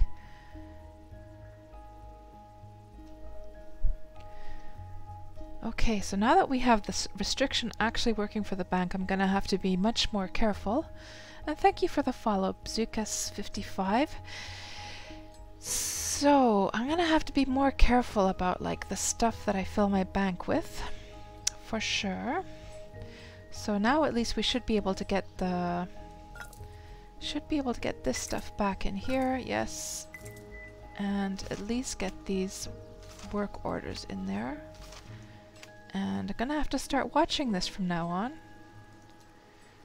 And then we're gonna grab our carpentry stuff. So that's over here. And we have 121 ash boards, which of course is not too much. 26 wooden boards, not too much there either. We might actually have to do some wood chopping, we'll see. So let's actually grab an axe with us as well. And then let's see about the work orders now. So we need some ash board work orders, and what I'm hoping to get is I would like some blight wood, and then I would like to try and make a nice blight wood bow for my tamer. So let's see now. Let's get something small because we don't have too much ash to work with right now. That's way too big. 10 ash kite shield could work. Those are all huge ones. That's a 20. Huge orders. Not gonna do any of those right now. Oh, they're all like huge ones. Well, that one is actually partially full, so let's grab that one as well. And then go off and go off to the carpentry spot. I guess that's around here actually.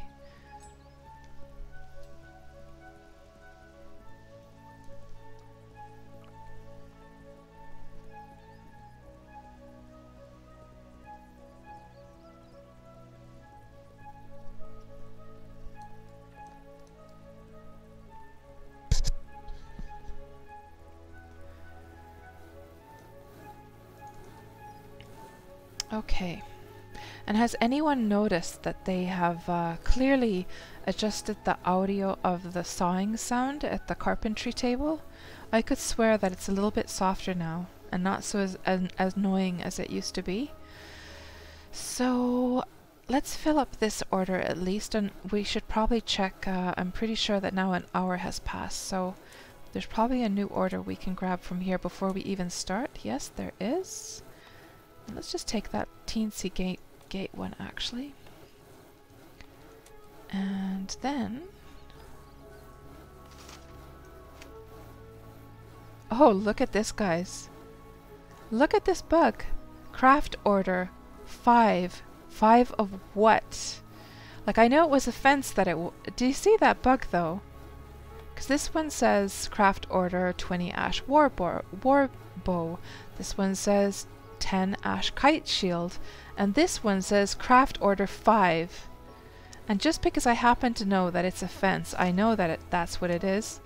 But that's a new bug. I have not seen that bug before. I wonder if that came now as they were doing the fixes. Okay, so let's go for the ash war bow then.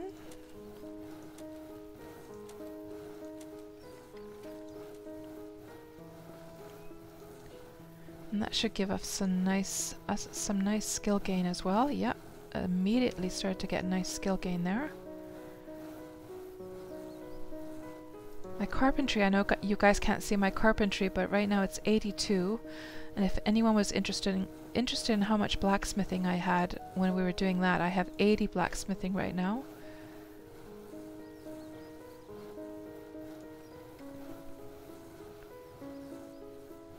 And fabrication is 77, lumberjack is 87, mining is 80. I'm probably going to have to go to the PvP areas to get my mining up higher.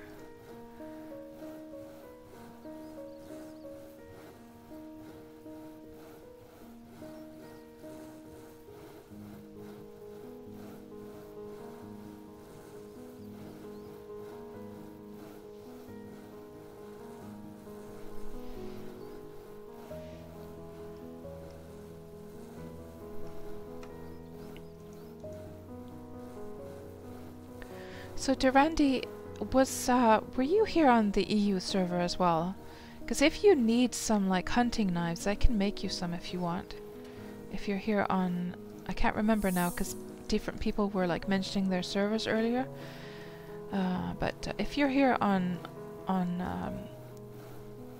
Crimson Sea, I would be more than happy to make you some hunting knives if you need.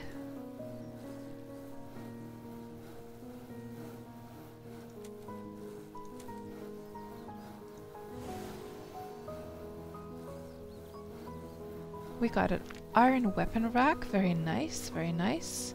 11 silver. We're not too far off. We're immediately making a bit better money now with using the ash. Very good. And is there actually a double woodsmith? No, there seems to be just one. So at least this guy seems to be working. He doesn't have like he doesn't have an identical twin like the other NPCs did. And let's see. Let's take an Ashkite shield.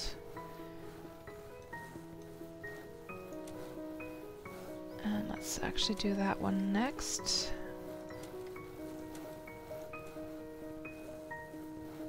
I think I have actually a couple of those. Yes, I have another one. So we can make just 20 all in one go. I would like to get some blightwood. I would like to at least try and make a nice bow though. How much ash do we still have? Only 57 ash left. Uh-oh, we're running out of our ash here.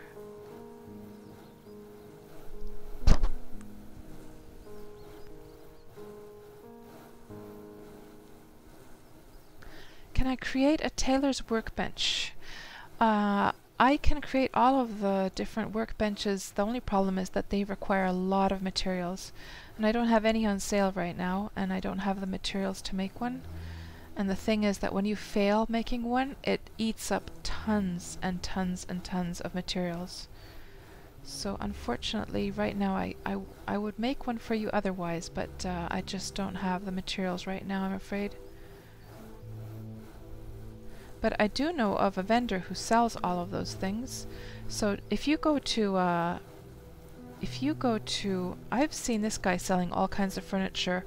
So just as you're going out of Elder Village and over next to the gatekeeper, you've probably noticed the guy right under the gatekeeper there has all kinds of like furniture and stuff like that for sale. So we did finish off that order. Let's see now if we could get some blightwood. I don't think we will from such a small order though. We can try. Oh, we did actually. We got 8 blightwood. I wonder if I could, well, I'm just gonna finish off until I run out of ash. And then I will then try making that bow. And so you needed a hunting knife. Let me just go and actually make that while we wait for you to arrive. And I think I still had some iron. I know I had some iron still, so that's... And they only take 1 iron, so I'll make you a few hunting knives. That is no problem. They're super, super easy to make. Super duper easy. Man, I can hardly wait until I can... until I can tame those beautiful, big, plump, fluffy grizzly bears. They're so cute. And I'm sure they must be quite effective as well in fighting. So let's grab some iron, and let's just grab 5 iron. That should be, well, let's just grab 10 while we're at it. And that should be more than enough for me to make you some hunting knives. Let's go over here.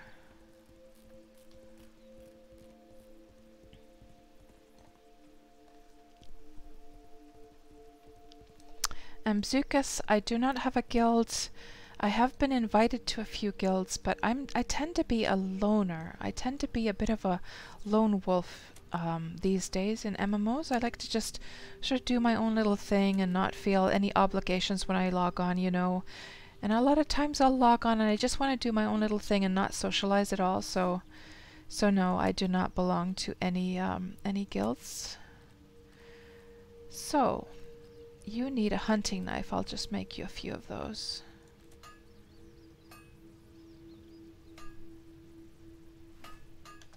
Where's my inventory? I should probably sell a few of those on my vendor as well. I might as well make a few of those while we're at it. And hello there, Clang Harmony. You saw a tamer with 4 crocodiles. How did they fight in comparison to grizzlies? They look very terrifying. I have no idea. I have absolutely no idea. And I have not seen crocodiles yet in the game. I guess they must be over in the PvP areas. Oh, you're looking for a guild, Bzukas. I see. Yeah, I guess if you look on Discord, people advertise the guilds there. And Durandi. Oh, thank you, Metaphor. And of course, when you say wow, that could be taken in several different ways, couldn't it? It could be taken in a negative way or in a positive way. So I'm not sure which wow you meant there. And Durandi, just let me know then when you're here in town, and I'll give you those give you some of those hunting knives. So what do we want to make next? Let's make some ash kite shields, some more of those, yes. And hopefully get some more blight wood.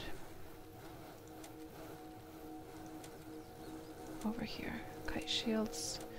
Ash kite shield. Ash kite shield, yes. Yeah, I guess they must be in the swampy areas. I have like run through the swampy areas, even in the PvP areas. I have yet to see any crocodiles.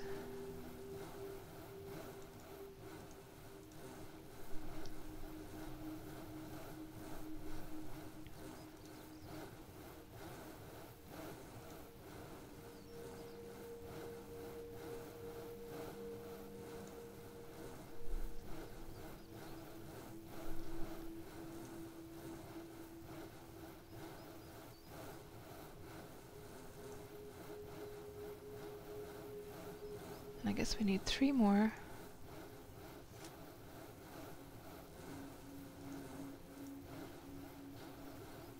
And 1 more. And let's just run away to cancel. Okay. Now, fingers crossed, guys. Blightwood. That's all we need, is a little bit more blightwood. Ah, we got some more. Yes, good. So now we have 13 blightwood. That might just be enough to make a nice bow. And how much silver did we get? 19 silver. So now we have enough gold, guys, to get that. I keep forgetting the name of it. The bindstone, was it? Bindstone. And good. That is all we need. And let's try making then a nice bow. So do they still show any stats here of the differences? You're still not seeing any differences in but can you guys explain to me? So since there's no information here in the crafting menu about the stats of these weapons, which is really odd, it's clearly a UX issue. So the material itself affects the durability, right? But what affects the, or like can I assume that the lower it is in the list, the better it is as a weapon?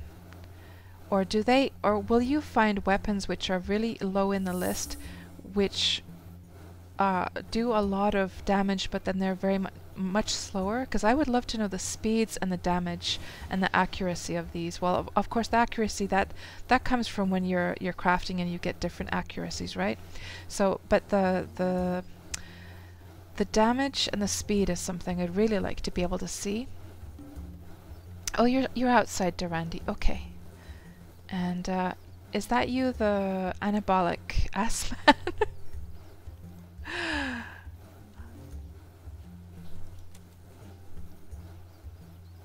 Oh, okay. Already seems to be a trade in progress. Can you just there seems to be some bug because I never got the try. Can you just cancel that trade, and I'll try and like trade to you again.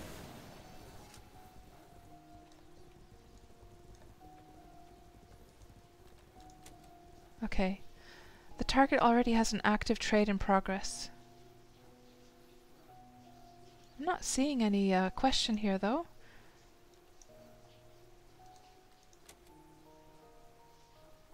I'm not getting any very strange.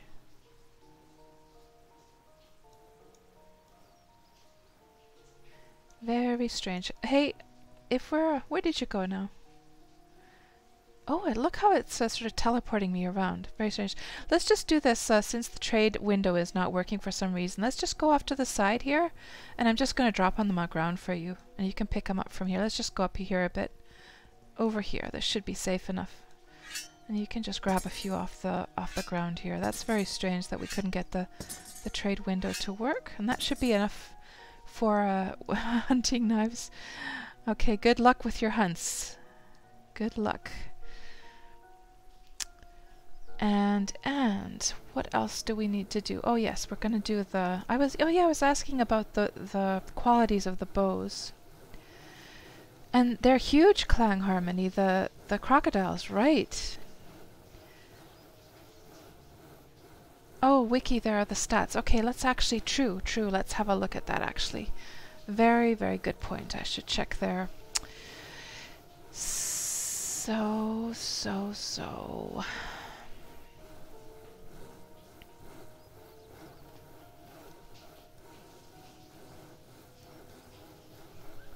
So let's have a little look here.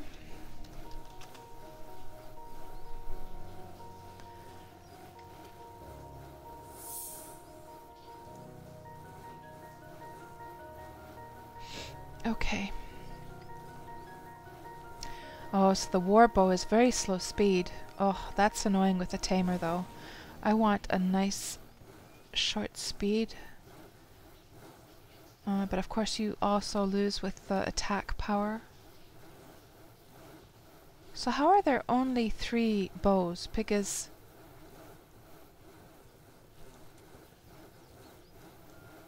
I tried to accept your trade, but you see that I pressed accept and then it just cancelled it. It says you cancel your... I'm not sure. That's totally messed up, that trade window right now apparently. Because I accepted it, but it says you decline. I don't understand. So strange. Maybe it was lagged somehow. Very weird. Okay, so yeah, there's like all of these. Oh, it's the arrows actually. That's what I was confusing. There's these arrows in between. So I wonder, should I just go for a short bow? Because the 4.5 speed is just... See, there's these different, let's just check out these different. The bleed is kind of nice actually against the undead, because that slows them down. Maybe I should go for the middle range, the long bow. Let's do a long bow actually. Not sure if anyone has any opinions on what, like if you're doing PvE and you're around in the graveyard with a tamer, would you guys agree that a long bow is a good middle ground to go with? Yeah, I think it was actually lagged, Durandi, because the window popped up like minutes later. That was so weird. War bows are the best, Finzia, but it's so slow though. It's so slow. Should I try a war bow? Because the thing is that with a tamer, your pets are gonna like they're probably gonna kill off by the time you've actually like shot off a couple of bows. Your pets have done most of the damage already anyhow. So actually I'm just gonna go for the middle. I'm gonna go for the longbow actually, because with a tamer I think that probably would be best. Now, fingers crossed, we have Blightwood chosen. So you one-shot with the warbows, really? Should I try a warbow then? Okay, I'm gonna try a warbow just for you, Finzia. Just for you. we'll try a warbow. Now, whether I can get it done in 13 blightwood boards or not, I do not know. We'll see. It takes 3, so I have a few chances. Let's see what happens. Oh, we got it with the first try. Awesome. So that means we could now make some nice, juicy blightwood arrows with the rest. Oh, so that needs wild feathers, and I do not have those. Okay, so we're going to have to make some ash arrows, and I do have some chicken feathers actually in the bank, so let's go fetch those. At least I should. I think I did take them with me. I did take them with me. And what accuracy did we get with this? 10 accuracy. So what is the top accuracy that you can get? Like, I think when I've been sort of following that, I've gotten up to 15 accuracy on some things, but is there even higher than 15? I should probably try making more of those, since I still have some leftover blightwood. Maybe I could get a better accuracy one.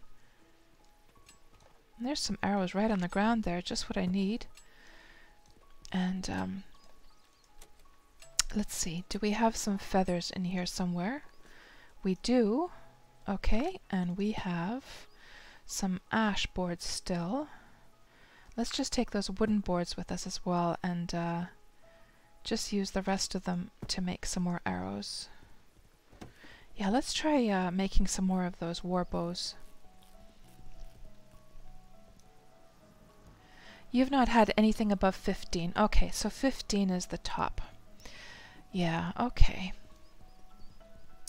So let's try for a 15 level, and we will only have a few boards left, but let's see if we can do it. Let's see. Let's see if we can do it. So warbow, blightwood, and see what happens.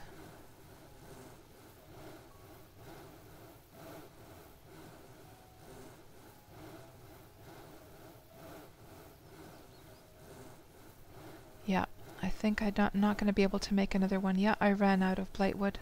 Unless it's still, yeah, it was not able to make, unfortunately. But then we shall, I'll have to try next time. Ash arrow. Let's make some of those.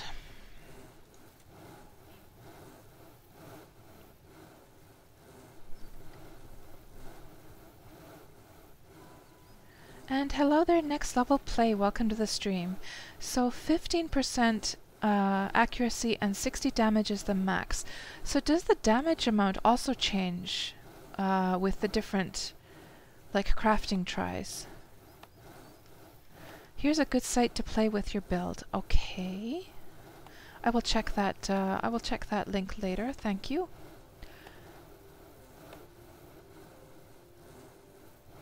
Oh, the damage also changes. Okay, so what damage did we get on this thing? So is the damage the one in the brackets there, plus 68%? Or are you, when you say damage, do you mean attack?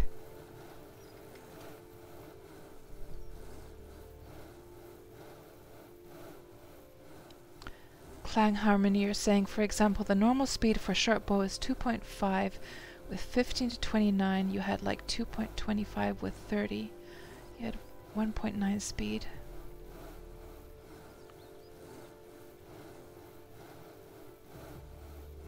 %, the max. So at 68%, that's not too bad. I mean, it's certainly not the best, but it's not like too bad. We'll see how it performs. And we got 260 arrows. Let's make some just normal wooden ones as well.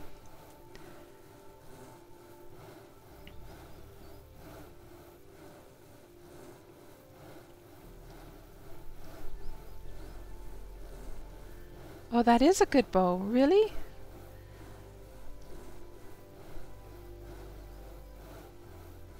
Crikey. Because I would assume that, like, at only plus 10 accuracy, it's nothing special.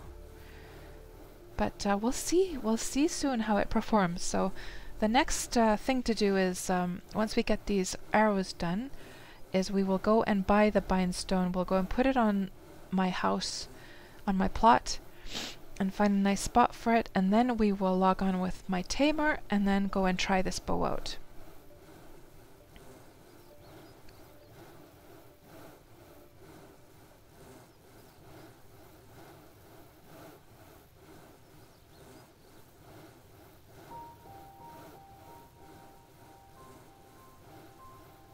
I so wish that the hover amount would update in real time and you wouldn't have to keep on taking your cursor off and putting it back on to check. Wouldn't that be nice if it like updated in real time?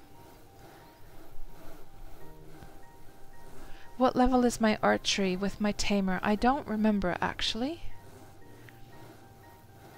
And hello there, Zai, and welcome to the stream. Did I take all the crafting skills on my crafter? I did.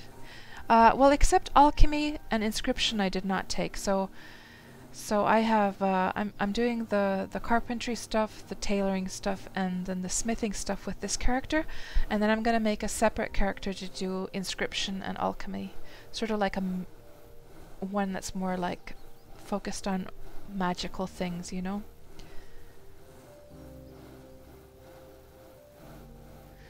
So you save anything that is 15 accuracy and over 50% damage. Gara's Drengi, okay. Yeah, I should probably start doing that. I've just used them all up really in my crafting orders. I haven't even followed.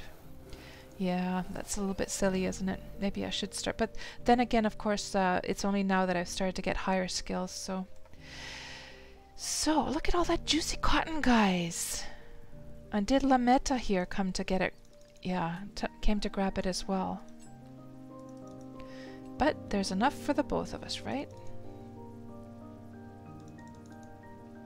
It's not very often you see the cotton fields all full like that.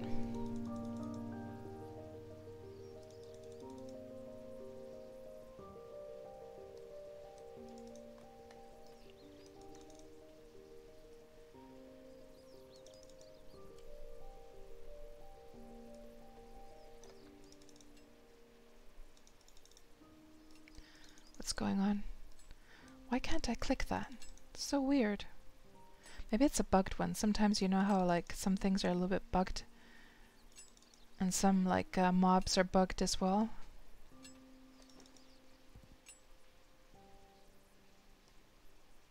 Let's try that again. Yeah, it's bugged. It is actually bugged.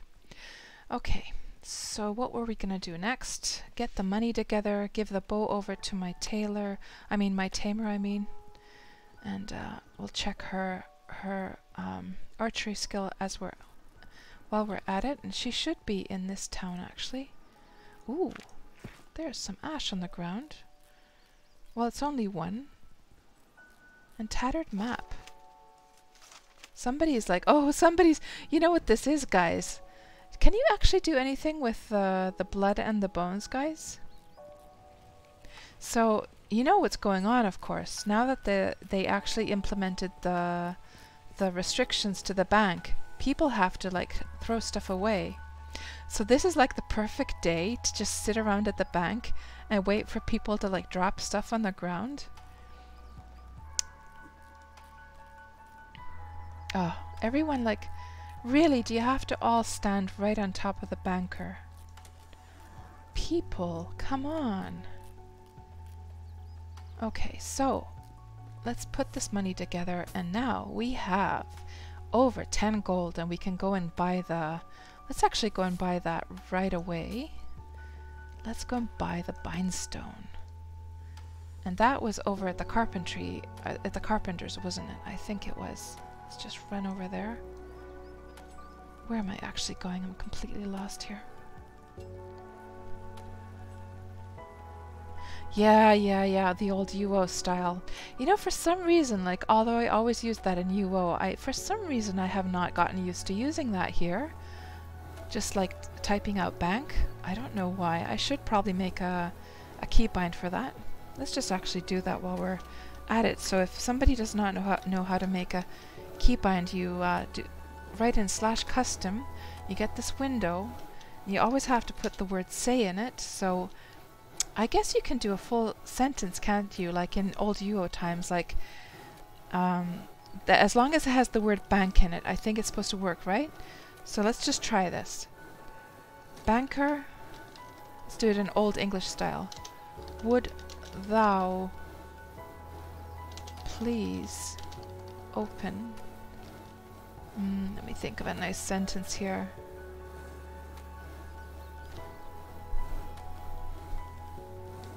Is there something funny we could put in there?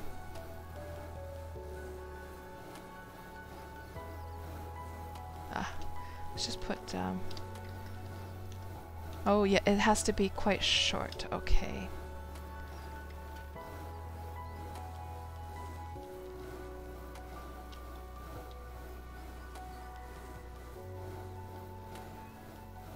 Well, I'll just put bank for now. I'll think of something funny later, and then we have to think of a good icon for that. So is there anything related to money here, or like chests or loot or anything? Let's see. Let's see.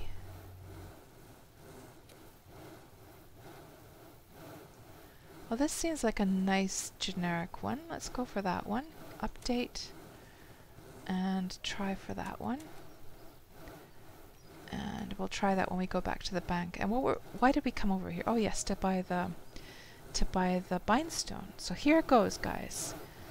Buying a bindstone for the first time in Legends of Aria.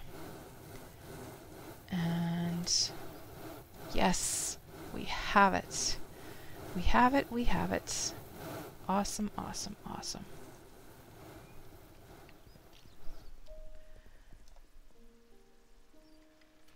How did I make... hello there, Madrafi, and welcome to the stream. How did I make 10 gold? I've been just doing crafting orders, going to the graveyard with my tamer, just like normal Legends of Aria stuff. To get 10 gold, it's taken me about a week.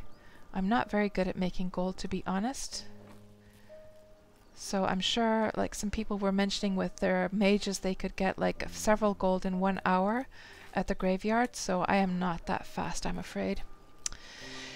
So that we will take with us. That we will take with us.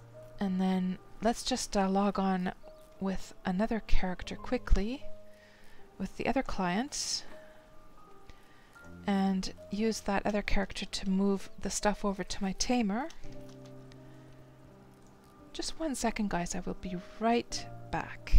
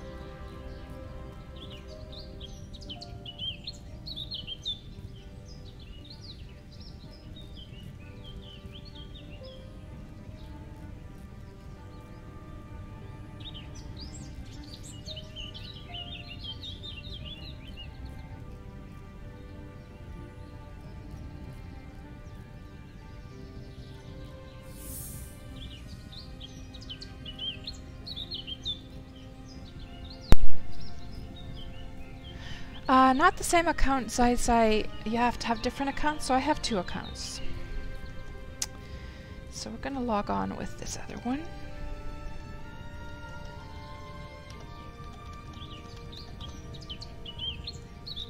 And as far as I know, playing with more than 1 account at the same time is completely fine. I have Googled that quite extensively before I went to buy another account.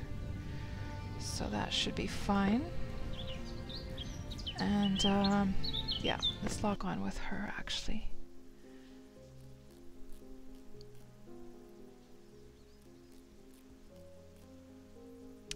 Yeah, exactly, Zai. Never seen the cotton field fold. It's quite rare. It's a rare sight, isn't it? You can't pass that up if you see it full. Oh, Finzia, you're saying if my archery is low, then make a cheap bow and go shoot targets or low animals to build up skill and save wear on your war bow. Yeah, we'll see in a second how much she has. I forget now. Maybe 50, something like that. Maybe 50. So yeah, let's just go off to the side here. And we're just going to use her to give the stuff that we're going to give over to... And yes, they do almost look identical, don't they, guys? Almost identical. And let's just give that to my other character. And then we're going to move over the bow. And then the arrows. And what else? I don't really think... And do I have all of the arrows? I do. Yes. Okay. Good. So now we can log off with her because she's gonna give... Well, we'll just keep her online. I'm just gonna... Because we're gonna need her in a moment anyhow. And I don't understand why the graphics settings don't stick. That's so weird. Now with Safarina, let's go put the bindstone down. So she does not need the money. Let's put that back in the bank. And while we're at it, since we're going to go back home anyhow, we might as well get all of those pickaxes out of there and take them to the house. Because, and let's just leave this stuff here, because now they're filling up my bank, and obviously I don't need them here. I need them more at the house because the ore mine is right next to the house. I'm gonna give these. I need to make a treasure. I need to make like a treasure hunter kind of character as well. Definitely looking forward to doing that at some point. Just put that back in here. And we'll take those back to the house. We'll leave the feathers here for any future arrows that I need to make. And the cotton. Oh, this is a mess, this bag for sure. Okay. And then this is just full of these pickaxes. So let's actually take... Well, let's just... I think what I'll do is take half of them with me.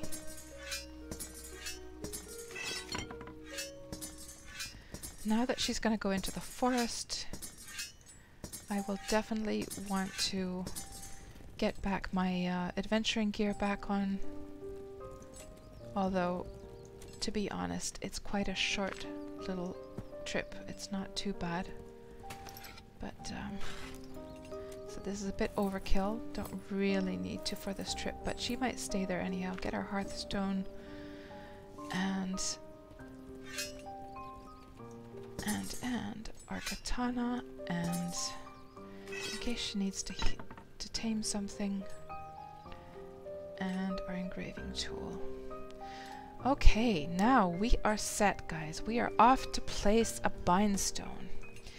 So this is very, very cool and exciting. And how is she? Is she stuck? You know how you sometimes like bump into stuff, guys? And you get stuck in the geometry? She's probably stuck in this barrel here. So I cannot actually move her. So what you have to do in this situation is you can write in /stuck, and then your character will just like bounce a few steps away. I think there's an option also from the gear, from the settings menu. Oh, 50 is fine. Oh yes, the skill. Oh yeah, because we haven't logged on with our tamer anyhow, so I don't know yet, but we'll see. I have a sneaking suspicions around 50 though. So off we go, off we go. I have been looking forward to this moment for a long, long, long time.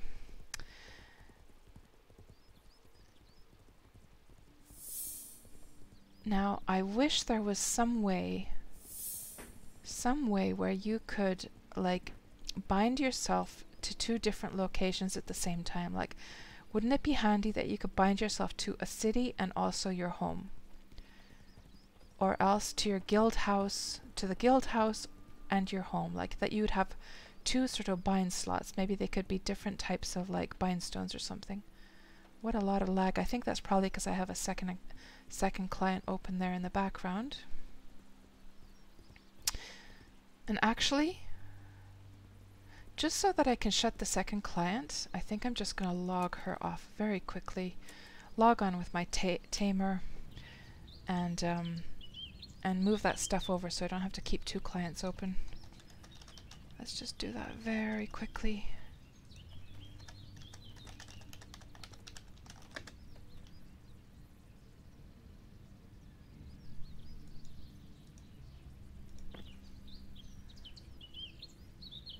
And Madrafi, you like my overlay? Well, thank you very much. So you guys don't think it's like annoying that it sort of covers the screen and stuff? I have been thinking whether I should make it more transparent or not. So let's log on with our tamer and get that changed, exchanged with Fortizia.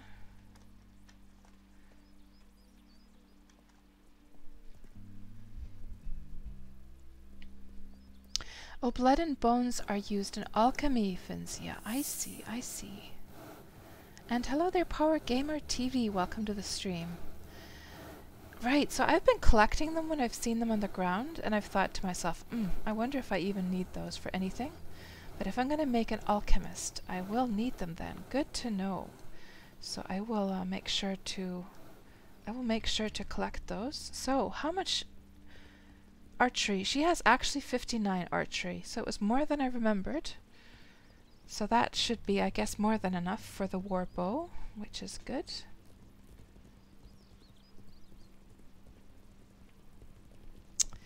And let's just do a trade then with Fortizia.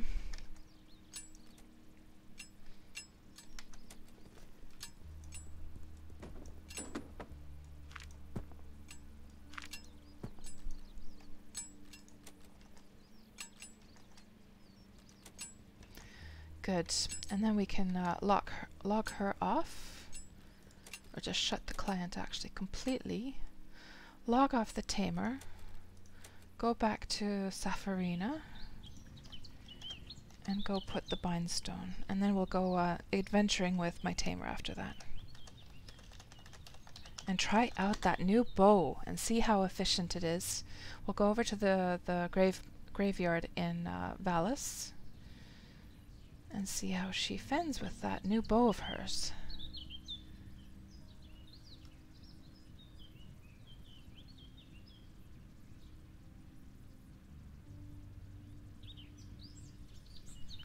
And yeah, so a lot of you have just joined the stream like in the recent hour or so, and I guess you all missed most of you have probably missed the story I was telling about the cotton fields. So if we sort of return to like the topic of the stream, which is called Revenge of the Salty Cotton Grabbers in Legends of Aria. So I'm just going to recap the story of that. So this is what happened to me yesterday. I was picking cotton with Fortizia, and I'm getting pretty fast at that, guys. I am getting very fast at that. And there was like a man and a woman there, or like female and male characters, and they were there picking the cotton as well. But I was like super fast. I was much faster than them, and I just, you know how it is with the cotton picking, like competition is like first come first serve. It's like you snooze you lose and all of that stuff, you know. It's a brutal game. There is like no playing nice in that game, unless you just happen to be alone with somebody else, and then you sort of like make an arrangement that, hey, you take that side, I'll take this side, right? But most of the time with the cotton picking, you just grab whatever you can grab, right? So there I was grabbing the cotton, and I just happened to be faster than both of them. And then my game kept quitting on me, and I thought it was crashing. So I log back on, crashes again, I log back on, crashes again, and I log back on again, and then I see that a GM Kai, is trying to send me a message, and he's saying that I've been reported for botting, for scripting, and I was definitely not scripting. I was just very, very fast, and I was saying, no, I would never do anything like that. I don't even know how to do that. And then he was saying, well, I was trying to send you messages like over and over again, and I realized that the reason I had not seen his messages was because here in the chat window so his messages were showing up here in the chat tab, right? I was seeing his messages there, but when I was booted the first time, I had the system tab open because I'd been checking something from that. I forget what I'd been checking, but sometimes I will have my system tab open and any GM messages do not show in the system tab. So I did not notice them. And then when I had logged back on, you know how the default is that it looks like this, right? So you just see the small line. You do not actually see any of the chat, which is the default. So I had not seen his next messages either. So I had not seen them, and I said, oh, I didn't see them. And I later gave him a message. He never did respond. I told him that, can you give some feedback to the team that if a GM is trying to send you a message, those messages should show in both tabs, and if not so, at least have it so that the tab where you're being addressed, you're getting a private message in, blinks. Like if I had system tab open, you should have the chat tab at least blinking or something, or a sound effect or something to warn you. Or if you have it in this state that it's like closed, just the default, that then it pops open if a GM is trying to send you a message. So I was completely innocent, guys. I was completely innocent. And if that would have gone on, had I not noticed that he's trying to send me a message, I might have actually gotten banned with my second account. Thankfully, though, I did see his messages, and I told him what the situation was, and I assured him that I have not done anything wrong. And so then I go back to cotton picking, and then I'm talking. Oh yeah, I went back to cotton picking. It was still the same couple there, and well, I didn't know at that time that they were a couple, but I later noticed that they're actually. When I got to talking to them, it was revealed that they're actually a couple. But anyhow, the guy says to me that, Fortizia, I'm watching you. You're a botter. I'm gonna catch you still. Like the GM told me that you're not a botter, but I know you are. I'm gonna catch you one of these days. That's what he's saying to me. And so I turned to him. I stopped picking the cotton. I turned to him and I in role play language I'm saying to him, sir, I would not do such a thing. I'm offended that you would blame me of such a thing. I demand an apology. And he says, I'm not gonna apologize to any botter. And I was saying, friend, I am just a normal player like yourself. I'm a nearly 50-year-old granny, for heaven's sakes. Like, I wouldn't even know how to do that kind of stuff. I'm just a normal player like you. I'm just fast. And I've been doing this now for a couple of weeks, so so I was pretty offended. But actually we got to talking with the two of them, and they were a couple, and how mean is that? The two of them against me. The two of them gathering all the cotton against one person, and still they had... Oh, guys! Holy shit, guys! Look at this! Holy shit! I'm sorry for the language, but I have not ever... They have done some graphical improvements. I've never seen the geometry of the... at night time, the geometry of the land under the water. Look at that! That has to be new. That has to be new. How cool does that look, guys? That looks so pretty. Do you guys see it? That's so cool.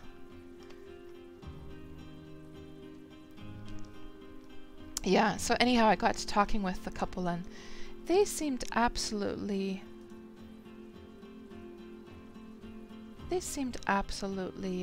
like a very... very lovely couple. I'm getting some dropped frames. here. I wonder if that was, oh, 4 hours ago. Maybe that was, not sure. Is the stream working for everyone? Because I'm not even seeing anyone like say anything either. Oh, there you are. Okay, good, good. Yeah, isn't that pretty? That's so pretty, so pretty. My goodness. And I've wondered this before actually in my streams. I've wondered, like, if they're gonna bring the ships and the sailing at some point.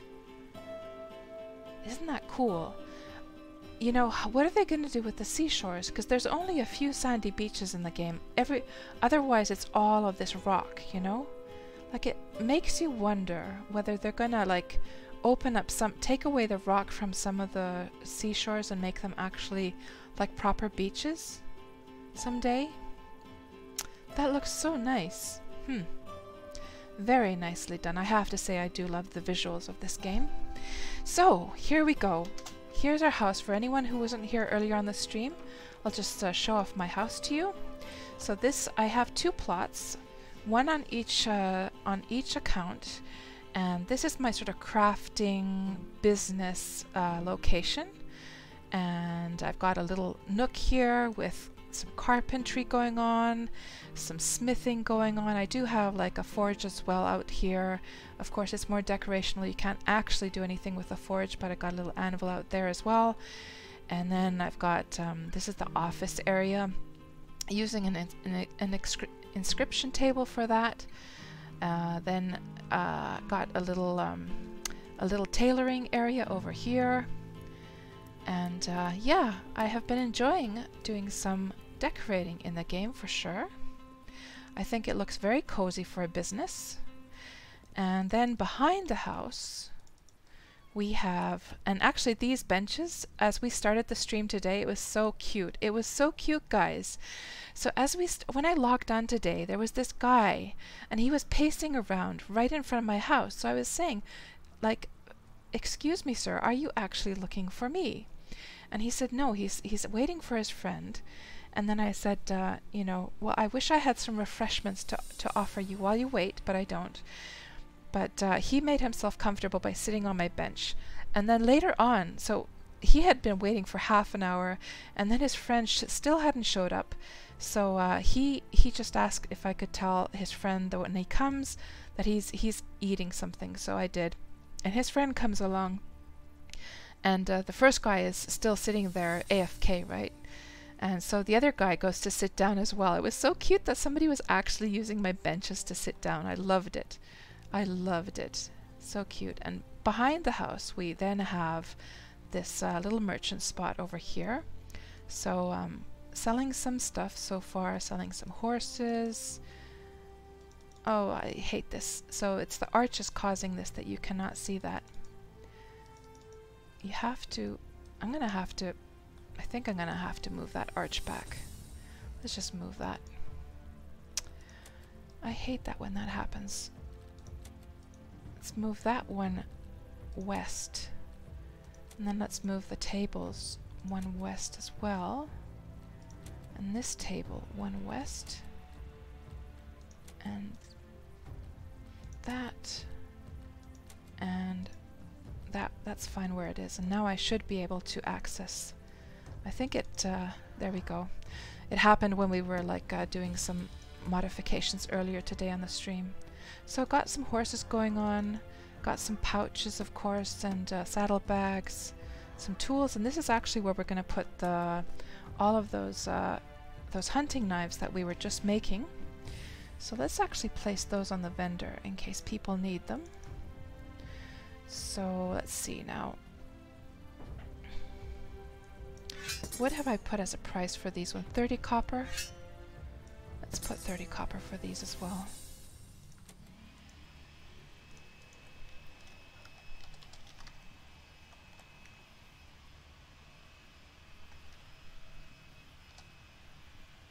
No, I think that is the amount. 300 to get 30 copper, right? No, that's 3 silver. Hold on. Hold on. No, it's actually 30. I keep getting myself like mixed up, so it's just actually 30. Keep converting to silver in my mind. Okay, that's right, yeah. I'm being silly here.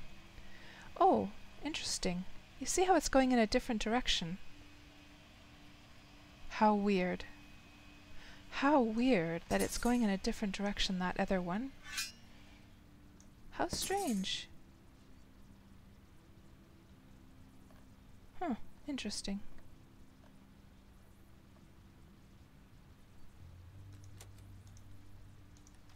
Never seen an item flip like that before when putting it on a vendor. How weird.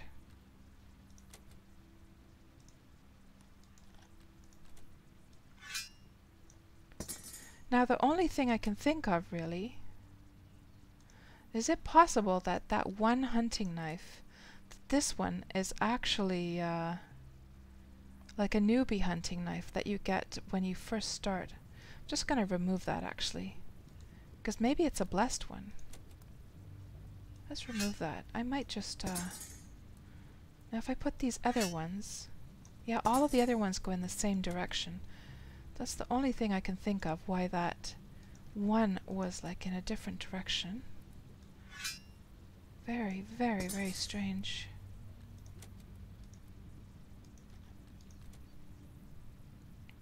Okay. Good. And now, the moment that we've been working towards tonight, guys. Placing the bindstone. Here it is. Now, what would be a good location for it?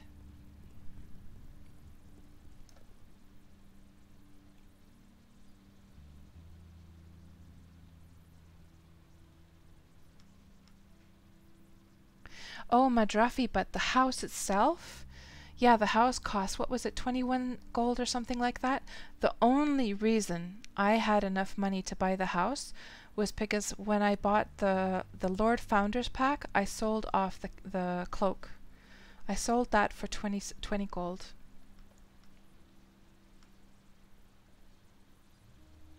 And let me just see what you guys are saying here.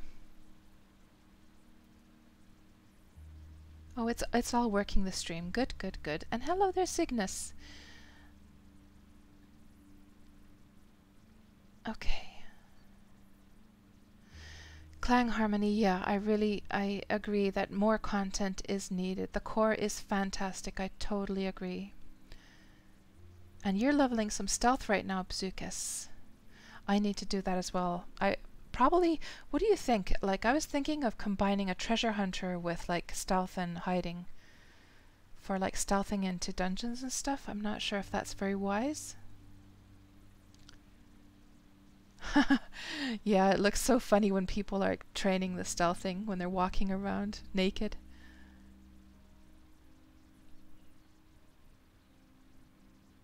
Yeah, I know, Madrafi.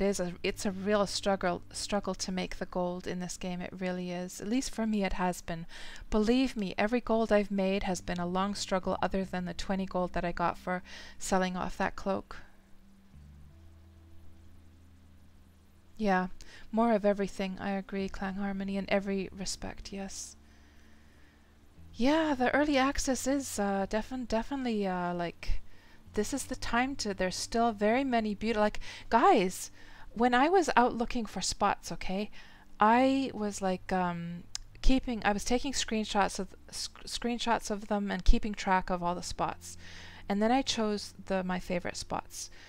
So I placed 2 plots, and I have gone back to check on those other favorite spots that I was finding, and I have not seen anyone actually build in those. So the point being that the game still has, there's still beautiful spots to place houses. It's not too late yet. It is not too late.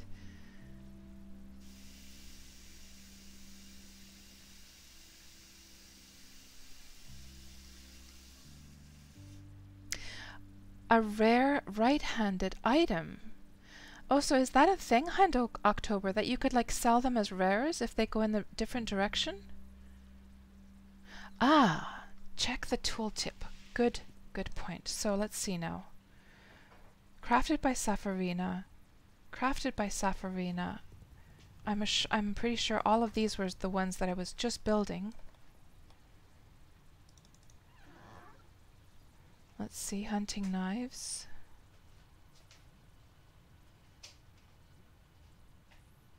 Yep, they all look the same, guys.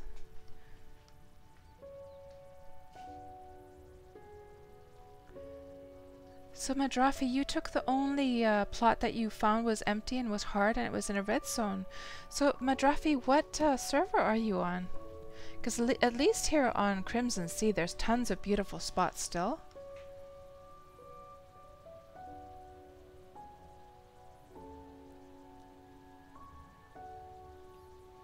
Yeah, exactly, Clang Harmony. It's at least the plot is useful for exchanging items with your other characters. And in case anyone is wondering, you can make your, if you have a second account, as you can see, I have a co-owner, which is Fortizia from my other account. So you can make people from other accounts, or your friends or whoever, guildmates or so forth, like co-owners. Apparently they can't do any decorating though. They can go into the secure chests though. So that's all I need for it really.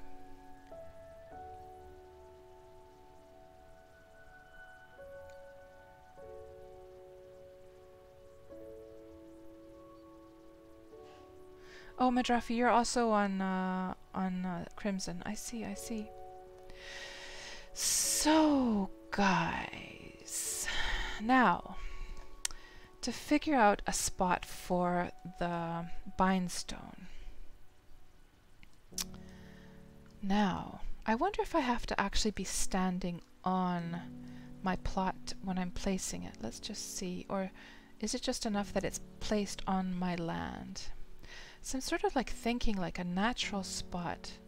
I wonder if I should put it up here, like on the step, like here? Or should I put it down on the ground? What do you guys think? I don't want to put it on the corner because I don't want to...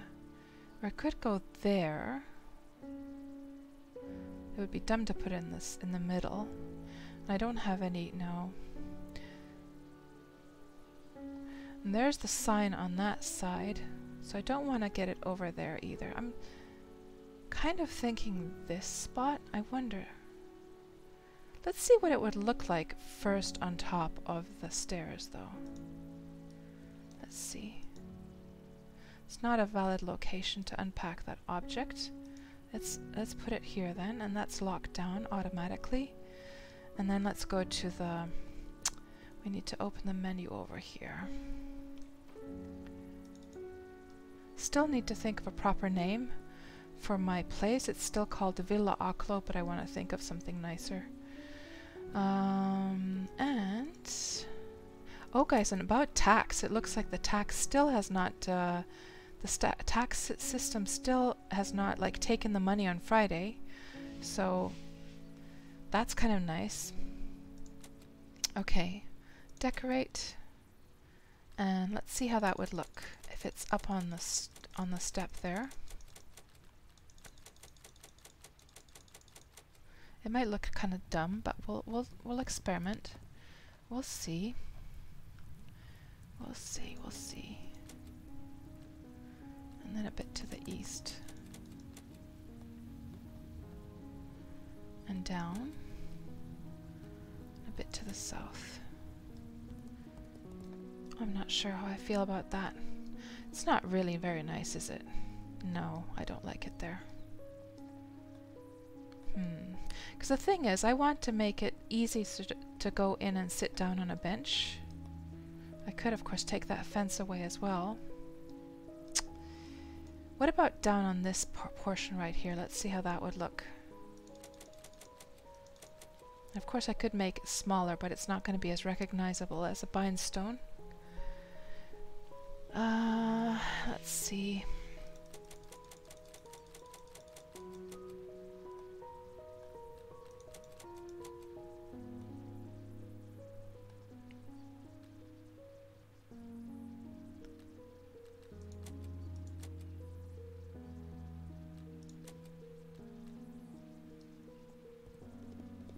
How does that look?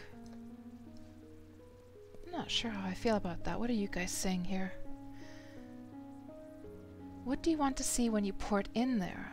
And Dharma, that is a very good point. Like, do I want them to actually, if somebody starts to use this bindstone, like not just myself, I would probably want them to actually see, I would want them to see the merchant, like the stuff on sale, wouldn't I? And if people come here to use the anvil, I'm assuming other people can use my anvil. That is an interesting point. Like if I were to put it somewhere right here, actually, I'm not sure. Then again, when people run, like, because when they come on this bridge, this is, it's like, they can't miss it, can they? If it's right here. Whereas, if I put it in the back, some people are going to go by the house through here, and others are going to go over on this side.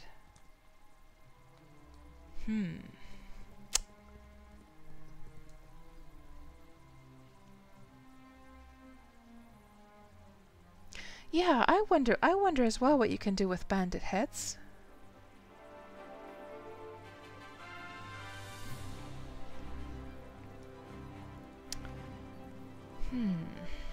Let's see what it looks like down in the grass.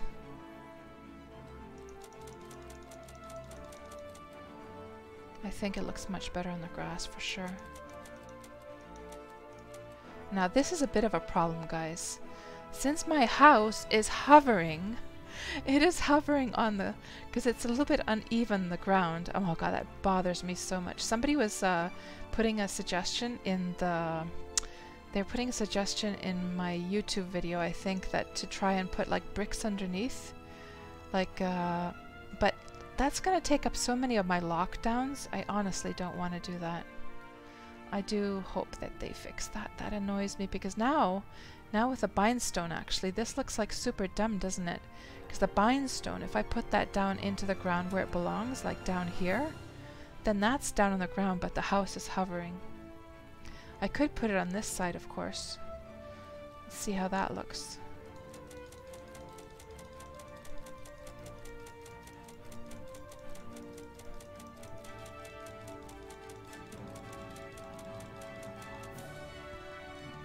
But then there's the conflict with the sign.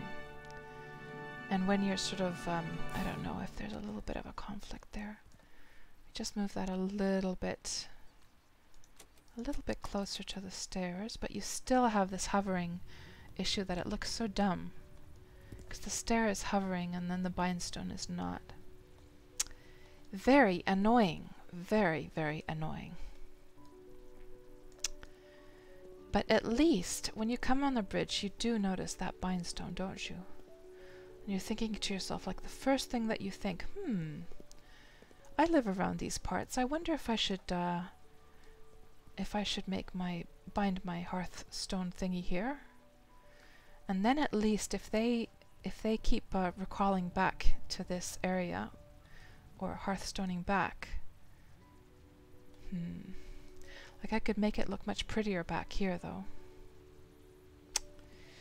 Decisions, decisions. It is so tough to decide this.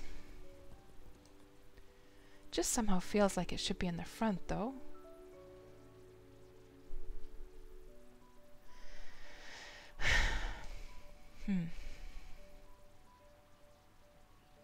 Now, what would it look like in front of the fence over there? Let's see. Put a little bit more speed on that.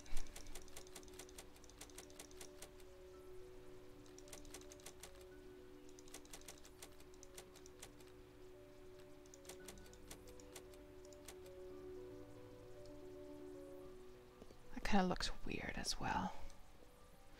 And then I guess it has collision. Yes, it does.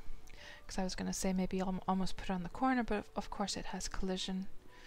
Now, what if I, let's see what it looks like in the back. I know this, you guys must think I'm absolutely nuts to be like contemplating this for such a long time, but this is a big moment, guys. Getting a bindstone. I've been waiting for this for so long.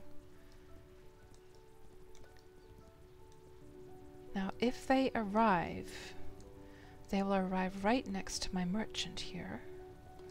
It's very easy to notice. It is a little bit annoying to bump into, though. What if I put it a bit closer to my... I want it to be clearly noticeable, but maybe we could get it a bit closer to the tables. But I want people to be able to walk around as well, easily. What if I actually put it right on top of that stone? Let's see. Is anyone else sort of like annoyed by those stones that are on the edges, on the corners of your plot? I feel that there should be some kind of like, that you should see markers somehow in some other way. I don't know. But they're kind of like visually annoying. Can we get that right on top like that?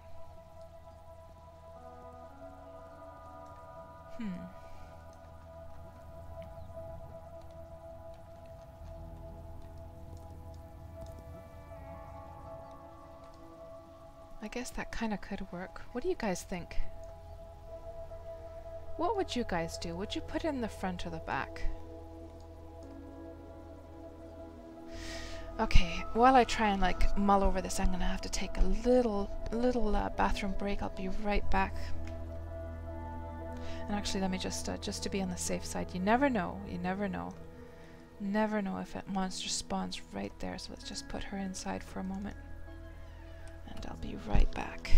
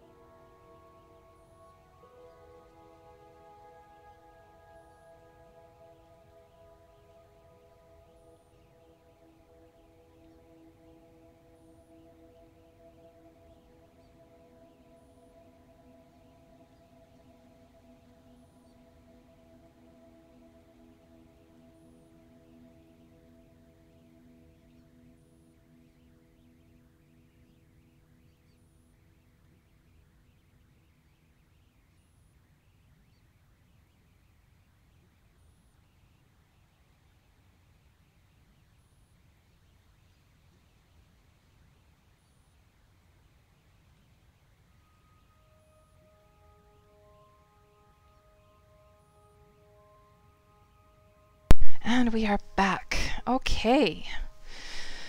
So, let's see now. So what did you guys say? Nobody has any opinions. Okay, so I think maybe since we got the since we got the whole floating issue going on in the front, and we can't make it look pretty with the floating steps, maybe for now, I mean, I hope they do some kind of fix to that. Maybe this spot would be the best, right here. And then they will Hearthstone in, they'll see the stuff on sale, and they're gonna buy it all, right? They're gonna buy everything dry and just leave me a millionaire. So now it is time to go and check out the bow with my tamer. So let's just log on with my tamer and head out to Valis.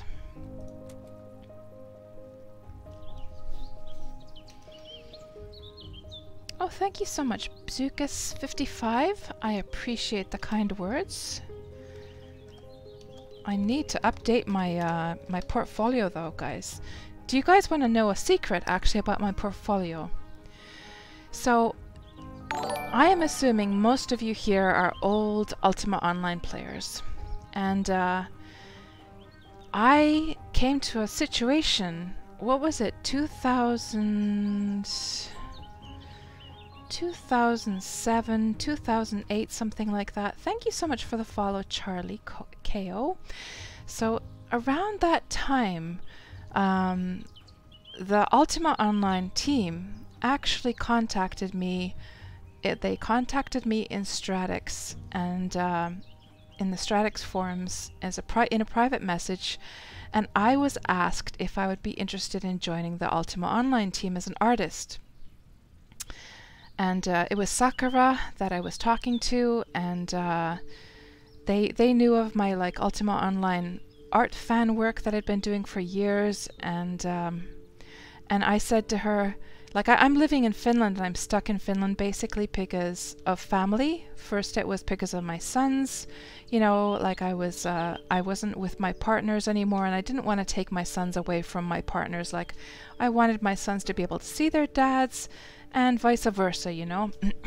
So I didn't want to move out of Finland, even though it would have been a dream come true to join the Ultima Online team, move over to the US. But, you know, family comes first, right?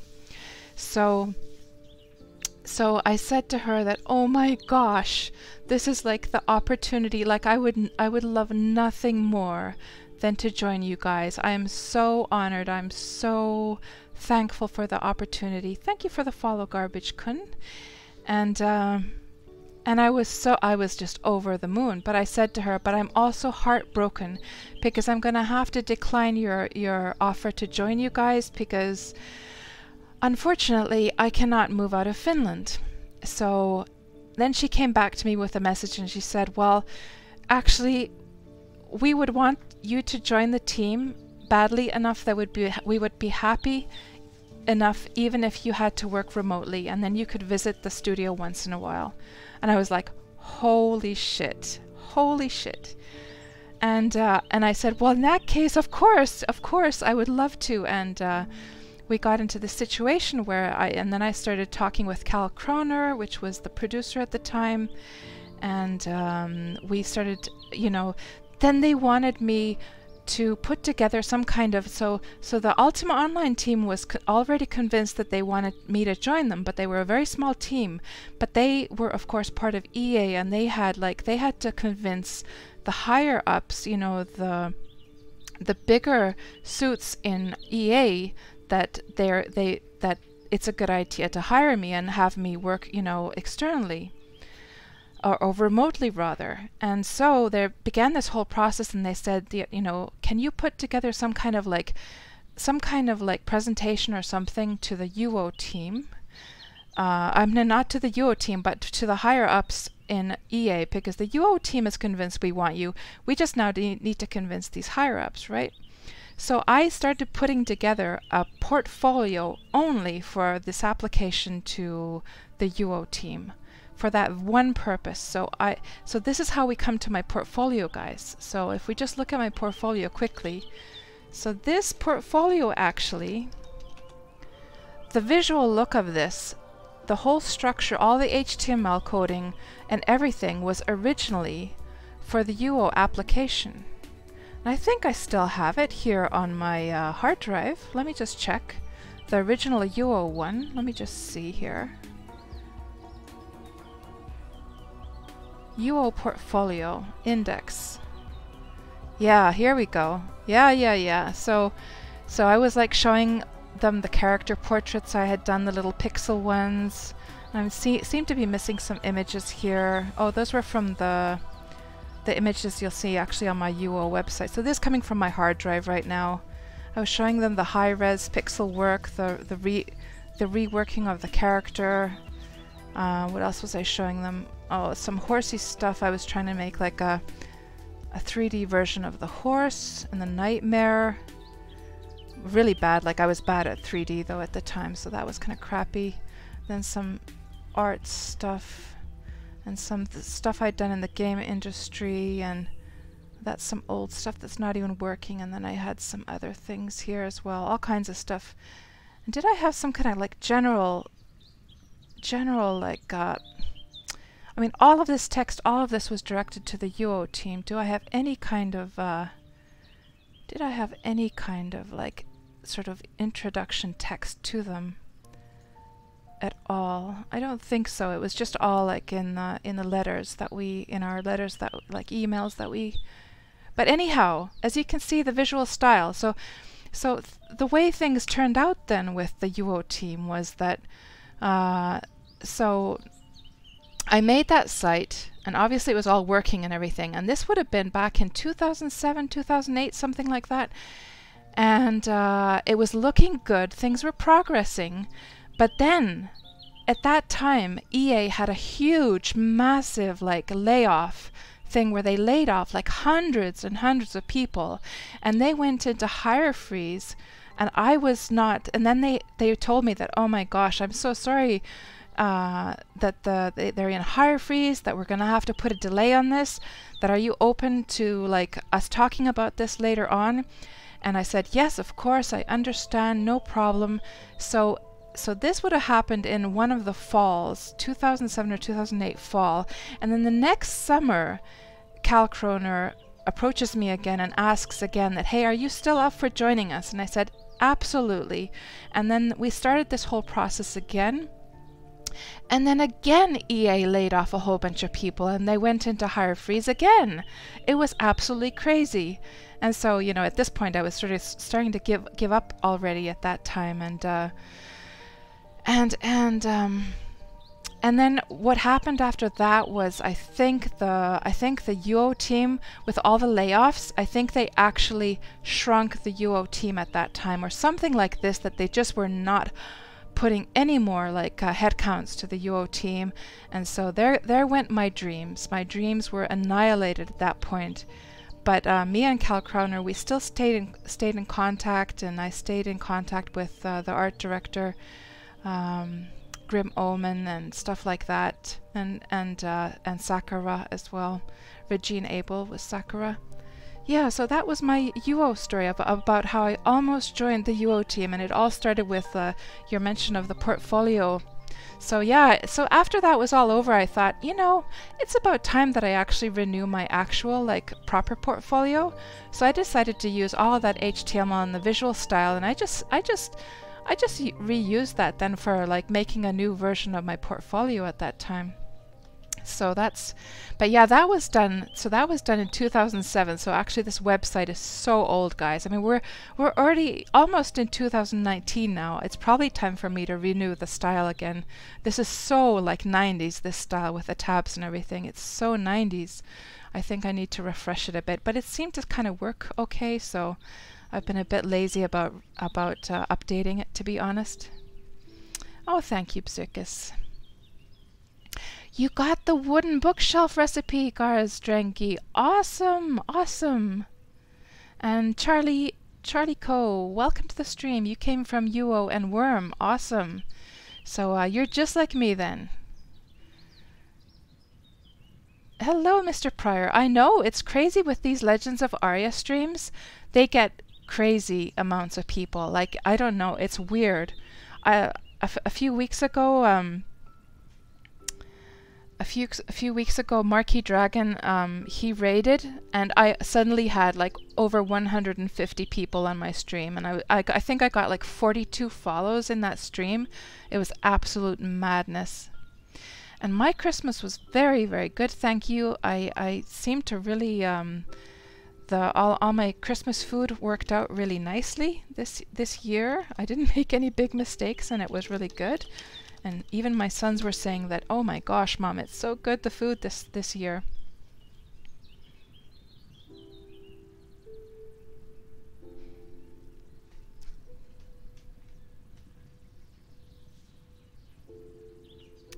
You keep getting crappy ones and still don't have large wooden table.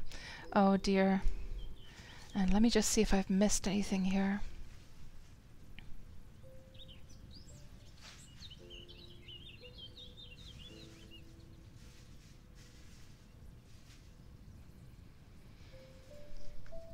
And we shall log on with Tamer.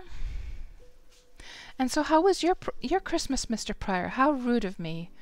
How rude of me not to ask. I got distracted there because my son was showing me a little message here in real life and pointing out something to me.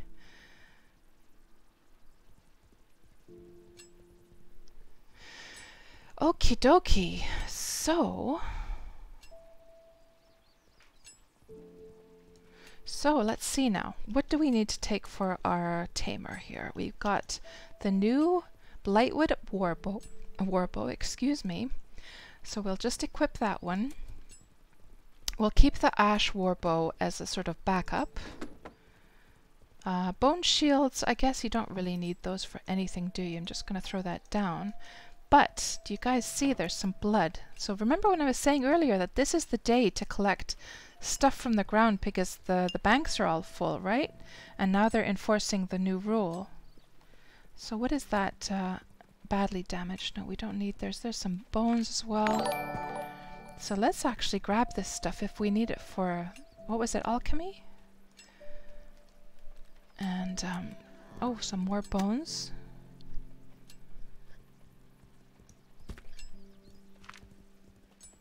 Thank you for the follow, Prometheus, and welcome to the stream. Let's just stick those in there then. I think I actually have, what's the inventory? Okay, I'm doing absolutely fine with the inventory with this character. And let's just stick them over here.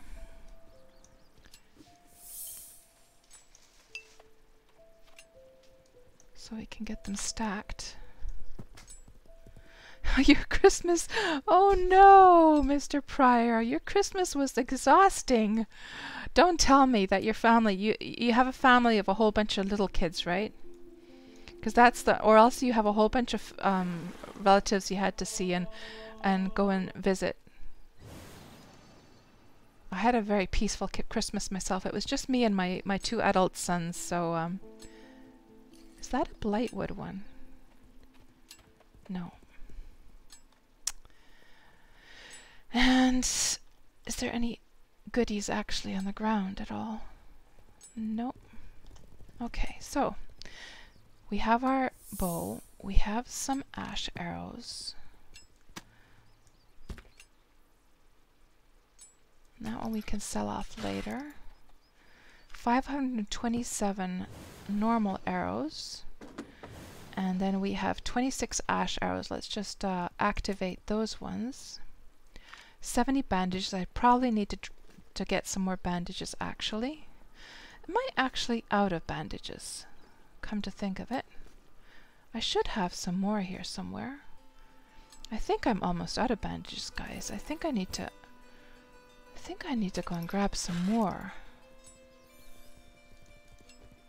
Let's go see what the cotton situation is like quickly. I think I need some more because I don't think 70 is going to last very long with all those bears I have, who I am very proud of their names. Their names that I thought of: Snuffles, Puffles, Tuffles, and Scruffles. Are those not the best names ever, guys?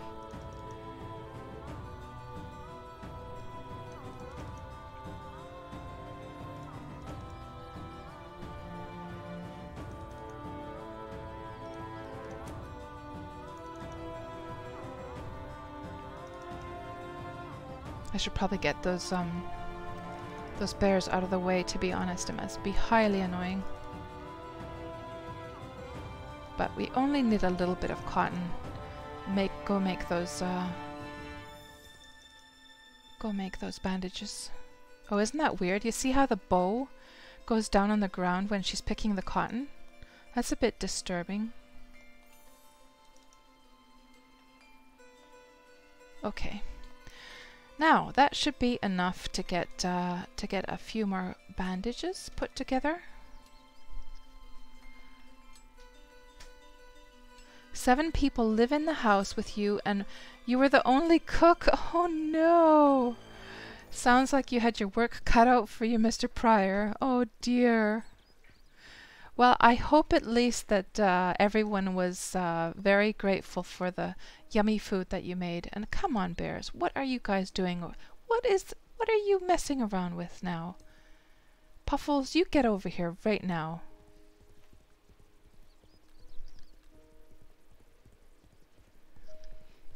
And Garazdranghi, your daughters are 15 and 21, so you had a very quiet Christmases for a few years now. I know what you mean. Yeah, my sons, they're 20 and 26. So I know it gets so much easier when they're bigger, isn't it? And I don't really think of my kids as kids anymore. They're you know, they're now adults, so. So this year, however, your 2-year-old grandson was living with us. And you'd forgotten how much energy a 2-year-old, oh my gosh, yes, that's one of the most demanding times. 2 to 3 years, my goodness, that's so much work, isn't it? But they're so cute. They're so cute at that age, aren't they?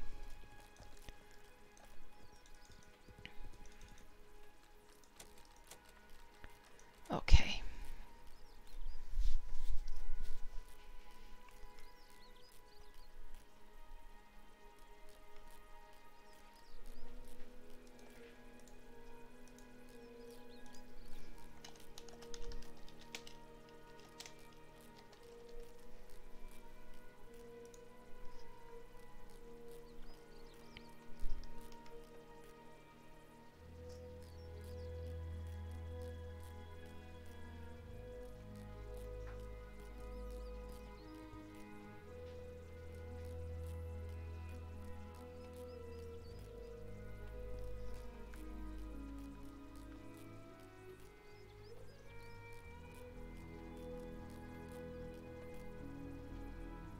$20 more bolts of cloth to go. We should get a nice juicy amount of bandages from this. So now, knowing more about the accuracy and the power. So actually this Ash Warbow was pretty sucky because it's only got 26% the damage. Accuracy seemed to be, okay, top accuracy, so at 15% accuracy. But still, when I was fighting with this thing, it didn't seem so, like, crazy good. So it's going to be so interesting to see how the Blightwood bow compares with 10 accuracy but much higher damage. What was the damage again? Let's have a look here. 68 damage, so that's going to be very interesting to see. And they know it, yeah, they're starting to be at that age that they're not so innocent anymore. They're learning about these, how to manipulate people at that age, aren't they? Yeah.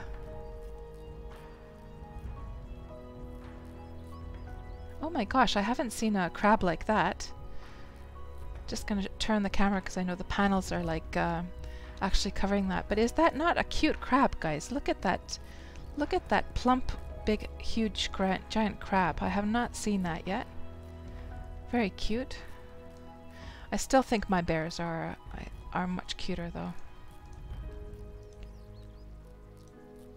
Ah, there we go. Oh, we actually ran out of cloth already, or cotton rather. So now we go to make the, let's make the bandages.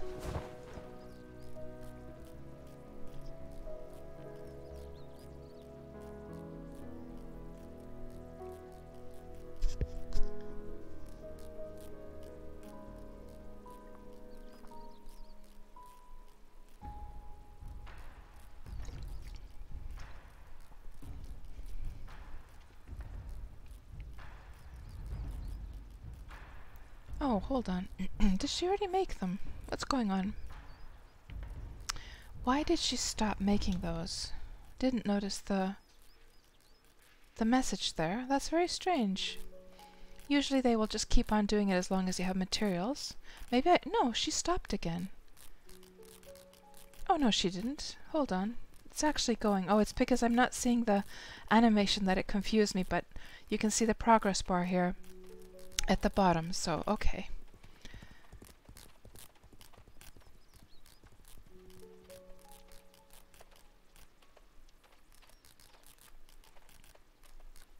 I should probably put some bandages on my merchant as well. I should do that one of these days. I wonder what bandages go for price-wise. Haven't really seen them on sale too much.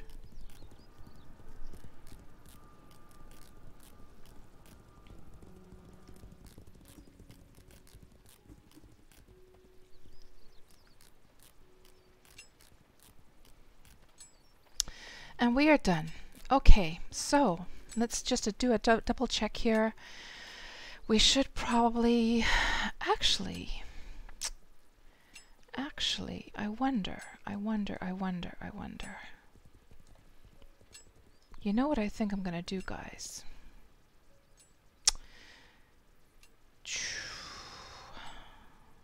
Well, I guess the run isn't too bad. I was just gonna think that, you know, it's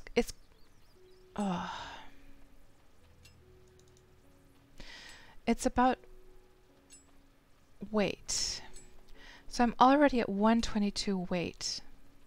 And that's going to fill up with gold before you know it. And the horses are like super heavy.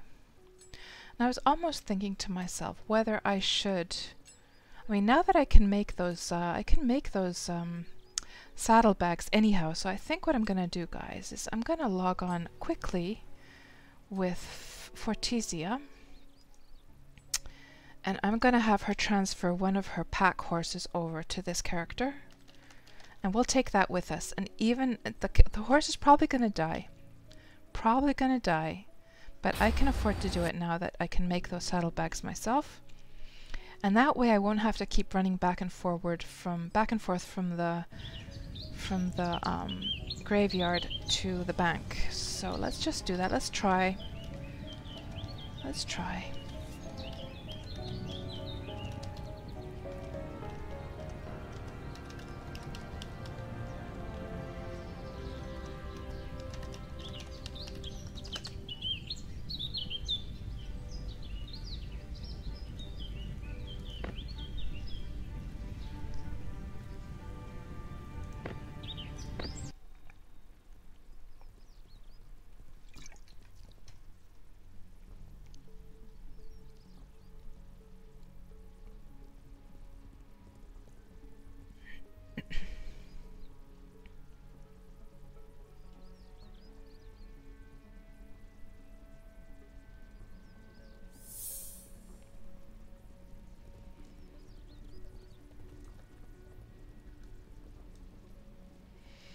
And hers are actually in the bank, I think. So now we have that new keybind that I made. Did I do it with Safarina then? I thought I had a nice swanky new keybind for that, but apparently not with this character. And we will grab one of these. And just give that to Ferocia.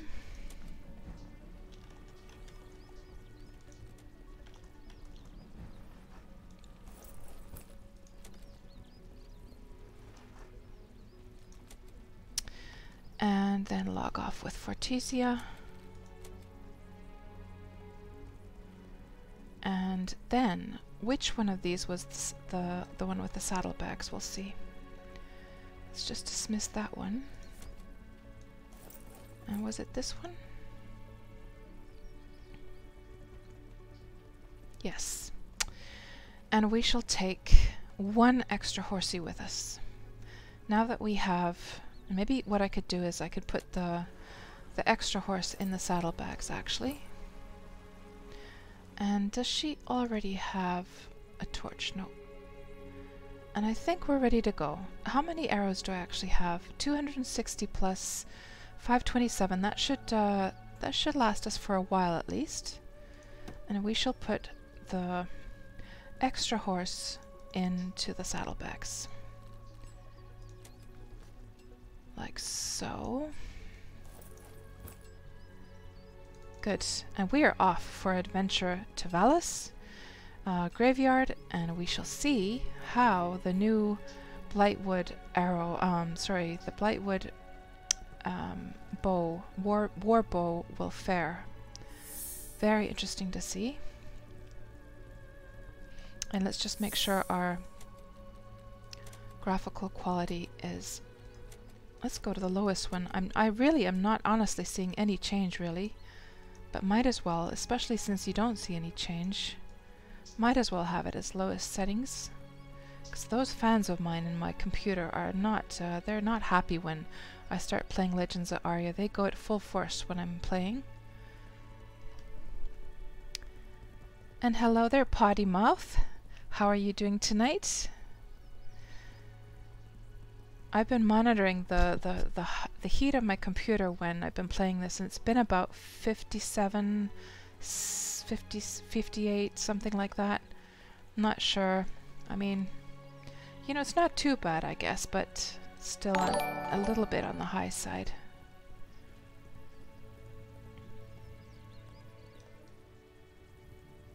And my bears are not liking this. And this was the spot,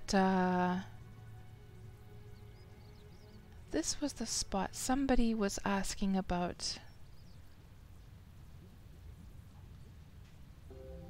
Somebody was asking about the... Hold on here. Was it?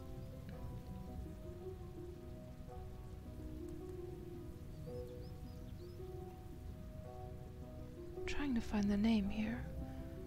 Somebody was asking about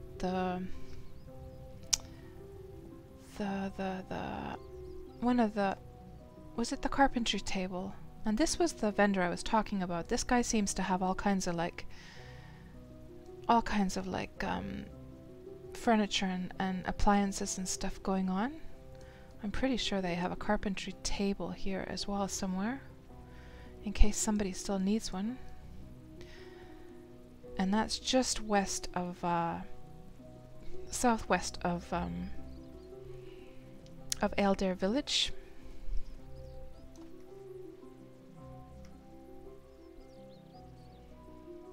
So Mr. Pryor, your graphics card's running at 52 is low, medium. Yeah, what did I say earlier? Did I say... I'm pretty sure I said 65 or something like that, I'm not sure. I think I at least meant to say that, or did I say 50? I can't keep track anymore. So, we're off to Valis, and off we go. So what did Santa bring me? And hello, Sasni. Nice to see you. How are you doing? How was your Christmas? So Santa doesn't bring me anything. Nothing at all. My sons, you know, they're still kind of like at that early age that they're not really in that kind of mindset that, maybe it might be nice for me to give somebody else a present as well. They're still kind of in that child, even though they're 20 and 26, I don't think it's even occurred to them to really get me anything for Christmas. Well, my younger son was trying to think of something. I said, no, you don't have to get anything. And so I didn't get anything from Santa, I'm afraid. And as far as like, you know, real life friends and stuff like that, I'm like, most of my friends are really online, to be honest. I don't really socialize in real life too much. Now, we need to, let's bind our Hearthstone to the Valis city, so I think we need to go up this way. So what does Santa bring you, Sasni? And oh, thank you so much for the host, Potty Mouth. Very kind of you. Now, and how, Sasni, how is all your, how are all your goodies doing that we looted from that abandoned deed? So for those of you who don't know, me and Sasni, we both play Worm Online, and for the old Ultima Online players out there who used to love looting the houses in danger of collapsing, you can do that also in Worm Online. And Sasni, he's new to Worm, and he had managed to find a house. He was streaming one day. This was before Christmas. He was streaming. I was watching his stream while I was playing Aria, and I was just watching his newbie adventures in Worm, and then he happens to find an abandoned deed in Worm, and I was just going nuts. I was like saying to him, grab this, grab that, grab that. That's so, you know, because as a newbie player, he of course did not know, I totally do not know where I'm going, by the way. I am totally lost here. I don't go to Valis that much. I'm looking for the inn. It's up here, isn't it? Oh, it's up. I've got my my screen rotated. It's up here, of course. And then poor Sasni is trying to like keep up with me, and so I said, "Hey, I'm logging on. I'm gonna sail over to your server, because in Worm you can sail to other servers on your boat." And I went to help him, and we spent all night long, up till 7 in the morning, hauling all of that crap over from the abandoned deed that he had found. It was completely untouched. So when he found it, there was everything still. Nobody had discovered it before Sasni. And so we got like hundreds and hundreds and probably even thousands. No, we got thousands of things from that abandoned deed. It was crazy.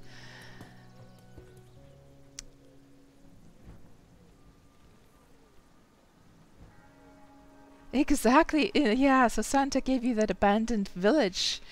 Not a bad Christmas present at all. And oh, you were on shift on Christmas. Oh, I'm sorry to hear that. Yeah. That was very, very fun. That was very fun.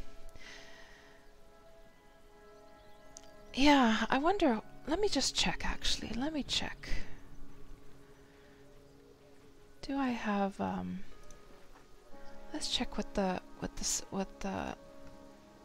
check what the temperature is right now. I think it was this one. No, that's the one to see the sizes of the this one, open hardware monitor. Let's see. Let's see what my computer or my graphics card is going at right now.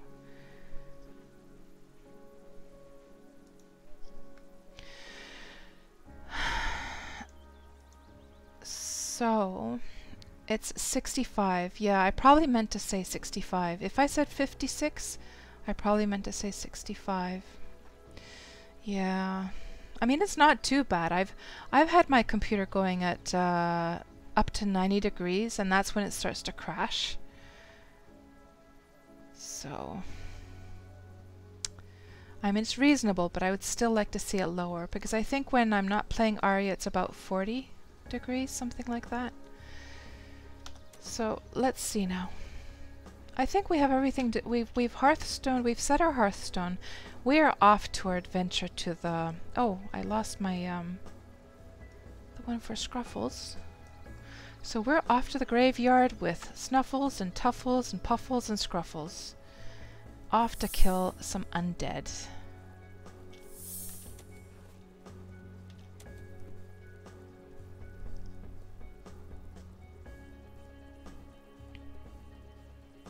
Yeah, thousands of wood planks, tens of thousands of food, it was absolute madness. So, have you made any plans, Sasni, of what you're going to do with all that loot? Have you started selling any of it off, or was there like anything that you gave to your mayor that whose deed you're living next to, or are you still thinking about what you're going to do with all that loot?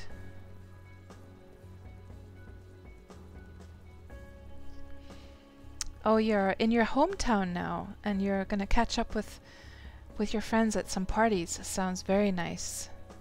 I myself, I don't have any New Year's plans other than, you know, just eating some good food, staying at home, gaming, all that stuff. I'm too old to like going out is just like a pain in the ass at my age. It's just like, oh, get me out of this crowd. Get me out of this noise and all of and trying to yell over other people and like hear what they're saying, and I don't really like to go to parties anymore. I loved going to parties. I loved socializing. I loved partying when I was younger.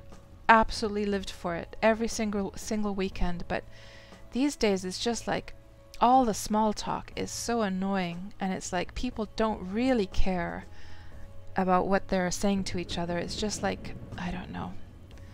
I can't be bothered. I really can't. I'm getting old and grumpy, guys. Old and grumpy. So, what is the situation over here?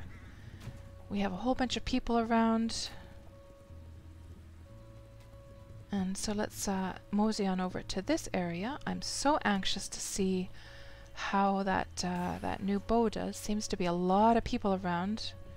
It might be that we're going to have a little bit of a challenge finding mobs to kill, actually.